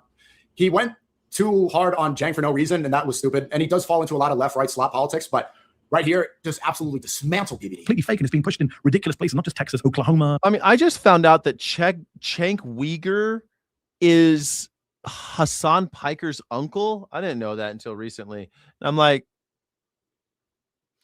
that kind of bugs me. Does it bug you that Hassan Piker is the nephew of Cenk Uygur of the Young Turks, and that they're all just like this weird Democrat supporting? I don't know. They're all just these sloppy second Democrats, bunch of lovable. They're not even lovable losers. They're just kind of sloppy Democrats. Indiana, did you see the lieutenant governor of Indiana said recently, we need to hate Islam. It's a demonic religion, right? I'm going to fight radical Islam. Sure. How many, do you know what the population, the Muslim population of Indiana is? Less than 1%. Like, this is ridiculous fear mongering. It has 3x the US, I think. I mean, he's been a racist forever. We've always known that he was a racist. That's nothing new, right? In the last 26 years, if I'm not mistaken, Muslim population. But it's still not Indiana. But it's even nationwide. What? 26 years. Okay. It's not like you're not doing a good job. You're growing. Please let's not talk in this demonizing way about Muslim communities being a threat to you, because it has real world consequences. We just saw in San Diego, a mosque was attacked by 2 teenagers who shot and killed 3 people, including. And that's San Diego terrorists. Cenk Uygur? You call him Cenk Uygur? Cenk Uygur. I think it's Cenk Uygur. Cenk. I said Cenk Uygur. Cenk Uygur? No, love Hassan, hate Cenk. You love Hassan and hate Cenk? Whatever, I don't know. I just don't like these Democrats, man. They're just fucking, I don't trust them. And Hassan Piker always seems, whatever. I don't know. Hassan Piker. The thing with the dog bothers me. He just seems like a fake. It just seems like a phony to me. It just seems like there's something about him, man. Like this kid, Schneeko, I don't like him. I don't trust him. But he seems like real. Like he seems like he's not a plant.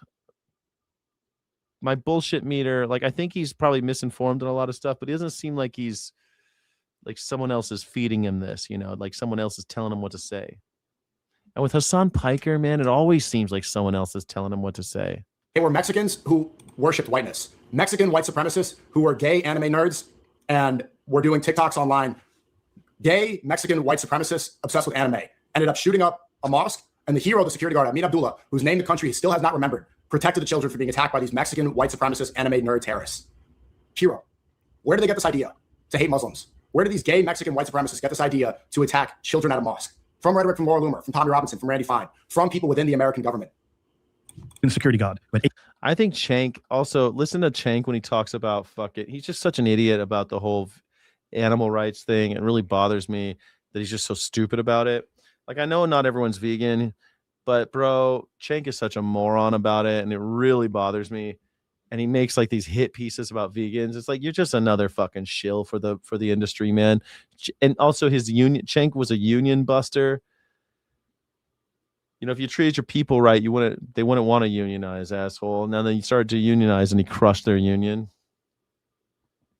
It's pretty nasty business. Look up Cenk, man. He's got a lot going on. 8 kids. Police say he was a hero. Saved 100 kids in that mosque, in the school, right? Murdered by 2 guys. Do you read their manifesto? The line about Muslims is really scary because they say, we don't hate Muslims. We hate Islam. We hate the invasion of our country.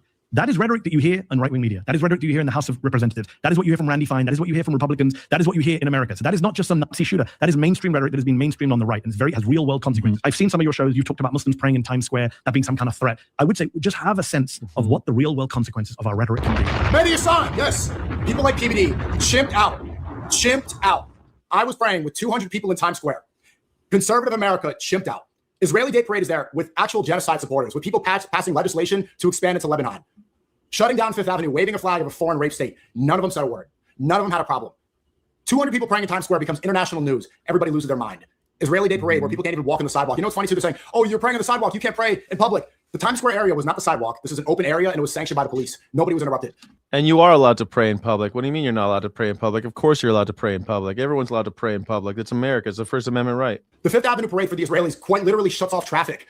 You have to stop everybody from being able to walk on one of the busiest avenues in the country so they can wave a foreign flag. And nobody says a word. Words have consequences. Crazy people out there can pick up weapons and think Muslims are coming to take over my country. For example, you did a show recently, or not recently, I looked it up because I knew we were going to talk about Islam here. You have a show on YouTube called Islam's Hidden Threat to the West. You have another headline, Will Muslims Run America in 30 Years? But you have to understand, if people get this in their feeds and their social media all the time, are you telling me that people are not going to start, if they hear Micah Beckwith of Indiana say Islam is a demonic religion, and then they hear guests on your show saying Islam's a threat to the West, and they hear Randy Fine saying Sharia law is taking over America, you don't think 2 Nazi teenagers with guns are going to go, I'm going to go deal with this mosque down my street? You're telling me there's no link between that? Yeah. I'm talking about incitement. When you say Muslims, are they going to run America in 30 years? Of course not. We're 1% of the population. I don't think so. No, when you say You're not Islam is a threat to the West. Oh, come on, 1% of the by population. 2050, you guys are going to be the biggest population in the world. You guys make 2.9. But not in America. Not in America. But look at the.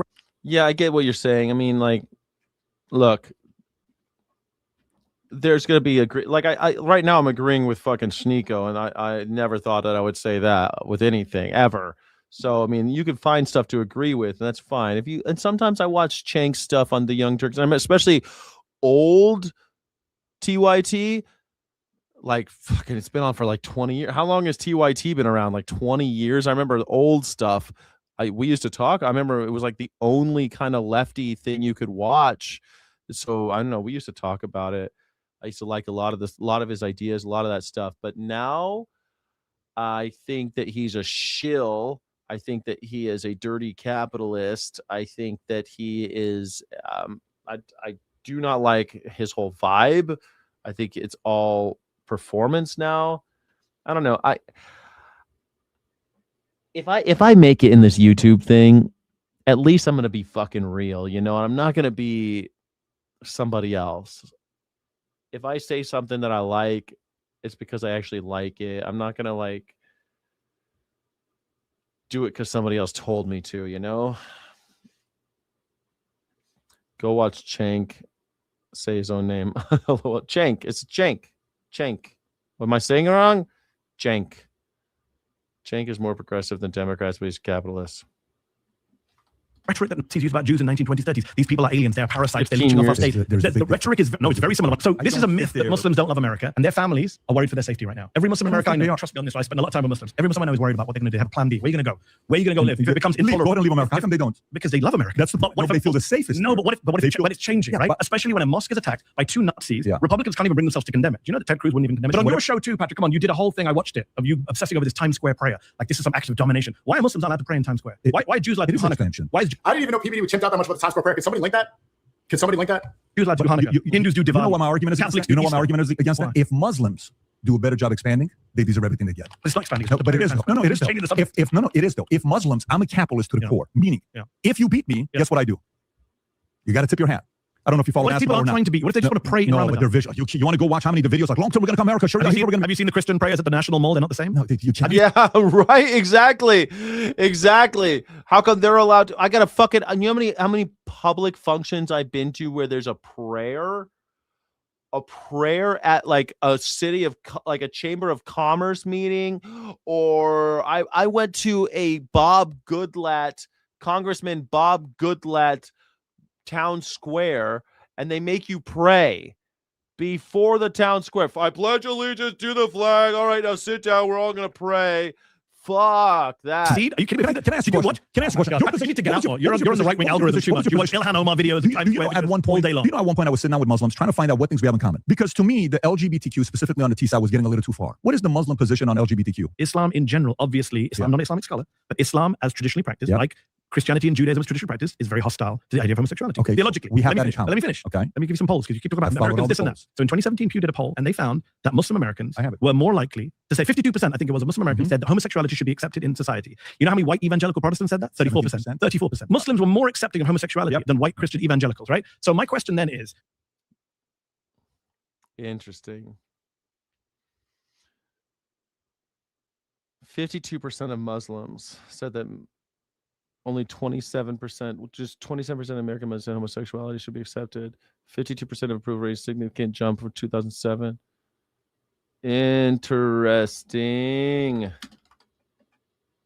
When you talk about integration, assimilation, America is a liberal country. It's a pro-gay country, whether you like it or not. That's interesting because all the time you hear about how like, oh, gays for Palestine and all this. Well, maybe queers for Palestine makes more sense when you find out that more Muslims want gays to live than Christians. I mean, that's a big difference, dude. They polled Muslims in the UK and the US. Guess what they found? Muslims in the UK and Muslims in the US support democracy more than non-Muslim Americans and non-Muslim Britons. Muslims in America and Britain support gender equality more than non-Muslim Britons and Americans. So for your viewers, I just want to make clear, you've been lied to about Muslim attitudes. When it comes down to age for marriage in some of these countries. Important to hear. I didn't know that. I'm curious. So if a person comes from a country, or like in Sudan, the minimum age for marriage is 10 years old. Are you for that? I don't think you are. In Iran, the legal age for marriage is 13 years old. Okay. As young as 9 with parental consent. Are you for that? I'm certain you're not. Okay. Yemen, no legal minimum age. 1/3 of women, 20 to 24. Yeah, man. Do you you do the Pledge of Allegiance at town halls and stuff? You have to do Pledge of Allegiance and all these fucking. I used to go to a lot of political functions, and they make you do the Pledge of Allegiance. Everyone rise up. We're doing the pledge. The fuck, and then they do a prayer right after that. What? What do you mean? Why do I got to do these stupid? Let's just get this meeting going. We ain't got all day. Fuck, you could take 10 more extra questions if you didn't do that shit. I really think it's just to kill time. They know they're only going to be there for 2 hours. It's just a way to fuck with your clock. Marry before 18 years old. Iraq Parliament in 2024 moved to allow age girls to marry as young as 9 years old under Yeah, Anna on the. I see you guys talking shit on Anna on TYT. She's kind of. I just don't like her whole vibe, man. She's like. I don't like the vibe of TYT at all. Like, I don't know. I just don't dig them motherfuckers, man. I don't know it. Isn't it 14 in the U.S.? Sorry, school law. Pakistan, 1.9 million child brides in Pakistan, sixth highest in the world. Okay. By the way, the good news with that, I want to give them credit as well. Islamabad, Capital Territory, just changed the minimum age to 18. Good for them. They're making progress. Nigeria, over 50% of girls married before the age of 15. This is the question. Culturally, if you're coming from this environment to America, and it used to be 7 in the U.S. Delaware was 7 years old up until like 150 years ago. Notice I didn't say every other country. It's coming 150 years ago, dude. What the hell? It's still 14. It's 16 in other places, 14 with the permission from the parents. We looked this up just recently on this show. 17. Nevada, more people, more child brides in Nevada than anywhere else. It's crazy. If you're coming from that culture to America, does that coincide? Number one, all of the social sciences show that when people move to a country, within a generation, max 2, they do assimilate to you obey the law of the land. Local values, and I just gave you the numbers for it. Muslims in America and Britain who come from dictatorships support democracy more than non-Muslim Americans in Britain. The percentages are there. Data shows that within generations, they do not, they do adapt or assimilate, integrate, whatever. These are all loaded phrases. You're giving me these child bride ages. How many of the states in America had child marriages until very recently? What's the age of consent? What's the lowest age of consent in American states until very recently? So when you're already at 13, 14, 15, until very recently, American states, that's now. You can see there are states that until very recently was 12, 13, 14. So America maybe doesn't get to give so many lessons on some of these things. And by the way, what is the biggest scandal in this country right now? It's the pedophile who was protected by the president. Right. Donald Trump, not just don't get on your high. That's right. We're run by pedophiles. This whole country is run by pedophiles. This whole country's run by pedophiles. It's a chomocracy. And this asshole wants to tell me that the Muslims are the problem. We got to fight. We have to fight for children around the world and women, by the way. Women and children. I love all these red pill fucks. They're like, oh, men, they're poor boys, poor men. Do you want to talk about what women are going through all over this world? What children are going through all over this world? Men are here to protect women, for God's sake. Jesus, these guys have no testosterone, these guys who don't want to protect women.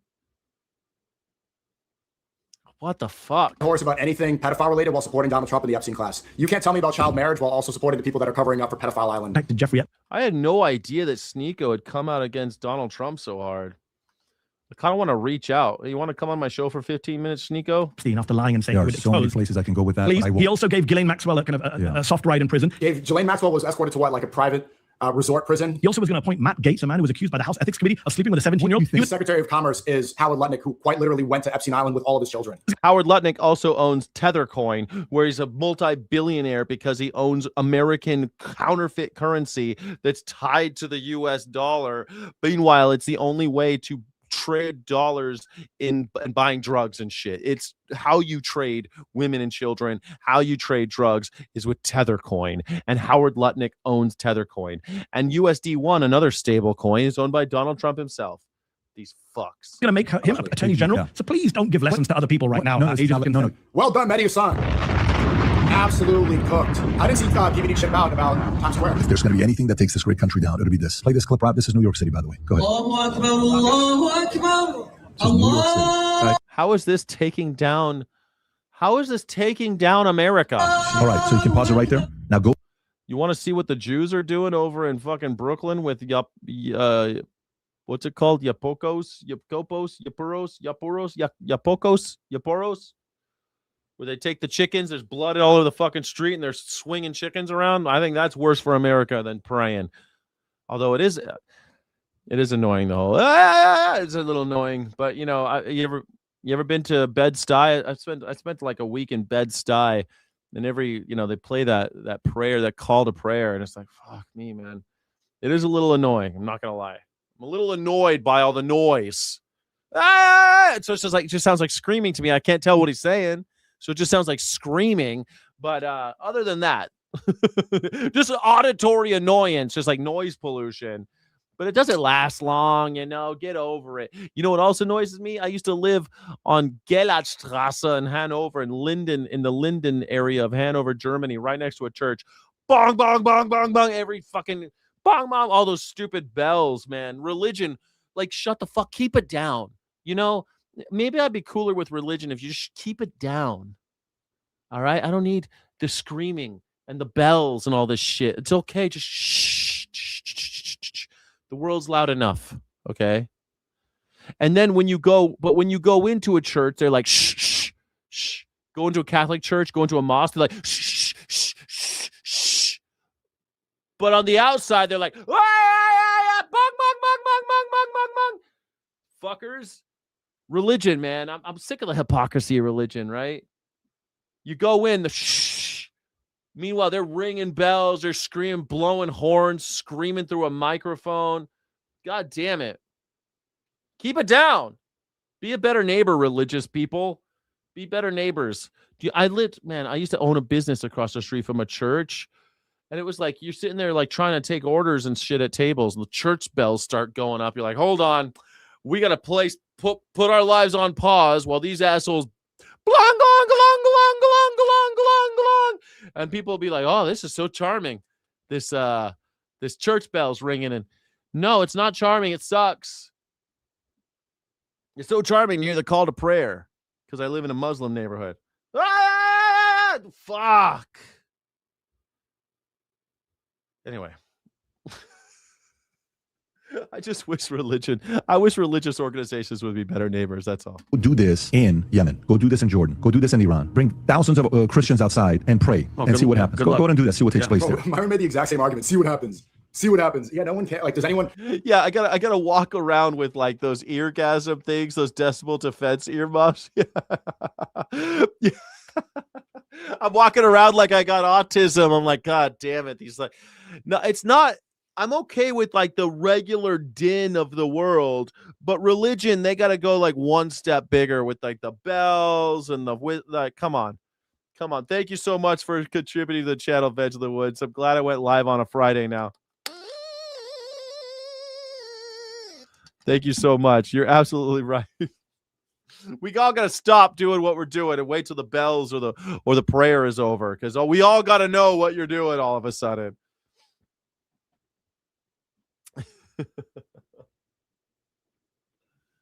My husband and I want to buy an old church to convert to our house. Good luck. That's fine until the heating bill comes. The old churches are great until the heating bill comes. I promise you. You're not going to want to pay that heating bill.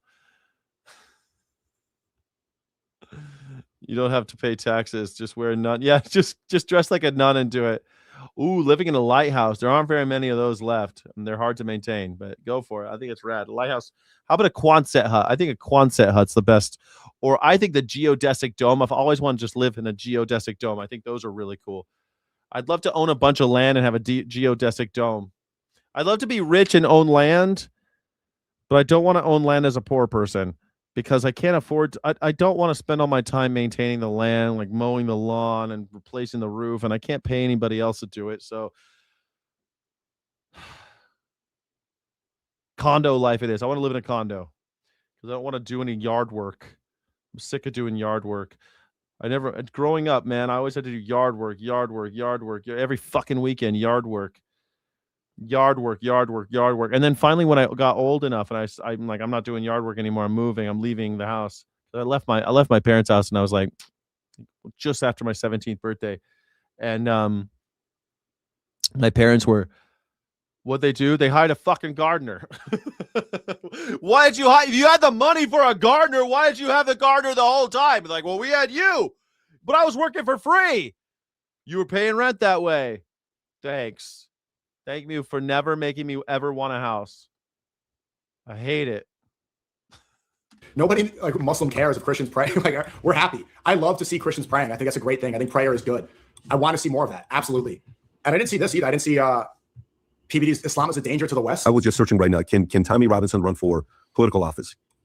Tommy Robinson could run for politics. Why don't you? Why don't I? Don't I? I believe- Because I want to make money off of the Britain first. Because you need to send me the donation to save England, innit? It's coming home. I have more power as a journalist.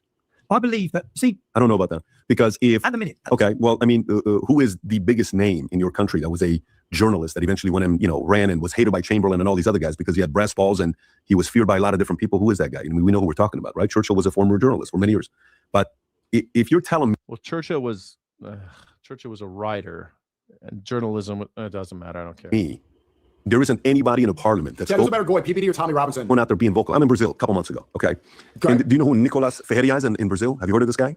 The guy, Nicolas Ferreira, the young guy, the 28-year-old superstar. Yeah. So this guy right here, Nicolas Ferreira, right? Brazil is another shitty situation. They have a guy named Alexandre de Moraes. He's the dictator. He's the Supreme Court guy that if you see his face, you will know who he is. Yeah. This guy has gone into office, not him, he's a Supreme Court guy. Nicolas got into office through using social media. He has become the most popular voice in all of Brazil, to the point where I'm in Brazil with him, in Brasilia. We're walking around. He can't go anywhere. Everyone is stopping him. He posted a video this year on Instagram. I think it was in January or something like that. Do you know how many likes the video got? Not views, likes. 9.8 million likes. I think the video got 1.5 billion. I'm sorry, 9 million likes, 900,000 comments. Rob, can you see how many views it got? How many views did it get? Just go on the, if you click on the like. This is why they want to crush social media. They do, but if you go on the likes, it'll show you the video right there. If you, no, not right there, Rob. Whatever you were going before. If you, Kelly, if you can check to see how many views this thing got on his account. What's the point?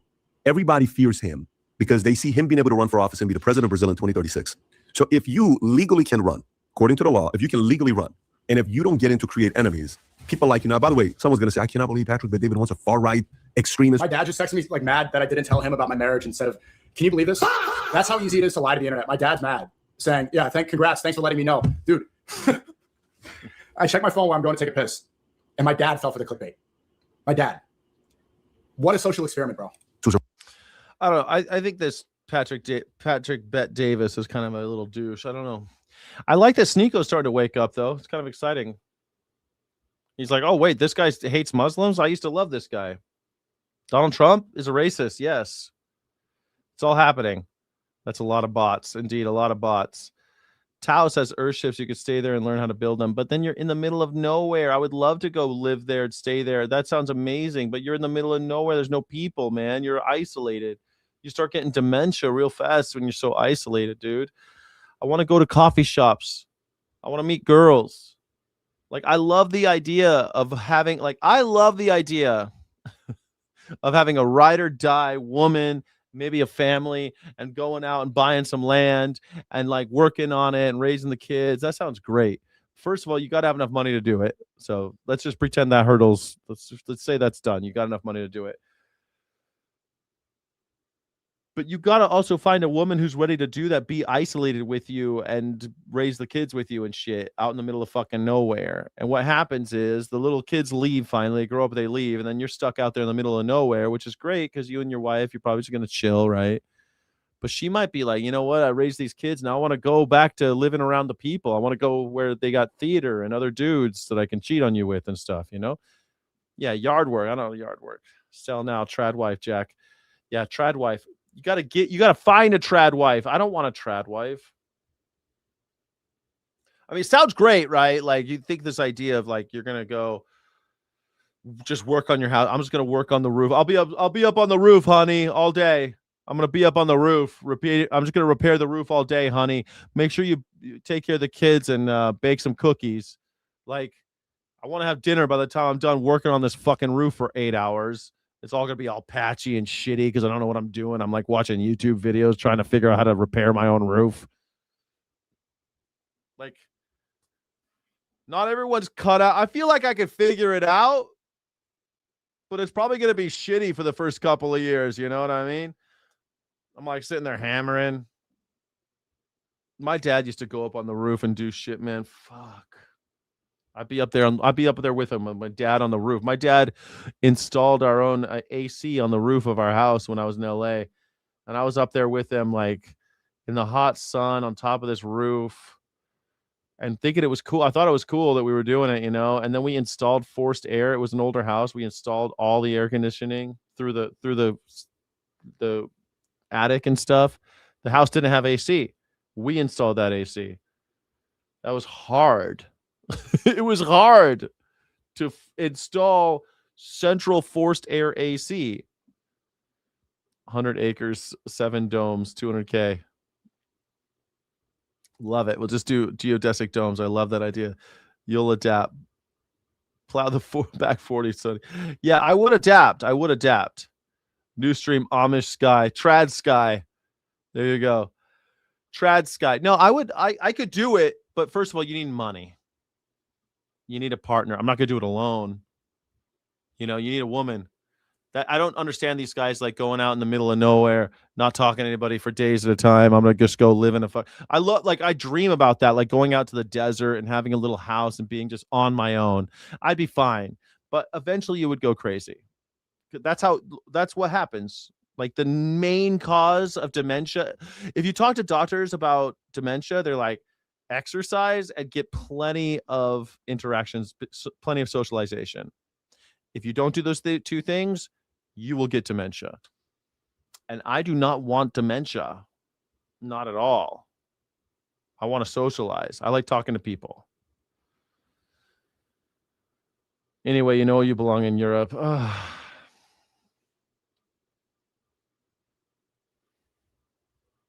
Probably.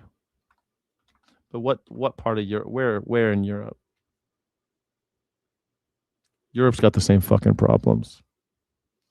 Go to Europe, you're going to have the same problems you got in America. Same problems. Yeah, Hermit Sky.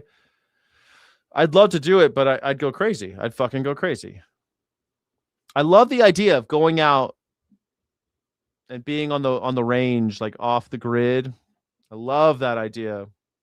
But that's just romantic. That's just like these guys that think they're going to go out and ride horses in the wilderness, but then your horse breaks his ankle. You got to shoot the horse in the head. Now you're out of horse and you're in the middle. You know what I mean? Like people have nostalgia because of we were told these ideas. I love the idea of going out like Jack London, going out into the wilderness of Alaska and like living in Alaska by himself and figuring out how to live. So cool, right? What an adventure. He didn't do that forever. He didn't do that forever. He was a famous writer. He did it for a while. He went on adventures. Jack London did a lot of cool shit. That's set family vibe, yeah. That's the American in you. Yeah. Alaska pays you. I haven't talked to my husband in 5 days because he's busy being a dick. No! Now imagine you were in the middle of nowhere and no internet. Imagine you were in the middle of nowhere with no internet and you had that problem. You know what I mean? That would suck. Am I right? I think that would suck pretty bad. I am looking at the community tab right now. Okay. So we don't have any Morning Sky. Chai Pixies posting to an agentic AI phrases like Skyjack, YouTube's #1 news reaction show, coffee and guitar gaming. Epic Fury is its data scraping.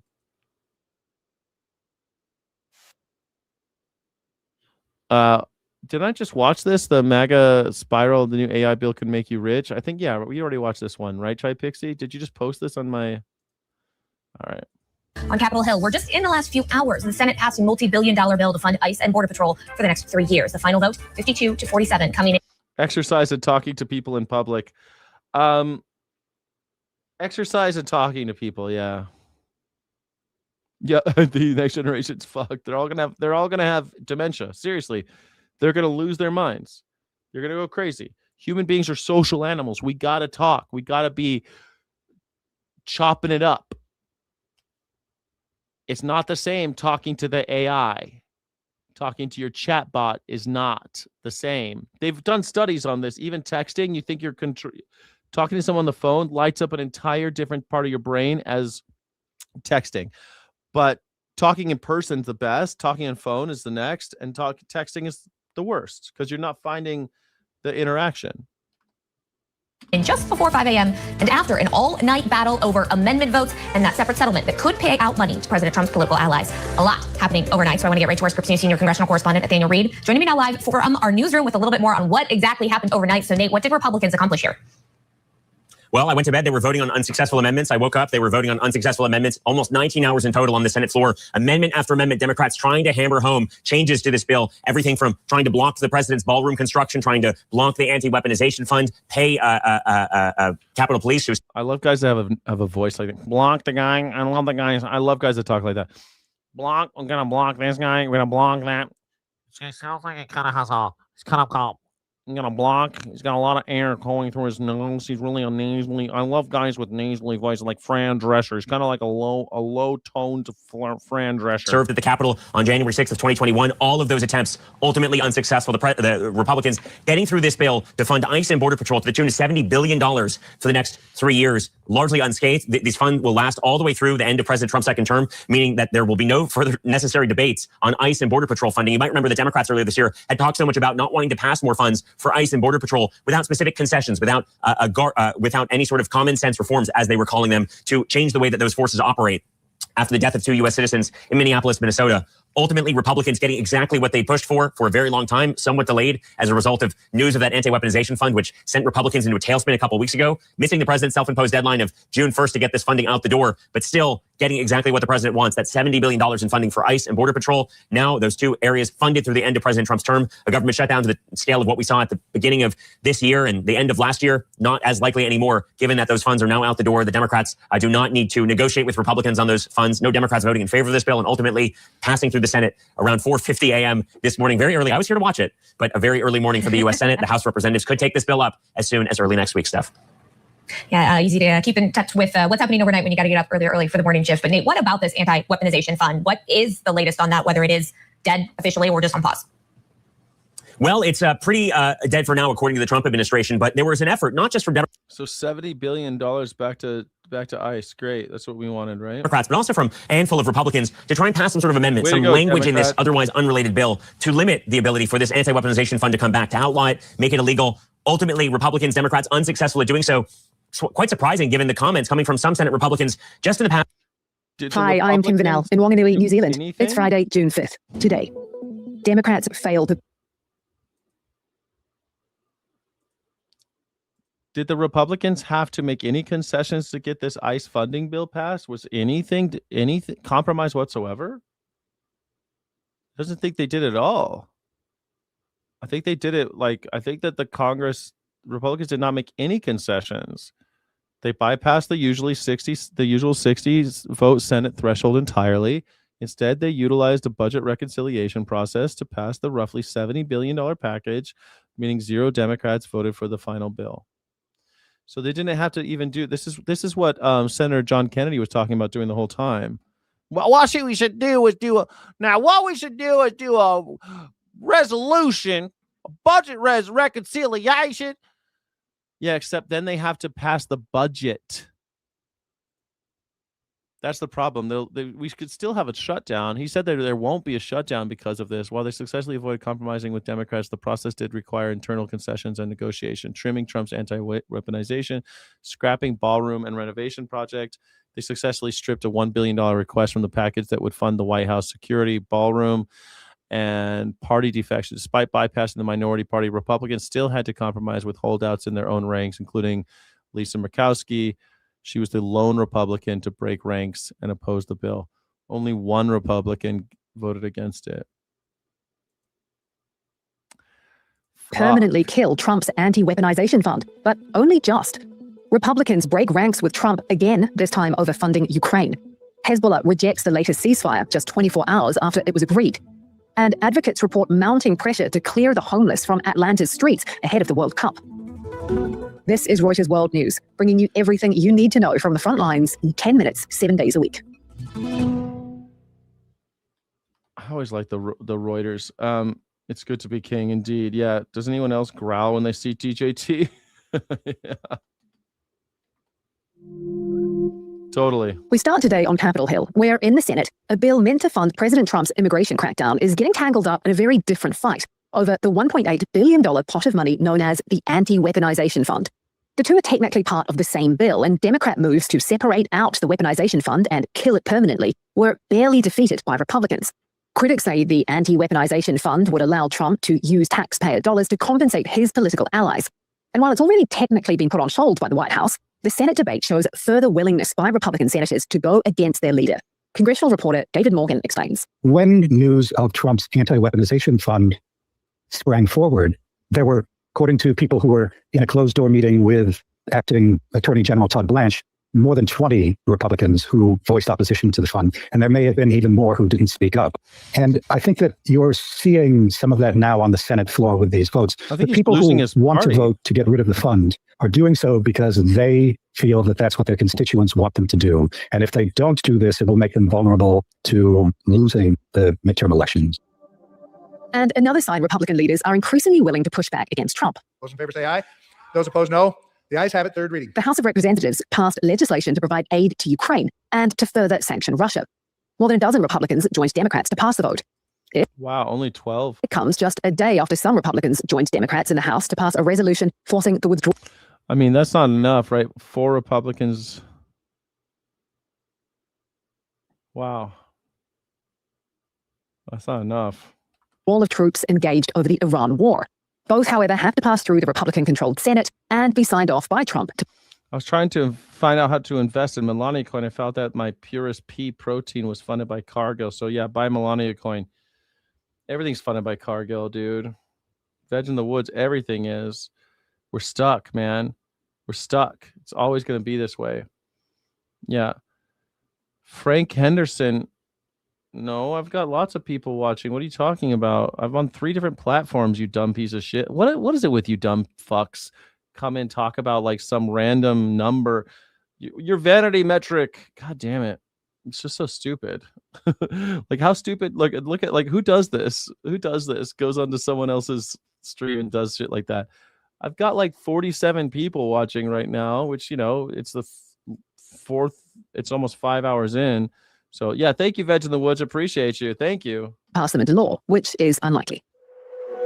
President Donald Trump says Bill Pulte's surprise appointment as acting director of national intelligence is temporary. I don't think he'd want to be permanent, but he's a very smart guy, and he may find out some things about the rigged elections, etc. It follows backlash from both sides of the aisle, with complaints about Pulte having Melania no coin. national security experience. This opposition in Congress was... Can I get some W's for Veg in the Woods? ...kind of building steam. It was going to create problems for Trump in what his agenda lies ahead. That's White House reporter Bo Erickson, who says Pulte can technically stay in the acting role for more than 200 days without being confirmed by the Senate. And Trump's comments paint a picture of what that might look like. So I sat up a little straighter when Trump praised Pulte to reporters in the Oval Office, and he said that Pulte may find out some things about the rigged elections. And that is something that is a surprise to hear. Not because President Trump does not talk about rigged elections. He talks and alleges rigged elections a lot. It's because the former director of the National Intelligence, Tulsi Gabbard, who left, she was kind of running this side investigation that our Reuters colleagues have reported on behalf of President Trump, looking into the 2020 election. So Trump, even acknowledging that Pulte's time may be limited and is not on a permanent basis, he's already pointing him in the direction of how he wants to focus on in the next coming months. Donald Trump's former national security advisor, John Bolton, is expected to plead guilty and pay a more than $2 million fine to settle charges that he mishandled classified documents. This is it, man. You get close to Trump. You sit next to Donald Trump, get ready to spend $2 million and to try to get yourself out of jail. He might go to jail. The case focuses on entries in Bolton's personal diary and allegations that he shared sensitive material. Bolton pleaded not guilty last year. Under the deal described by sources, Bolton, who's become one of Trump's most outspoken critics, will resolve the case without a trial. Like, that's so crazy that Bolton's going to go to jail, man, because of Donald Trump. And people are still backing this guy. Crazy to me. On the streets of Beirut, over in Lebanon, they're President ready Mustafa to told be Reuters he's alive. disgusted and bored of all the ceasefire talk and skeptical the latest attempt would be any different. A few hours later, he may have been proved right. Hezbollah is rejecting the latest US-brokered ceasefire between Israel and Lebanon just a day after the Trump administration announced it. Hezbollah had not been a party to the negotiations. There's been no response yet from Israel or Lebanon. Like, why would Hezbollah accept a ceasefire agreement between America and Israel when they're not at the party? Oh wait, you guys figured out a ceasefire, but you didn't talk to us. So, like, wouldn't you? Like, you don't even come and talk to us? Fuck you. Like, wouldn't you? And then they'll say that Hezbollah is the bad guys. Then they'll say Hezbollah's villain. They're the villains. Everyone hates Hezbollah. But Hezbollah wasn't even in the room while Israel and America were talking about them. What would you do? on. And an update Happy on Friday, Iran's everybody. nuclear Barrel program. Friday. The UN's nuclear watchdog says it still can't account for the country's enriched uranium stockpiles, and that its assessment of Tehran's program has not changed. The IAEA has now lost nearly a year of oversight over Iran's nuclear material and warns that without access, it's lost track of where things stand. Thousands of Albanians took to the streets of Tirana this week to protest a Melania $1.6 Cohen's going billion to the moon. luxury resort linked to Melania Cohen is going to the moon. Look at this. In Albania, Ivanka Trump is killing people. Donald Trump's son-in-law, Jared Kushner. The development would be built on an island off Albania. It pisses me off that nobody's talking about this yet. Why am I the only one talking about it? I watch other creators and no one's talking about this shit. That Ivanka is over there stealing people's land, indigenous people's land, and having thugs drag them away if they have a problem with it. And a stretch of coastline near the Viosanata protected landscape. They're disappearing people. A wetland home to flamingos, seals, and sea turtle nests. Yeah, kill those flamingos. Kill all of those. Kill all of them. We don't care. Because Ivanka has got something to build. Sites. Environmentalists say the project would destroy several hundred hectares of pristine beaches and wildlife habitats. But Albania's Prime Minister, Edi Rama, remains firmly behind it. What do you know? The Prime Minister loves it. I wonder why. From Albania to Atlanta, which is preparing to host its first World Cup matches in 10 days. There, advocates for the homeless say there's mounting pressure to clear people from the streets. And while the city is spending millions on infrastructure, including on housing programs, people living in homeless encampments are skeptical. Because this tent city is nothing new to the city of Atlanta. Benjamin Brown's been homeless since 2017 and says he doesn't believe the spotlight will bring lasting help. As soon as the people come, I don't see nobody else getting no more housing. I don't see nobody else getting no help or assistance. It's all a stunt on the show, to be honest with you. It's a real show. Catherine Vassell from Partners for Home says the effort is not tied to the World Cup. It's not because of FIFA. It's not because of a big sporting event. We are simply continuing to keep our eye on the North Star of our work, which is rapidly exit. Yeah, guys, I don't want you to actually buy Melania Coin. It's just a joke to show that Trump is scamming his people. It's a scam. Don't do it. Don't buy Melania Coin. It's just sarcasm, guys. Exiting people out of homelessness as quickly as possible. Exiting people out of homelessness as soon as possible. You mean execution? Executing people out of homelessness is the next. We're executing people out of homelessness ASAP. We got to make room for this FIFA World Cup shit, man. We got to execute these motherfuckers. We got to execute them right out of homelessness. X heads for the biggest IPO in history, but it won't be joining the benchmark S&P 500 index anytime soon. S&P Global shut the door on.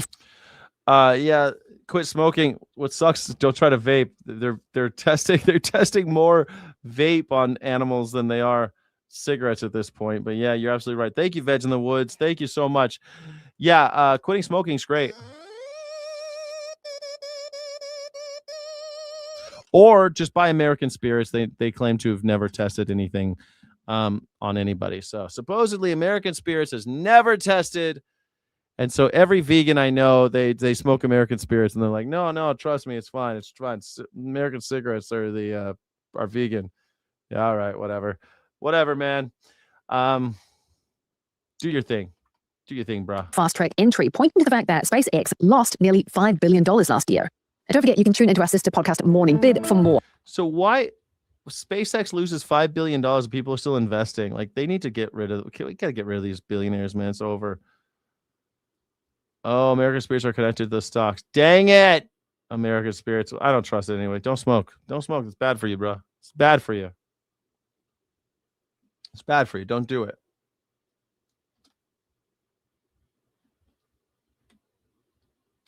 Great job. And Secretary Chris Wright, please. Yeah. No coal, no modern world. Stated another way, without clean, beautiful coal, a modern world is impossible. And we saw 17 years ago, President Obama's election, an all-out attack on the American coal industry, the industry that built our nation. We wouldn't have the buildings, the factories, the industry, the electricity grid we have. Don's like, don't fall asleep, man. Don't fall asleep. Don't fall asleep. Don't fall asleep. Without the critical contribution of coal. It's been the largest source of global electricity for 125 years in a row and will be for decades to There you go, white people. I know you hate all the immigrants, so now you get to go down in the coal mines. See you in the mines, everybody. See you in the mines. come. In the United States, it remains a critical source of our electricity, also a critical source for our industry. Can't produce steel and cement and other materials without coal. And beyond the impacts of coal in our electricity sector, just think of the direct impact on human lives. If Brits President got Trump had tobacco? not been elected, British American Tobacco Company. Yeah, British American Tobacco Company. They're the ones who own Lucky Strike. The Brits own everything. Are you kidding me? If there's been a way to earn money, the Brits have done it. They own a little bit of everything. Don't you worry. They own a little bit of everything. I was looking to invest in American spirits because I smoke that loose tobacco, but it's still connected. Grow your own. And inaugurated in January of 2025. And through his authority at the DOE, we were able to force keeping open 6 coal plants. As of today, there'll be a 7th one, and more than twice as many that voluntarily said, hey, we're not going to have to close. How do you think that tobacco got around the world? Why do you think the whole world is hooked on tobacco? It's the English. The English. It was a great idea. Great way to go, England. Way to go, England. Curse Sir Walter Raleigh. He was such a stupid get. We need to stay open. 17 coal plants were not closed in 2025 because of President Trump sitting at this desk and in this position right here. That saved 17 gigawatts of electric generating capacity, and the winter storm Fern that hit our Donald Trump, look at it, fucking. Oh God, this fucking troll. Look at this guy.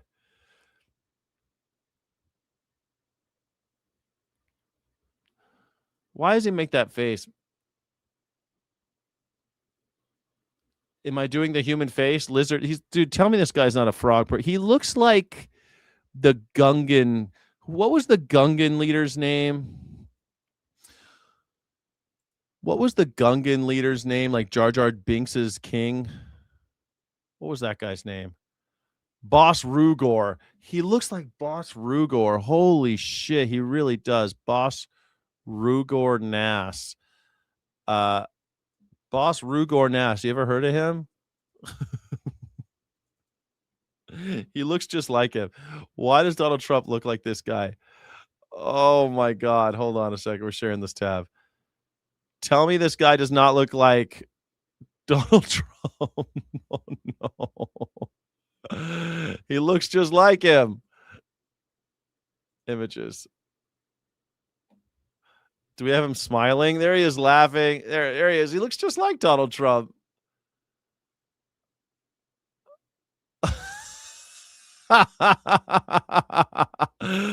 Oh my God.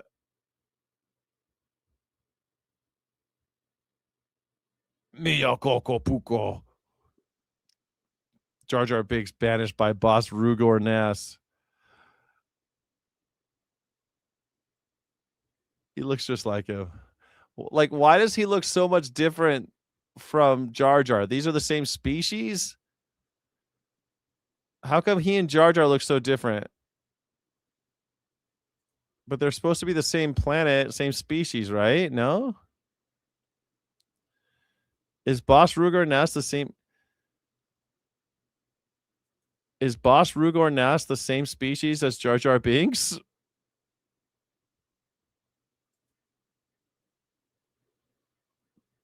And Jar Jar Binks are the same species but belong to different subspecies or races. Oh, they're just different races. Okay. I didn't understand that. I guess I should have understood that. But he looks just like it. Doesn't Donald Trump look just like... He looks just like it. He looks just like him. Come on. He looks just like him. Country in the last week of January this year, conservatively, hundreds of Americans would have lost their lives if those 17 coal plants had closed. We pushed the East Coast electricity grid in the United States absolutely to the limit. A storm Uri hit 5 years ago in Texas, smaller in geographic extent, not the same magnitude. Over 300 people died. But because we had those coal plants operating and running, and not only did they run, wind power disappeared when the storm hit. Solar's irrelevant in the winter, so the things we talk about didn't even matter to our electricity grid except for cost burdens. Coal stepped up and produced 25% more electricity during this storm. Sleep, Donnie. Than its Oh, normal Donnie, don't reliable fall chugging out of asleep. electricity. Without those plants, without that increase in electricity production, we lost a lot of Americans, untold economic damage. President Trump is the president with the courage and the boldness to defend an industry that has been maligned for far too long. Why do they do this where they're all around him and he's sitting there? Why do they do that? The optics are just so shitty. Him like, Boss Ruganas, baga baga chucho, buko tuko tuko. He looks like a Star Wars character. He looks like Boss Ruger Ness. Why is he talking so fast? Because he's trying to get done before Donald Trump falls asleep. What do you mean? The second guy looks hella stressed. Yeah. No, he doesn't look well.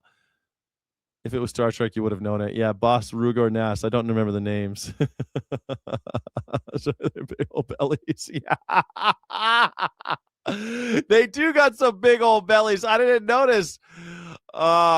Toot mama.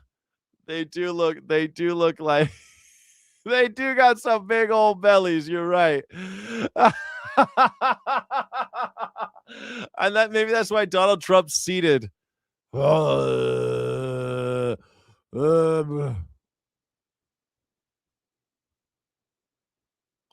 He's and to recognize its importance. Americans are upset about high electricity prices. Blame closing existing reliable, secure plants and replacing them with subsidized, unreliable plants. A guaranteed way to drive electricity prices up.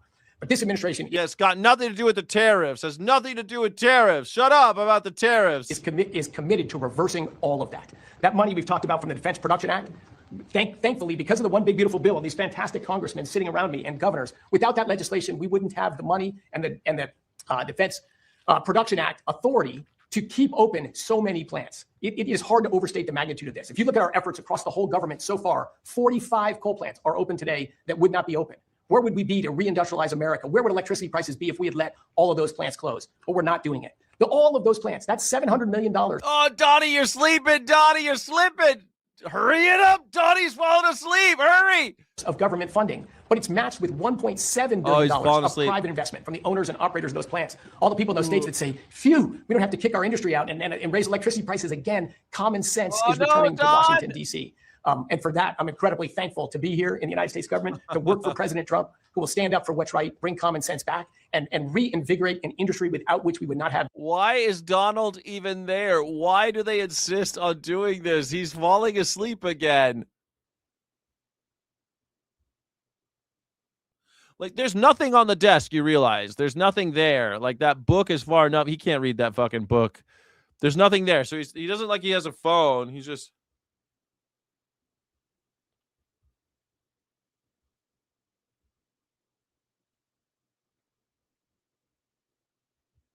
Jesus Christ, man. He's almost dead. Why don't they just release him? It's so messed up. I wish the lizard people would let him go. Dozing Dawn. Oh, Dozing Dawn. Dozing Dawn. Oh, no. Sleepy Dawn. Dozing Dawn. The America we have today.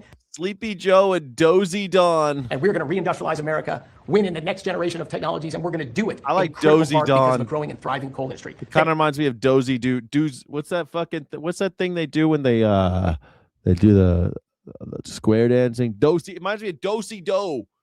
To and fro, dosey do. Grab your partner, dosey do. Got to the left, step to the right. Ding a doo, ding dang do. Thank you, President Trump. Thank you, Secretary Burgum. Thank you, Lee Zeldin. Very nice. He looks like, you know what's funny? He kind of reminds me. I think it's a New York thing. He kind of reminds me of a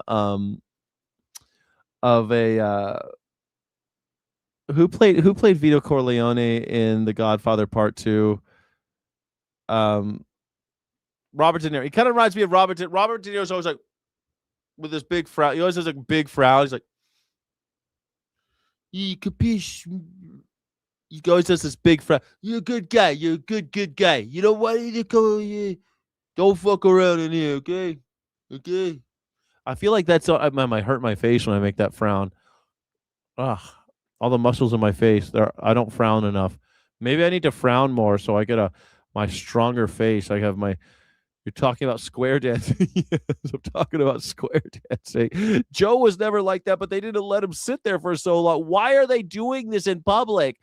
Like, this guy does not need to be there. Go to Mar-a-Lago, chill the fuck out. Let Stephen Miller take care of it. Desi Arnaz and the automaton car boop boop. Desi Arnaz. Sleepy Joe, though. Dozy Dawn. Dozy Dawn is ready to go. Ready to go. Dozy Dawn. An insect not seen in the U.S. in decades could... Uh-oh. I told you this was going to happen. I told you this was going to happen. Every day they're going to start talking about this. They're going to make the case. The billionaires are making the case that we need to kill all of the, we need to make extinct the screwworm.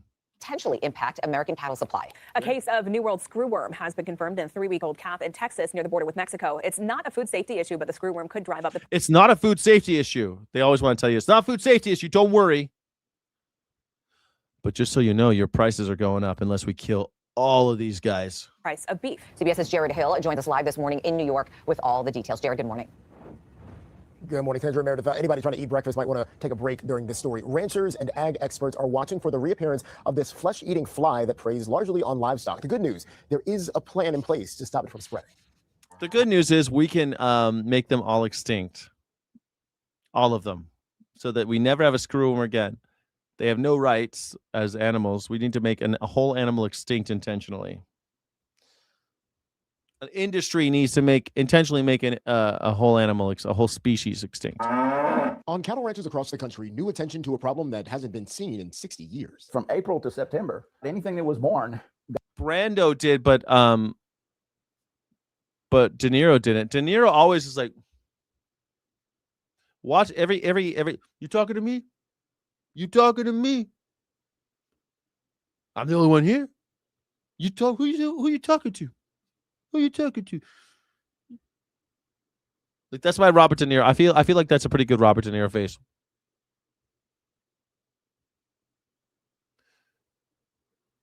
It's like it really hurts my face to do it, but I feel like Robert De Niro. Maybe it's a New York thing. Like New Yorkers are always frowning. There are some miserable Worms, including the deer farms. Screwworms, the larva deer of the farms. I thought that we needed to kill deer in order to control their population. Why are we farming deer? Guess what? We farm more deer than we farm more deer to kill them. His mouth is just like that. No, I think it's a New Yorker thing. Because that's what Donald Trump has it. Donald Trump does the same thing. Donald Trump also has it seems like all old New Yorkers do that. That's a spicy meatball. Hey, we're giving up. We're giving views, okay? Listen over here. That's a good hot dog. You got a good hot dog.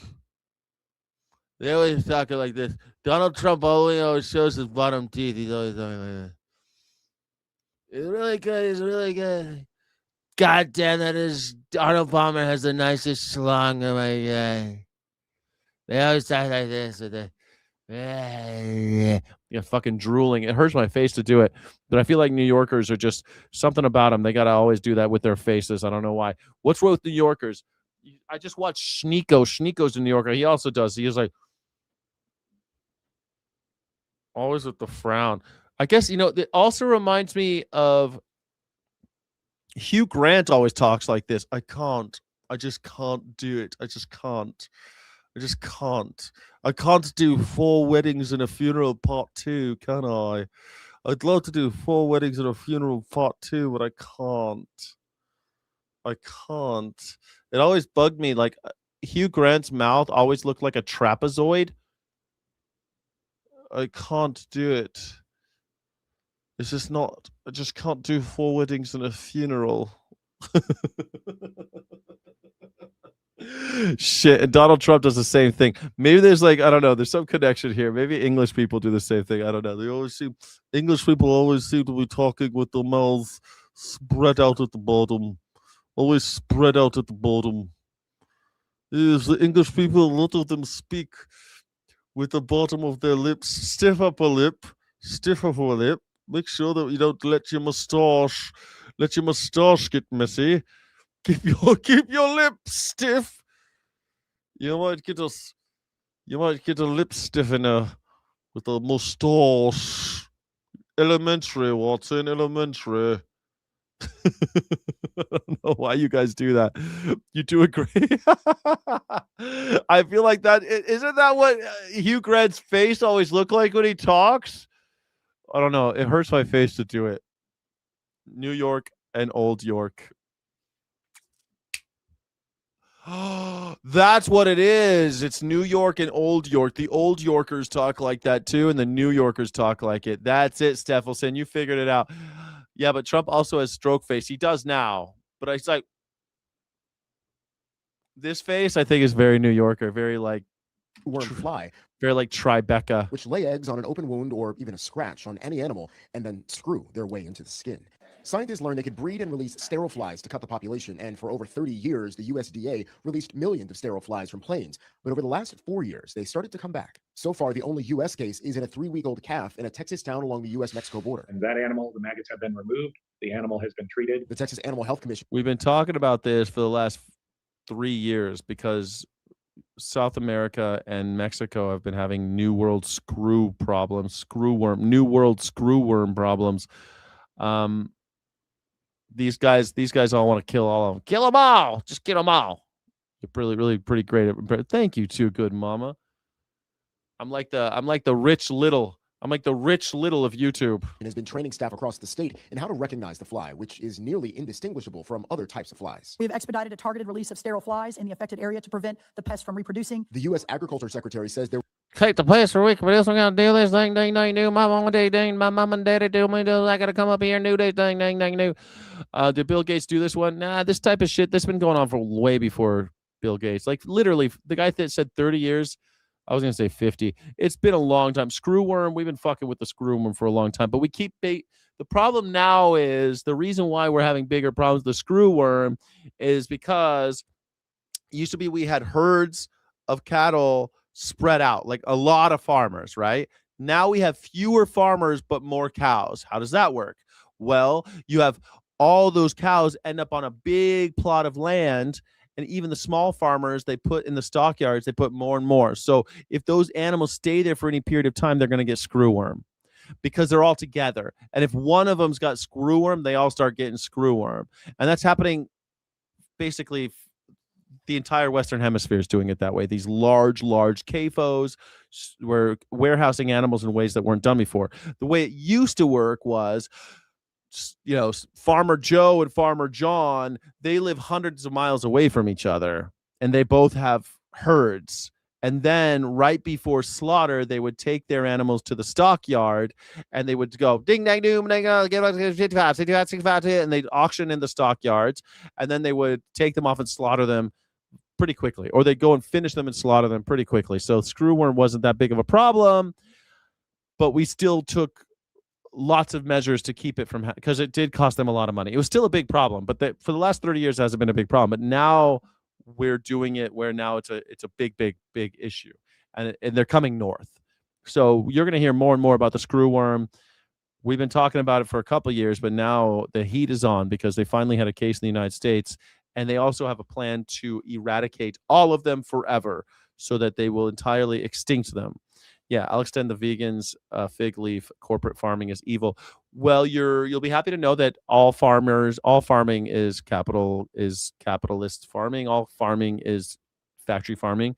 Yeah, if you can't say you're against capitalism and still eat animals. It's one of the worst forms of it. Screwworm sounds awful, and animal agriculture for sure. Screwworm is definitely awful when it gets into human populations. It's unfucking believable. When you see children with screwworms, like they have it's in their faces. You see deer with it too. Deer with the rabbits get screwworm because they love going in the nose and the eyes, but we have natural defenses against that. But they'll go, if you have any little cut, the screwworm can get in, you're done, because it's a fly. The screwworm, once they don't screw into you. That's not how that works. They're screw shaped, and when they hatch inside of you, they do a lot of damage. Yeah, animal farming is slavery. That's right. Yeah. Oh, you're an omnivore now? Great. You're an omnivore, are you? Okay, then go to a cow and bite them. Go to a cow and bite them. The only true omnivores, I guess everyone's cows are omnivores too, right? Because they eat fish. We feed them fish. Cows eat more fish than humans. So I guess they're omnivores. Pigs are omnivores. Raccoons are omnivores. All the fish in the sea are omnivores. Everyone's an omnivore. That's got nothing to fucking do with it. We are omnivores is a thought-limiting cliche. That is just an ignorant thing to say.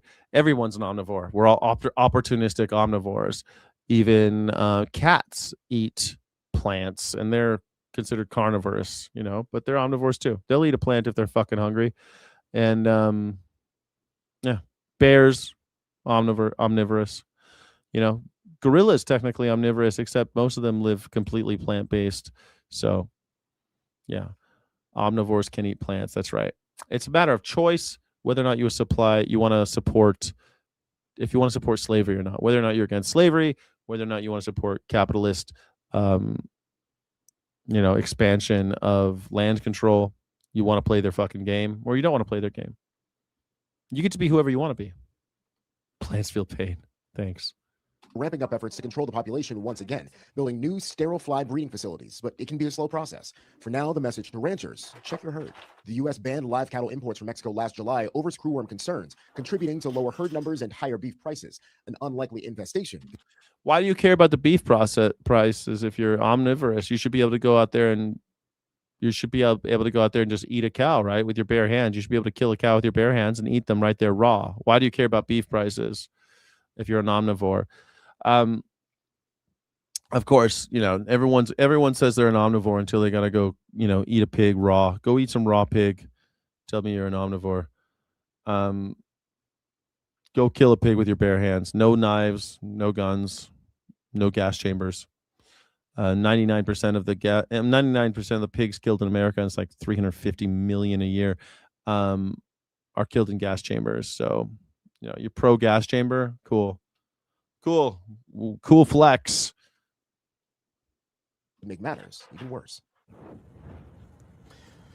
Texas has a quarantine order in place for the affected area, and infected animals can die if the infestation is not treated. A dozen treatments, though, have been approved for use in a variety of species. So again, they do believe that they have this thing under control, but it's something to watch out for because it hasn't happened in. Mix them half and half with blueberry yogurt. Call that evil, LMFAO. It's only evil because there's an alternative. You can get exactly the same thing that doesn't require raping anybody or killing anybody. That's all. That's like say that raping someone's evil. Haha, LMFAO. Raping someone's, definitely evil because you can not do it. And it costs you nothing to not do it, you see. You can get everything the same. You do not have to. Then you shouldn't be doing it. Yeah. We are tool-using mammals. Oh, okay. Got it. So you're technologically superior to another animal, so that makes it right. Interesting ethical point of view. You're the one who did appeal to nature. You wanted to appeal to nature, not me. You said we are omnivores. You appeal to nature, then do it naturally. Then you don't need tools. Then you don't need technology. You appeal to nature. You're the one who brought that fallacy up. We're omnivores, so I could do whatever I want. Fucking weird.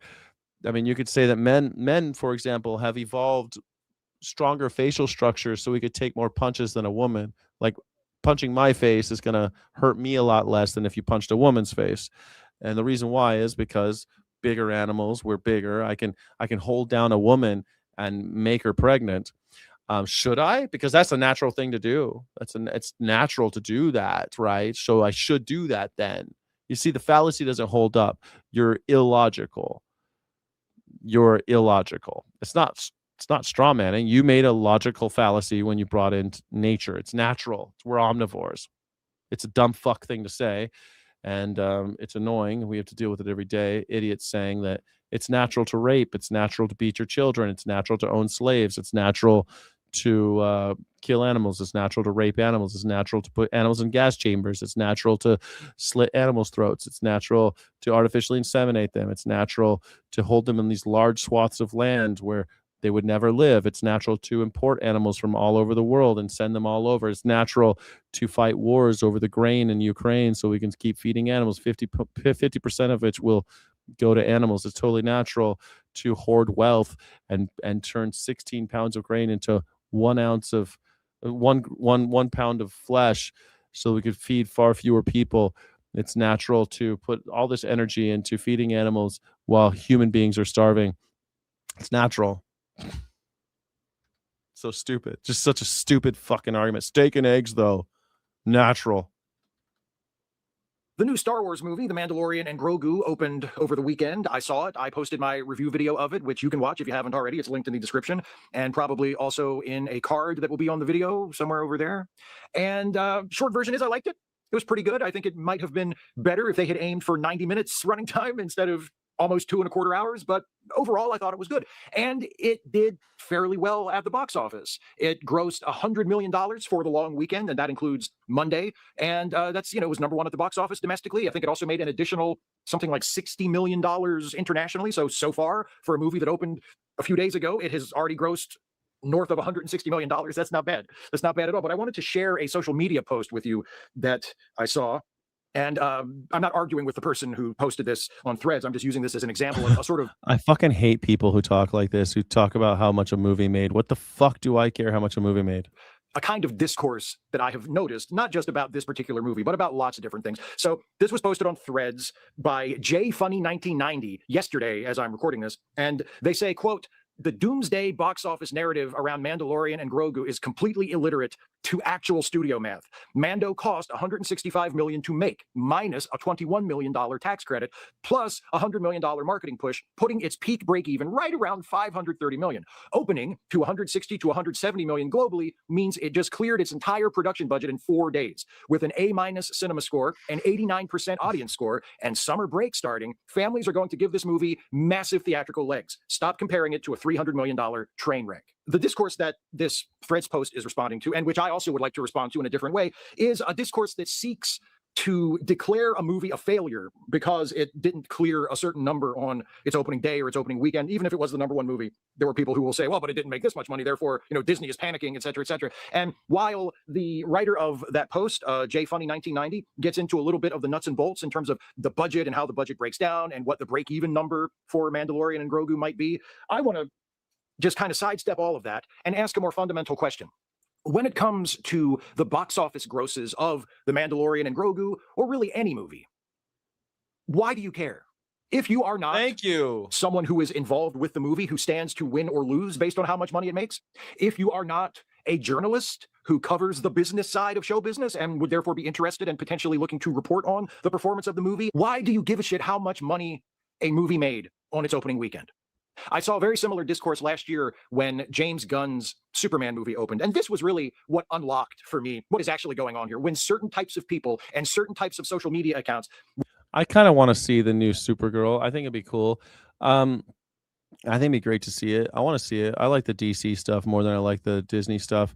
I don't understand why people give a shit so much about how much a movie makes. If you're not in the business, why do you care? Why are we even talking about, was it good? Well, it made this amount of money. It has nothing to do with whether or not it's good. I'm so sick and tired of this. Every single person on YouTube acts like they're in the business. I don't give a shit how much money it made.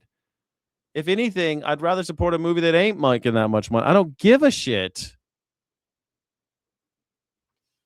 Will make a big deal about how much a movie grossed, and then they'll compare it to another movie, and it's a movie that they like better, and they try to make a comparison that is unflattering to the movie they don't like. So they would trot out James Gunn's Superman movie and quote how much it had grossed up to that point, and then they would compare it to Man of Steel, and they would say, it didn't outgross Man of Steel. I bet Warner Brothers is kicking itself for firing Zack Snyder and replacing him with James Gunn, because look, James Gunn's Superman movie didn't gross as much as Zack Snyder's Superman movie. Who gives a fuck? What does it prove? And that's really the issue. That's really the nut of why these people who make a big deal about attacking a movie because it didn't gross as much as they think it should have, or it didn't gross as much as this other movie that they like better. They think that proves something, not about the success of the film, not about the commercial success of a film, but about how good it is. There's a whole class of online movie critics, reactors, who churn out all of this low effort, cheap, easy content where basically I think that Supergirl is going to be really good. I hope so. I think Lobo's such a fun character. I think it's going to be fun. I think there's going to be some cameos, some cool characters. James Gunn has all these characters that I love. And like Mr. Terrific was in Superman. That was awesome. Mr. Terrific was in Superman. The last one. It was cool. I never saw Mr. Terrific in a movie. I never thought that was going to happen. Never thought that was going to happen. Hawk Girl in a movie. Guy Gardner in a movie. That was rad. All they do is tell you how much the newest thing sucks. The new Superman movie, I'm sure they're going to go after Supergirl when she comes out, when her movie comes out next month. I'm sure they're going to jump all over that. They're going to jump all over the He-Man movie, and they're already jumping all over the Odyssey. They're jumping all over Mandalorian and Grogu. Anything that's the new thing, they're just going to jump all over it and shit all over it. They just say that everything sucks, and then they're upset that no one's going to the movies anymore. Oh, it sucks. It sucks. It sucks. It sucks. I like movies still. I think I'm going to go see a fucking movie tonight. That's what I'm going to do tonight. I'm going to go see a movie. Was Supergirl in the comics? Yes, Supergirl was in the comics. Yes. Supergirl is a very important character in the comics. Extremely important character in the comics. Because that's their job. That's their act. That's what they do. And there's this weird thing about this particular type of online content creator where they are really, really uncomfortable with the concept that their opinion is just their opinion, that their opinion is just subjective, and other people have the right to agree or disagree with that opinion. They don't like that. They need their opinion to be right, to be objectively correct. So if they think Zack Snyder's Superman movie was better than James Gunn's Superman movie, that can't just be their own preference. That has to be the correct answer. If they think that the Mandalorian movie was bad, they can't just let that be their opinion. It has to be correct, like inarguably correct. And they have to be able to cite some fact that backs them up. And look, box office gross is an objective number. You can look at how much money a movie pulls in during its theatrical release, and that's an objective number. If it's a reliable figure, you say, okay, this movie made this much money, this movie made that much money. One of them was more successful according to that metric. That's objective. But what they do The thing is, though, like you could have a movie that has a great box office and doesn't sell any toys. You can have a movie that's got a great box office but doesn't sell any comics or all the other shit they're trying to sell. You know what I mean? Like, I'm pretty sure that Tarzan the animated film made less money than I don't know, Cinderella. But Tarzan sold a bunch of toys, and they have a ride that people want to go on. Why did Matt get for the movies was on you? Thank you, Navia. I think I'm gonna go see a movie tonight. Now that I'm watching this shit, I want to watch a movie. What movie should I see? I want to go see Obsession. Have you heard of this movie called Obsession? It looks so scary. I think I want to go see a horror movie. Thank you, Navia. Supergirl equals super camel toe? What is that all about? What do you mean super camel toe? I don't understand that. That man needs testosterone injections? Why does he need testosterone injections? I don't think so. They try and tie that objective metric to the quality of the movie. The fact that it made more money proves it was better. There's a certain kind of cowardice in that view. Part of being an Totally true. Totally right. Because something sells a lot, that's like saying that fucking the Titanic movie was the greatest movie ever made because it made the most money. Does that make sense? Is that right? Is Titanic movie the best movie ever made because it made a lot of money? A lot of shitty movies make a lot of money. A lot of shitty books make a lot of money. Da Vinci Code was the biggest book of its time. Does that make Da Vinci Code better than, I don't know, Moby Dick? Van Gogh barely made any money while he was alive. Van Gogh barely made any money while he was alive. Does that make him shit? Honest movie critic, if that's what you want to be, is acknowledging that your opinion is just that. It's your opinion. And it shouldn't matter whether the movie you like or don't like made any certain amount of money. Yeah, me too, real Just like it shouldn't matter whether anybody else likes it or not. That shouldn't make any difference. It should work like this. You should watch the movie, and then based on your experience of watching the movie and how it makes you feel and what it makes you think and whether or not what you think, yeah, you found it to be an enjoyable or uplifting or interesting or compelling in some way experience, you form your own independent opinion about it. Maybe most people agree with you. Maybe it's the kind of thing where everybody thought it was great and you just go along with that. Or maybe you're one of the only people who liked it. And well, I said that earlier when I was talking about the Batman movies, those Christopher Nolan Batman movies. Everyone seems to like them. I'm like, I don't know. I think they're a little overrated. People are like, oh, well, it made a bunch of money. It made a lot of money. So? Who the fuck cares if it made a lot of money? That doesn't mean it's good. McDonald's makes a lot of money. I guess McDonald's is the best restaurant in America, everybody. McDonald's is the best restaurant in America because it made a lot of money. It makes a lot of money. most people thought it was shit, but you saw it and you said, no, I thought that's actually a pretty good movie. I like that movie. Well, that's your opinion and you're entitled to it. And if you're a critic and you write reviews or you make videos about your opinion of a movie, hopefully you can articulate why you think that. Yeah. There are movies that I love deep, deep, deep in my heart, that I know I'm in the minority, that I know that most other people who have seen that movie think that movie is a bad movie. My best friend Jason Harding and I, we co-host a movie review podcast, Late Seating.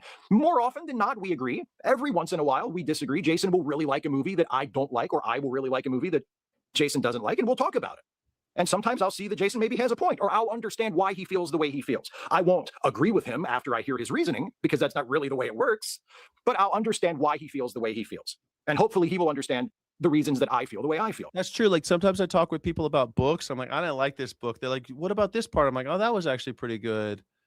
Now that I think about it, and I'll go like, I don't know, that this book kind of pissed me off because of it. But I like this. I'm like, oh, I can see how you would see it that way. That was actually pretty awesome the way they did that. Like that type of shit does happen. And that's great. That's why we have human beings. That's why we have human mouths. That's why we talk. But just because he doesn't like it, that doesn't make me ashamed for liking it, or it doesn't make me not like it because he liked it. Like, look at this. I had my birthday recently, and here's what I got myself for my birthday. Robin Hood, Prince of Thieves on 4. I know I like this guy because he has all the Star Trek movies over his shoulder. I can see all the Star Trek movies over his shoulder. Okay, I love this fucking movie. A lot of people don't. A lot of people hate that think movie. it's kind of a silly, shitty movie. Okay, I'm at peace with that. The fact that other people think it's bad or embarrassing or terrible or whatever, that's fine. It doesn't make me love it any less. It's pretty silly, but it was probably when he came out. This guy's probably the same age as me. It was a huge movie at the time. I don't give a fuck what they think, unless they're friends of mine, and we can talk about it and have like an interesting conversation about it. Yeah. We talked about this on our podcast on Late Seating, Jason and I. Jason's not really a fan. It doesn't change my opinion of it. I'm okay with my opinion of The Mandalorian and Grogu. When I recorded my review, I wasn't really sure what the critical consensus was about it. I didn't look up the IMDb rating ahead of time. I didn't look up the Rotten Tomatoes rating ahead of time. I didn't care because it wasn't going to influence what I said, because my opinion was based on the movie I watched in the theater and what I thought about it. There are so many things that are popular that I think are fucking dog shit. The Big Bang Theory was on TV for 12 years. Full disclosure, have never watched that much of it, but it was shit. I watched one episode. It's like, why is everyone watching this shit? And everyone who likes it, I think, is shit, by the way. No, I'm just joking. Big Bang Theory, though. Like, what the 2.5 Men was a big show. I didn't get, like, why. I thought it was shit. It was shit. The little bits I did watch told me I didn't want to watch any more of it because I thought it was fucking dog shit. The fact that it was an incredibly successful show changes no part of my opinion on it. One of my favorite shows ever was a show called Nowhere Man from 1995 on the fledgling UPN network. It was one of the first shows that debuted on UPN. I think it debuted the season after they launched the network. So I guess fall 95. Nobody watched this fucking show. It ran for one season and then it was gone. I have it on DVD somewhere around here. I like Briscoe County Jr. when Fox first started. Briscoe County Jr. was a great show starring Bruce Campbell. Nobody watched it. It was canceled. And also it was J.J. Abrams. I thought this J.J. Abrams guy, I was a big J.J. Abrams fan when he first started his career. And then he turned everything to shit. Nobody watched it. It was not popular at all. I loved it. I still love it. It's still one of my... You love Big Bang? What, the Nowhere Man? I remember that movie. I remember Nowhere Man. Nowhere Man show. I remember that show vaguely. Nowhere Man. Yeah. Didn't he, what was his power? He could like discovered evidence of his entire existence had been erased. Nowhere Man is an American mystery science fiction thriller television series. But what was his superpower? He's a photojournalist who discovers that his life has been abruptly erased. His friends claim not to know him. His wife claims not to recognize him, and is living with another man. His ATM cards and credit cards no longer work. His best friend is dead. His private studio is now owned by somebody else. His mother, recovering from a stroke, is incapable of confirming his existence. He's ejected from his favorite restaurant as a total lunatic. In the course of a single evening, every trace of Tom's identity is gone. Yeah, I vaguely global conspiracy theory. That was I don't remember. I want to watch it. Is it good? The fact that nobody watched it means nothing to me. I know that the Star Trek Lower Decks, the animated series, is really popular within the Star Trek fandom. It's not my cup of tea. I don't give a fuck how many other Star Trek fans like it. I don't like it. I don't give a fuck. It doesn't work for me. I think Star Trek Discovery, for the most part, was a pretty good show. I don't give a fuck how many people thought it was terrible. I don't fucking care. I have my opinion. I can express that opinion and articulate that opinion. It doesn't change because those guys over there think it's the shits. It doesn't change because those guys over there think something is great that I think is the shits. It doesn't fucking make a difference. Like what you like, don't like what you don't like. Have the courage to stand behind your opinion and the intelligence to articulate why you have that opinion and defend it. And maybe most importantly of all, have the maturity to accept that regardless of... I didn't like Big Bang Theory because I thought it made nerds look dumb. I mean, I grew up liking all those, liking comic books and smart people stuff too, and reading books. And I think they kind of they made fun of those people, and it kind of pissed me off right off.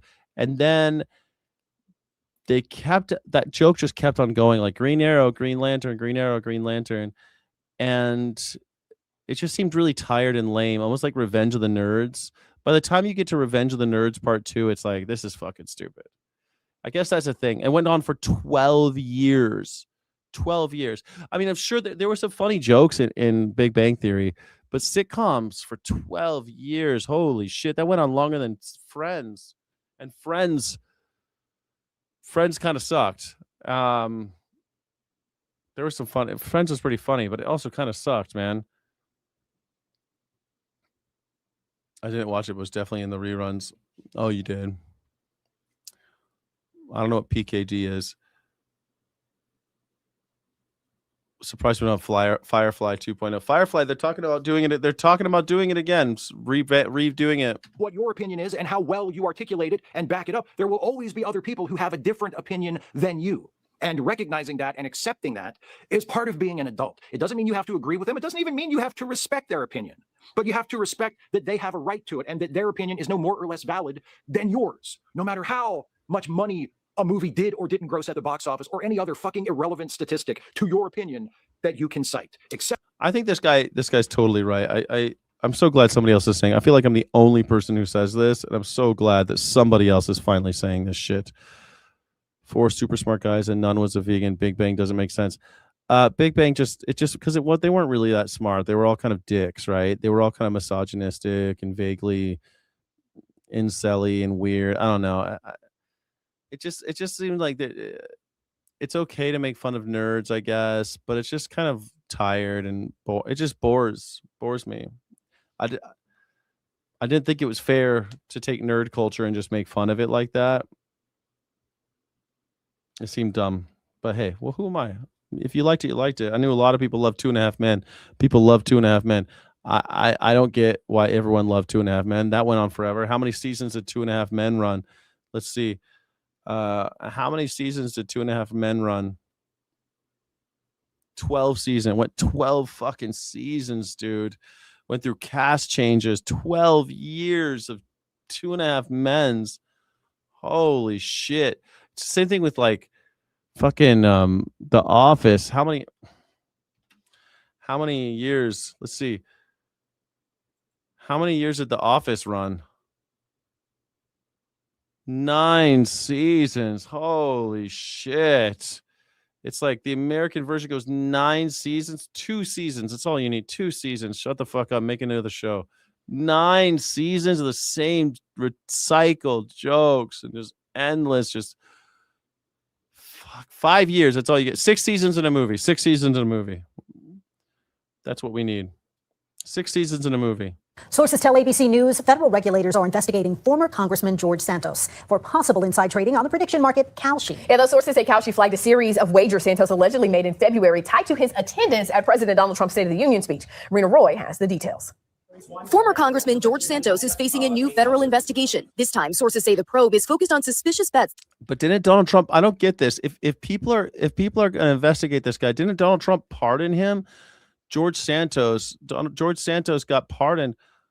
How can we be investigating George Santos if he already got pardoned?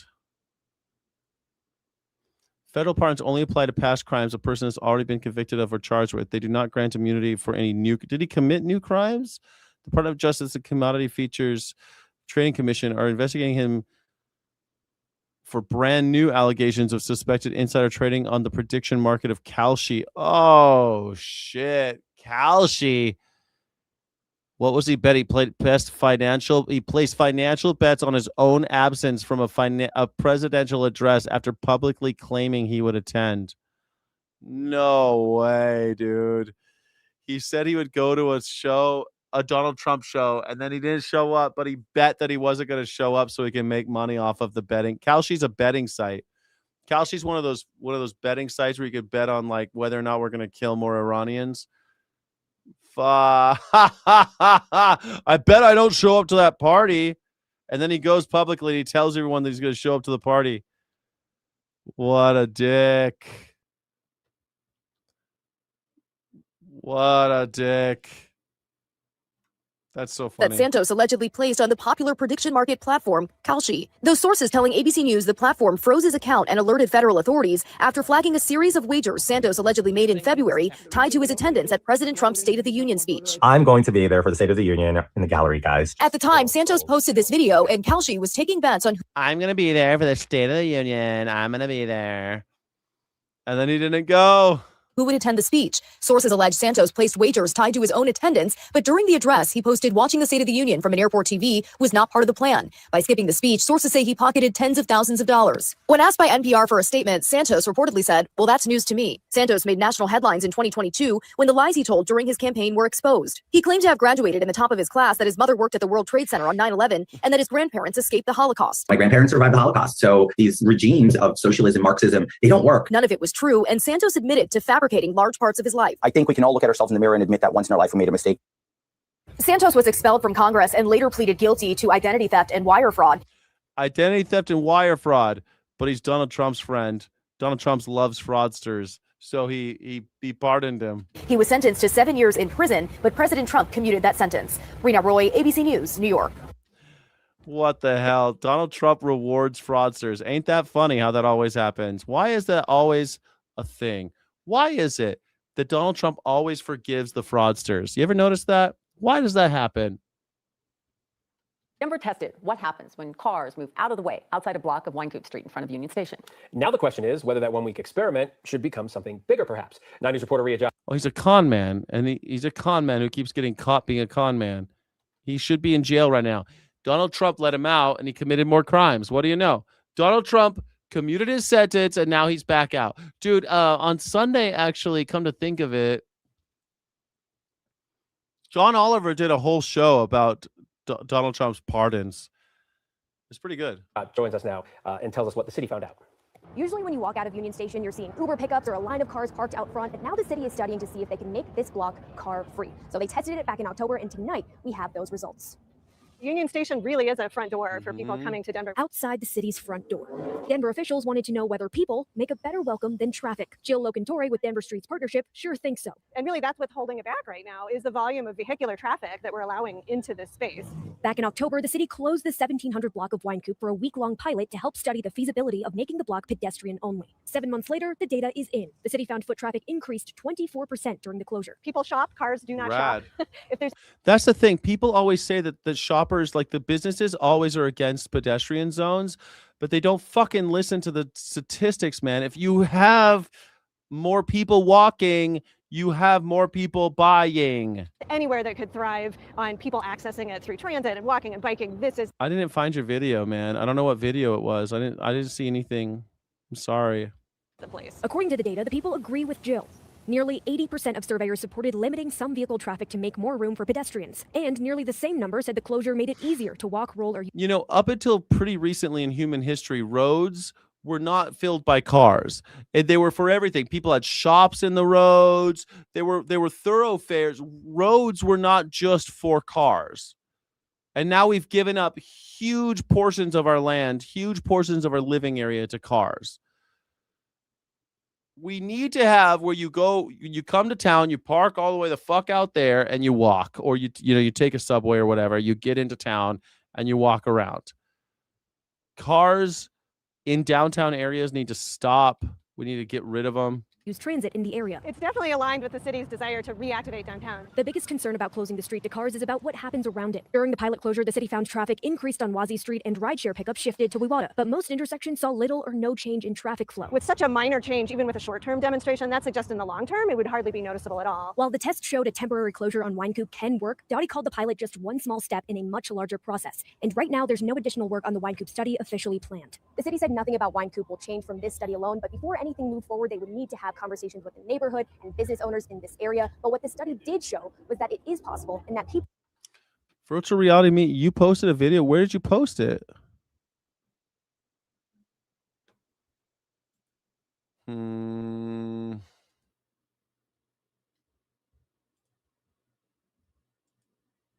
Where did you post it?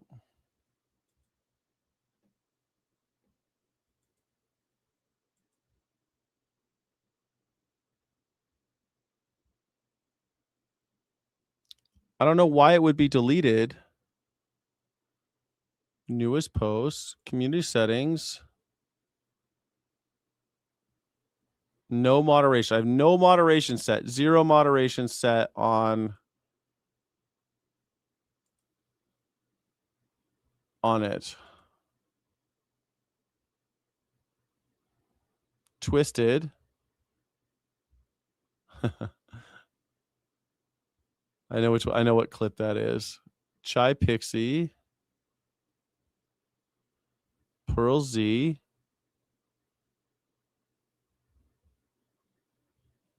ME. We watched that one.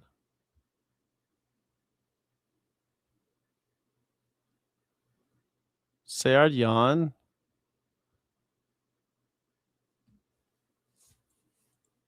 I don't have anything from you. Trump's mad at my channel. Oh, should I just do it? Should I just put a thing in there? Here, hold on a second. Maybe I should just do that from now on every week. How about this? Let's do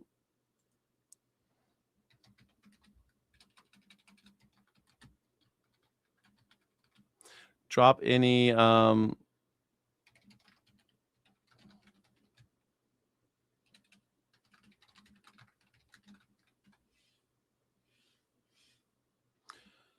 and I'll just say drop them here.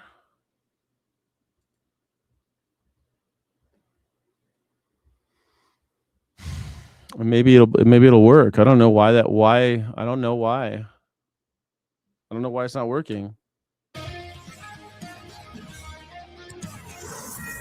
Fox News alert, the New York Times just dropped a doozy on Graham Plattner. 24 people, diaries, texts, emails, the whole works. 3 of his exes paint the same picture: volatile, reckless, demeaning to women. They say he drank heavily, cheated on all of them, even got physical. One woman wrote in her diary 10 years ago. Sounds like Donald Trump. Are you sure you're not talking about Donald Trump? He's the most toxic, literally abusive man on earth who destroyed my life. Another said he hated women. And another called herself collateral damage. He thought the world was his. One ex says he could be rough, leaving her shaken and afraid. He regularly grabbed her by the shoulders, sometimes hard enough to leave marks. During one fight, she says he twisted her arm behind her back, shoved her into a bedroom, and held the door shut so she couldn't get out. Many people are calling these allegations domestic abuse or assault. For the record, Plattner denies it. He called this a dark period in his life where he struggled with PTSD and Yeah, I mean, if he had PTSD, he already said it's from the same period. I mean, I thought we talked about that. It would not be in a sexual way, not in a gay way. Research shows Americans don't use the park and rides, even though they're expanding everywhere else in the world. I know, man. Although, I don't know. I know research shows that, but every time I go to a park and ride, there's always a bunch of cars there. So clearly it's working. It's just weird that it's not taking off like you'd think. I need Discord.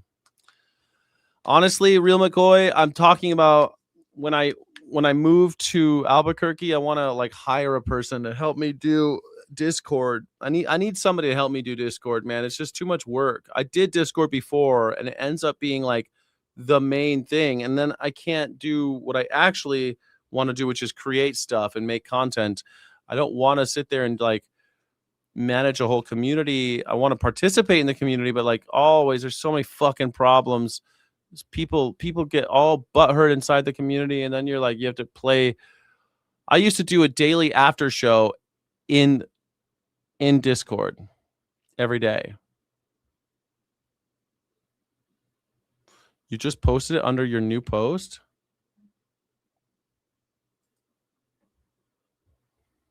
Mm.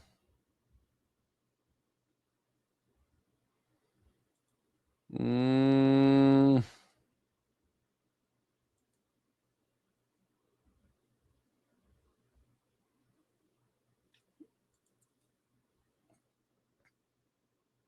Come on.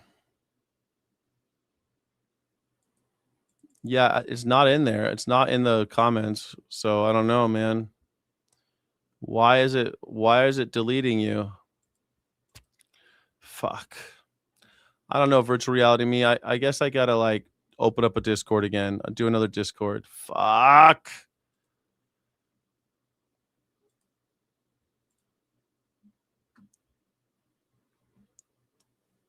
I'll try to watch it this weekend. I'm not gonna watch it anymore. I'm about to sign off, man. We're almost at 6 hours. Discord can be drama for real. It's just all drama, man. New Mexico, I'd like to visit. Seems like a nice place. Godspeed, Skyjack. Thank you. Discord can be drama for real. They have it as a fan chat that you appear whenever you feel like it. People would run it for free. How do I do that? Should I just... You would need enough people to run it constantly. That's the thing, that you trust. I had that problem last time. I had a pretty active... I had a really active Discord, but then fucking everybody complained about, like, somebody else was organizing all those chat rooms. Everyone complained about that. And then, man, it was just like... That vegan teacher got all upset about it. Like, everyone's like, no matter what, as soon as you do a Discord, everyone's got a fucking axe to grind, man. It's like everyone's extreme in Discord. I don't know what it is about that platform that makes people go crazy. Chat, like, Discord makes people so, like, it just turns people up or something. You gotta be comfortable. Let the mods boot. Yeah, you know what happens when they boot somebody? They boot like a channel member, and then the channel member comes at me like talking all this shit, and the channel member will be like some Sky City Rebel will get booted for something, and then I'll be blasted online. Man, you don't know how many times I've been blasted online because of... Just get a coffee shop in real life and a couple employees. I know. That's what it's like, man. Seriously.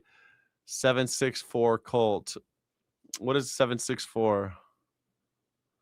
A list of your always viewers that no one can fuck with. Yeah, I guess you're right. Like, maybe I should have...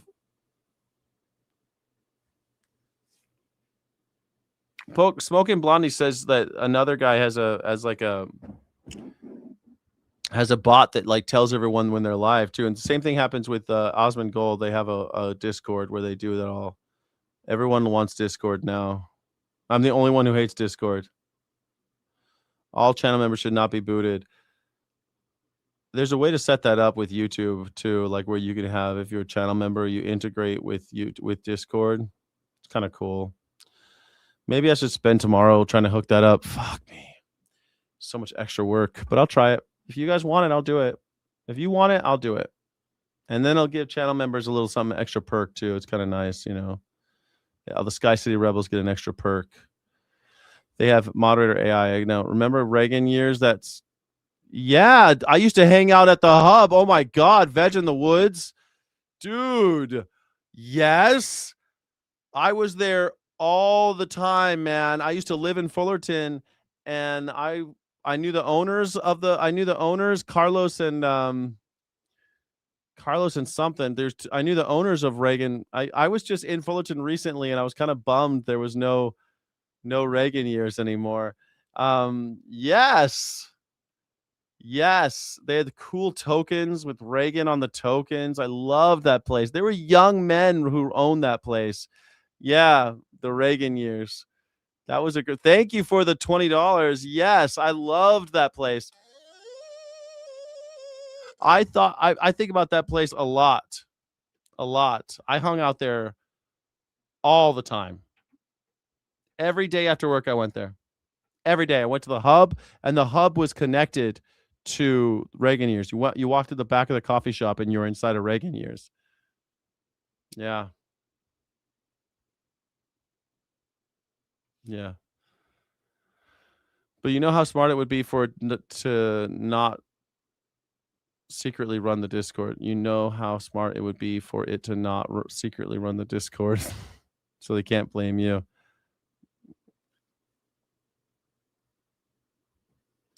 Yeah, I guess I can. I gotta figure that out. I can. Maybe I should talk to an AI about doing Discord. Too much. He admitted he was a far from perfect boyfriend, but called the abuse allegations false and politically motivated.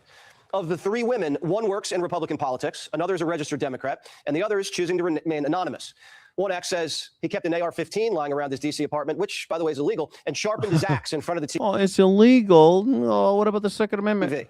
This was before Trump's D.C. crime crackdown, so maybe it was for self-defense. Speaking of self-defense, Plattner fantasized about killing anyone he saw as a threat. Quote, he said this a lot. If anybody broke in here, I would rape them, not in a gay way. Plattner's campaign did not dispute he said that. And the Nazi tattoo he swears was an innocent mistake. He knew it was a Nazi tattoo the whole time. Called it my Totenkopf and laughed about it. Yeah, Totenkopf. That's what it's called. That's German for skull. That his Marine buddies decided to get it because they were a death squad, just like the Nazi guards at the concentration camps. By 2021, he dropped, in his words, any of the patriotic nonsense that made him enlist. And he was just a, quote, vegetable-growing, psychedelics-taking socialist. Okay, Smoking Blondie, if you like Discord so much, I'll make you the first mod, okay? I'll make you the first mod on Discord. I'll do it. Oh, fuck me, man. I'll do it. I told you I'll do it. I'll do it. I'll make a Discord. I used to have a Discord. And it just became such a pain in my ass. Every morning I'd wake up and check Discord instead of waking up and working on my channel. Still got the guns, though. Those guns weren't for gain. Plattner trained Maine Socialist Rifle Association right after the BLM riots. He wore an Antifa super soldier patch. Show me All a this picture. comes 48 hours after Plattner's emergency meeting with Senate Democrats in D.C., where they asked him, Graham, is there anything else we need to know? Liz Warren confronted him and said, is anyone going to accuse you of sexual assault? Plattner reportedly responded, not credibly. But he cut his trip to the Capitol short and bolted back to Maine because ex-girlfriends were talking. He started calling ex-girlfriends, telling them, please, talk to the Times. Tell them I'm a good guy. And some of them did, but a bunch didn't. Senators hate being lied to. Makes them look like fools. They can lie to... You don't like... I don't know. Is this real? Like, I mean... I guess... I wonder what would happen if you asked all my ex-girlfriends and girlfriends how they felt about me. I'm sure they'd be like, yeah, whatever. Whatever. I don't know. I don't know how my girlfriend... I don't talk to any of my exes. I would love to know how they feel about me. It'd be fun. I guess I should run for office so we could find out how my ex-girlfriends feel about me. That would be really fun. I use Discord, but only when posting a topic. All right, Blondie, we're going to do it. We're going to start doing a Discord. us all the time, but don't you dare lie to them. A lot of these guys campaigned with the Oysterman. I'm going to do Discord, and then I'm going to go see a movie. What movie should I watch? Where's the I think I want to watch that Obsessions movie. I can ask them. Ask who? Using everyone to actually see daily equal different views being accepted and whatnot. Maybe before anyone gets banned, you review the issues after a bit, make your guidelines strict. I would help them if I know how everything worked. I took a look at Discord. It screamed. It's a pain in the ass. Mine all love me besides my daughter's ex. I don't know. My ex-wife, she talked all sorts of shit about me after I left the state. She said all those sorts of shit. She said I was verbally abusive. And I'm like, this woman was the most abusive. That was the most abusive relationship I've ever been in. And I felt like I was truly a victim. And she told everyone I was verbally abusive. And then I don't know, it was horrible. Yeah. Movie watch party. We could do a movie watch party in Discord. Start debating people. Apologize, and everyone said you didn't have anything. You were the best. That's nice. Why would you contact them? Let's debate. Let's start debating people in the Discord. Fun. Vouched for him on the record, on camera. Even after the Nazi tattoo, the controversial comments about whites, blacks, women, Purple Heart recipients, and the sexting. And his profile, still active. The app's known as a, quote, predator's paradise, filled with minors. Now, we don't know if he was sending nudes. We don't know if the girls were underage, but there were a dozen of them. And this is right up until last year. This guy has terrible judgment. What app? What app? Clearly, Democrats do too. Bernie, his main sponsor, right before this New York Times piece dropped. Jackie, thank you so much. Jackie, do you think we should do a Discord again? Jackie, do you remember the Discord? I can't remember. Were you around when I had a Discord? It was all crazy. And then Robert, who was that? Roger Yates fucked me over.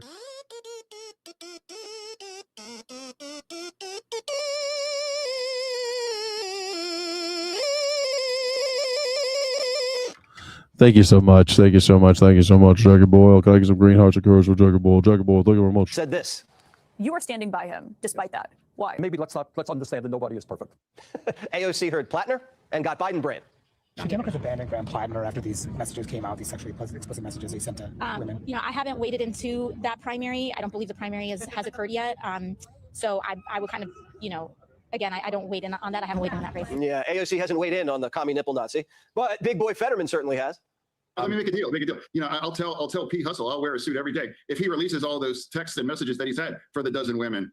Plattner's only 4 points ahead against Susan Collins, who comes back from behind every time. Sometimes the polls have her down double digits and she comes back to win. Nipples toast. Everyone knows it. Credible allegations. He's putting his hands on women. They were scared of him. Is he toast? Do you think he's toast? Scared, scarred for life. Guy comes off like an ogre, a brute. Now, Democrats are the party of women. This guy's not going to fly, especially with Pocahontas. They say believe all women. Well, so far there's 3. So far. We hear the Washington Post is digging deeper into Plattner. There's got to be more. This should have been over with the Nazi tattoo, but it's not. One Democrat strategist asked, quote, are we going to see pictures of Graham Plattner's penis before this is all over? I think we almost certainly will. Yeah, I mean, I'm sure Republicans will make us all look at that. If we have to see his penis, it'll be because Republicans release it. I don't know. Jackie, you want to see his penis? That was before your time. Everyone wants me to do we've decided that I'm supposed to do a Discord, so I'm going to do a Discord. We're going to do a Discord. Maggots are so worried about Plattner. They're super worried, man. They're trying to get rid of him bad. They're trying to take him down. They're going to release shots of his penis. What do you think? Do you think that we're going to see his penis? So why are we still doing this? How badly do the Democrats need this Senate seat? Badly. Without Maine, they can't make D.C. and Puerto Rico states and pack the court. Even the ladies on The View, and Sonny was a prosecutor. She's ready to do a deal with the devil. Democrats have to take over the Senate. They have to take over the House. And if it takes getting behind someone like Plattner, I would hold my nose and I would tip. This is what I hate about Democrats. Like, I'm sick of holding my nose. I'm sick of holding my nose and doing what you tell me. I'm sick of it. I don't want to do what you tell me to do and hold my nose. Oh, I guess I'll vote for you guys because the Republicans are so horrible. No, that's why people hate Democrats, because they're a bunch of fucking hypocrites. I'd say fuck it. Sorry. I'd rather lose. I'd rather lose than win that way. Pull that lever and I would vote for him. Sonny at least pretends it's a tough call. Others don't even bother. Every election is a choice, not a marriage proposal. We're not hiring a priest. We're hiring a senator. I mean, the obsession with personal purity has become a luxury belief. And folks, if your house is on fire, you don't ask whether the firefighter has problematic DMs. This guy's not a firefighter. You're giving this guy real power. Real fucking power. I don't think Graham Plattner is ready for real power.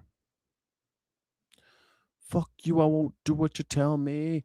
Fuck you, I won't. Plattner isn't just Maine's mess. He's a nationwide nuisance. Democrats all over the country, they're getting asked, do you stand with the Nazi? Here's Senator Sheen in New Hampshire. Her staff blocked a shot with a Danish. Roll it. Do you endorse Graham Plattner? Stephanie Sheen, do you endorse the fellow Democrat Graham Plattner? Do you think that his conduct is acceptable? Do you think that the voters in Maine should pick Graham Plattner? You think Democrats can last 5 months defending sexting Nazi who manhandles women? I don't. Especially the women. I think they could. I think they can. I think they can do it. I think that they will probably. I don't know. I don't know if the Democrats will do it. The Republicans are going to call their bluff. Republicans would do it. Republicans would back child molesters. Republicans, they don't care at all. Child molesters, easy. Murderers. Even George Santos. We just talked about George Santos. I'm done with choosing the lesser of two evils. Like, what the hell? Exactly, Rimagoy. I'm over that. I'm not doing that anymore. I'm not doing it anymore. I'm not going to vote for another Republican and Democrat for the rest of my life, I don't think. Unless Tallarico. And that's a big... He could still fuck it up, though. Who knows? He might not be what he seems. But the chances of me voting for a Democrat anytime soon are very slim. I side with anything that Fox News is against. It's one way of looking at it. We already have pedos in charge. Of course, people's private lives are important. Yes, exactly. And especially after what went down with Swalwell. So cut them loose and risk the seat, or hold their nose and own the creep? That's the question. Either way, they lose. The damage is done. Too many Democrats have already defended this guy. And now all their attack lines, worthless, misogynist, Nazi, racist, toxic masculinity. Good luck accusing anybody of that anymore. They're running toxic masculinity for Senate. I mean, you literally back a real life Nazi, and yet you call people Nazis all the time. Like, that's seriously what you're doing right now. You back Donald Trump, who's a misogynist, a rapist, a child molester, a murderer, and a fraud.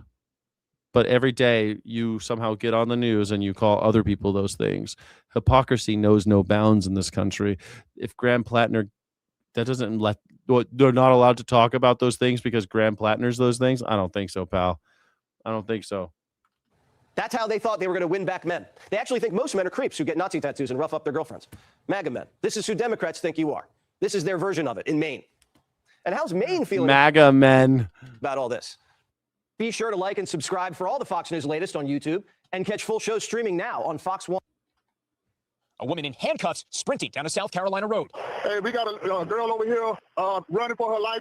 Watch the woman race toward this semi-truck with a swerving car right behind her. Seemingly, that car was trying to run that person over. The truck's driver, Anthony Moore, telling me that he was driving Friday morning in Aiken County, South. This guy's a part-time truck driver, part-time pastor, and he sees this. This lady's running down the street. This dude who kidnapped her was pretending to be a cop. South Carolina, when that woman suddenly emerged from the woods. She ran up to my truck and said, "Please help me. He's trying to kidnap me." You can see the man here, identified by investigators as 39-year-old Jonathan Willard. According to a sheriff's office report, the victim says Willard approached her while she was out on a walk, claiming to be with the police. He placed her in handcuffs, then into the rear of his car. The victim says she believed him at first, but got suspicious when he kept asking the same questions. Eventually, Willard pulled over, according to the report, and that's when the victim made her remarkable escape, running to the road and to more. Don't trust cops. They might not even be cops. They might even be cops. This guy's pretending to be a policeman. Get in the car. No. What am I under arrest for? Who are you? What's your badge number? I don't need to give you my badge number. All right, then I don't need to get in your car. Did you for even a split second think this was a legitimate law enforcement officer? No, sir. His face looked dirty. He was smoking had a cigarette hanging out of his mouth. Willard. Have you seen cigarettes lately? Have you seen fucking cops lately? They do this. This is what cops look like now. Has since been arrested and charged with impersonating a law enforcement officer and with kidnapping after this disturbing scene caught on camera. Jesse Kirsch, NBC News. That is so scary, man. That's so scary. Cops coming up. Get in the car. Okay, officer. I'm a cop. Do what I say. All right.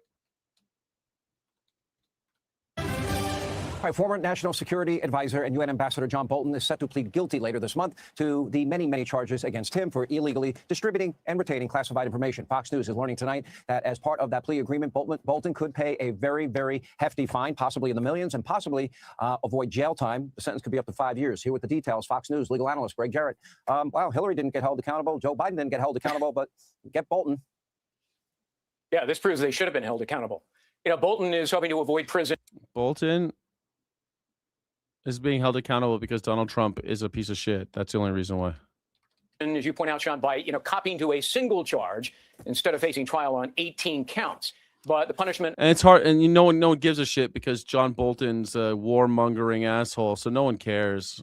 He's gonna go to jail. No one's gonna give a shit. ultimately will be up to the judge. Could be as high. He's out of friends. He wanted to murder people so badly. He is such a boner for war. For years, this guy pushed war. And now Donald Trump turned on him and he's going to jail. He's 5 years behind bars. But Bolton caved in because he had no defense. And he stored thousands of pages of classified top secret material at his home. And that is a clear violation of the... Trump did that. And he was getting indicted for it. But he became president instead. Espionage Act. He then compounded his felonies by sharing it with family members who had no security clearance whatsoever. So that's even more crimes. You know, when Bolton was indicted last year, he blamed Trump for targeting him for political reasons. And then Democrats like Adam Schiff, Jamie Raskin, they leveled the same accusations. The truth is, it was Joe Biden's DOJ that launched this criminal investigation of John Bolton when our intel agencies discovered that Iran had hacked Bolton's computer and accessed secrets that damaged national security. And the fact that Bolton now admits his guilt proves this wasn't about politics. No, this was about serious crimes enforcing the law. Bolton's arrogance brought this on. He was warned by a federal judge back in 2020 that he was inviting criminal charges against himself by including classified material in the book he was publishing. Judge said, don't do it. But of course, Bolton, driven by greed, did it anyway. By And now, as greed? part of the plea, as you point out, he's got to cough up the profits to the tune of $2 million+ and hope that he escapes prison. But there's one other important point. You alluded to it, Sean. The Bolton case proves James Comey was wrong when he cleared Hillary Clinton for doing the exact same thing, storing classified materials on her home computer. Comey claimed at the time, oh, no reasonable prosecutor would ever bring such a case. That is a legal standard that does not exist in the law. Comey made it up to protect Hillary, and the Bolton case proves it because reasonable career prosecutors. Comey protected Hillary? Bring the case against Bolton, the same case. Comey handed the election to Donald Trump. I love this. Don't forget that Comey said that he was maybe indicting her and he was going to investigate her weeks before the election. And a lot of people thought, well, shit, she's going to be investigated by the FBI while she's president. Oh, I don't know if we could vote for Hillary. Case, it should have been filed against Hillary Clinton. But Comey ran interference for her because he hated Trump, and that was rank corruption. All right, Greg Jarrett, thank you for that very informative report. All right, thanks for watching. Check out my new podcast. Unfortunately, anti-Semitism is everywhere. All right, this is going to be the last one. I got to go. But this is so funny to me. But I got a phone call during the war from Tucker Carlson. He called me. He told me, Ambassador, can you please... This is the ambassador to the United States, the UN ambassador, the Israel United Nations ambassador. Take me off the list. And I was shocked. I told him, what are you talking about? He told me, I'm being attacked by the Jews. So maybe you have like a list. Can you take me off the list? So I waited for a minute and I told him, Mr. Carlson, we don't have a list. You are being attacked because you're spreading lies, blood libels against our soldiers. My son was in Gaza when he called me that day. I told him, you're spreading anti-Semitism. You're hosting anti-Semites. So you're being attacked. But you know, when he... I mean, that's the thing. Like, I don't know. Tucker Carlson's an anti-Semite, and he puts anti-Semites on his show a lot. He puts like some pretty hardcore Nazis on his show all the time. So that's why Jews hate him. Makes sense, right? We finished the call. I thought to myself, no. Am I on the list? It's so funny. I don't want to be on the list. Now the Israeli says maybe we should have a list of anti-Semites. I mean, that's even more damning. So you're being attacked. But you know, when we finished the call, I thought to myself, no. Maybe we should have a list. Dangerous idea. That's why people think you're Nazis, because they make little lists of people, other people. When you make little lists of other people, lists of enemies and stuff, it's a bad road. Maybe it's about time we put a list of those who promote anti-Semitism online. Not a good idea. Not a good idea. Those who are hosting not a good look. Anti-Semites on podcasts and fight back. And I think we have to do it because it's not going anywhere. It's going to be with us, and it's brutal. It's a war, and we have to stand up and fight it. I'm sure that those lists actually already exist. Trust me, I'm almost positive they do. Welcome and thank you for being here, everybody. My name is Skyjack Morgan. I'm an independent news and culture commentator, free speech and critical thinking advocate. I want to do some gaming today, but I don't think I can, to be honest with you. I want to eat. I want to clean, and I want to go see a movie tonight. It's Friday, and I want to go see a movie just by myself. Just by myself. Maine is the best place you've ever lived. I'm jealous. It's too cold for me. I don't know if I could do it. Thank you, Veg in the Wood. We're gonna do it. We're gonna do a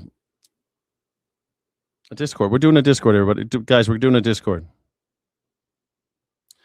Israel government is floating the idea of leaving the UN. It's crazy. Barely traveled. Hey, Jack, let's start a nonprofit 501c3 in Irvine or Dana Point. Why? For what purpose? No, thank you. I'm not going to live here anymore. I'm leaving, man. I'm not going to live in California anymore. I'm short timing. I'm almost out of here. I'm leaving California. And I'm leaving on a jet plane. I won't know if I'll be back again. I'm on to the next adventure. I love California, but I've left before. I can leave again. I can leave. I'm poor and you're poor. That's true. We're poor. That's okay. I'm working on it. I'm working on the poverty thing. I'm not going to be poor for much longer. I'm not going to be poor forever. I'm working on it. All right. Thank you all for being here. I think you're amazing. Have I told you that lately? Thank you. Used to be rich. Sucks. I know. It sucks. I've noticed everyone I've met in Maine hasn't been outside of Maine. You don't mind it? You don't mind being poor? I gotta leave. I can't be here anymore. All right, show's over. Illegitimate not God run up. Don't let the boasters grudge you down. It's Friday, and I'm in love. I'm in love with you guys. Thank you so much for everything. Don't let the bastards grind you down, okay? Godspeed, rebels. I'll see you on the other side on Sunday. Thank you, Crazy Jackdaw, for being here. Thank you so much for your contributions. Thank you, everybody, for your contributions. You're amazing. Positrack and Veg in the Woods, Navia, Crazy Jackdaw, Chris Petsavas, Real McGoy.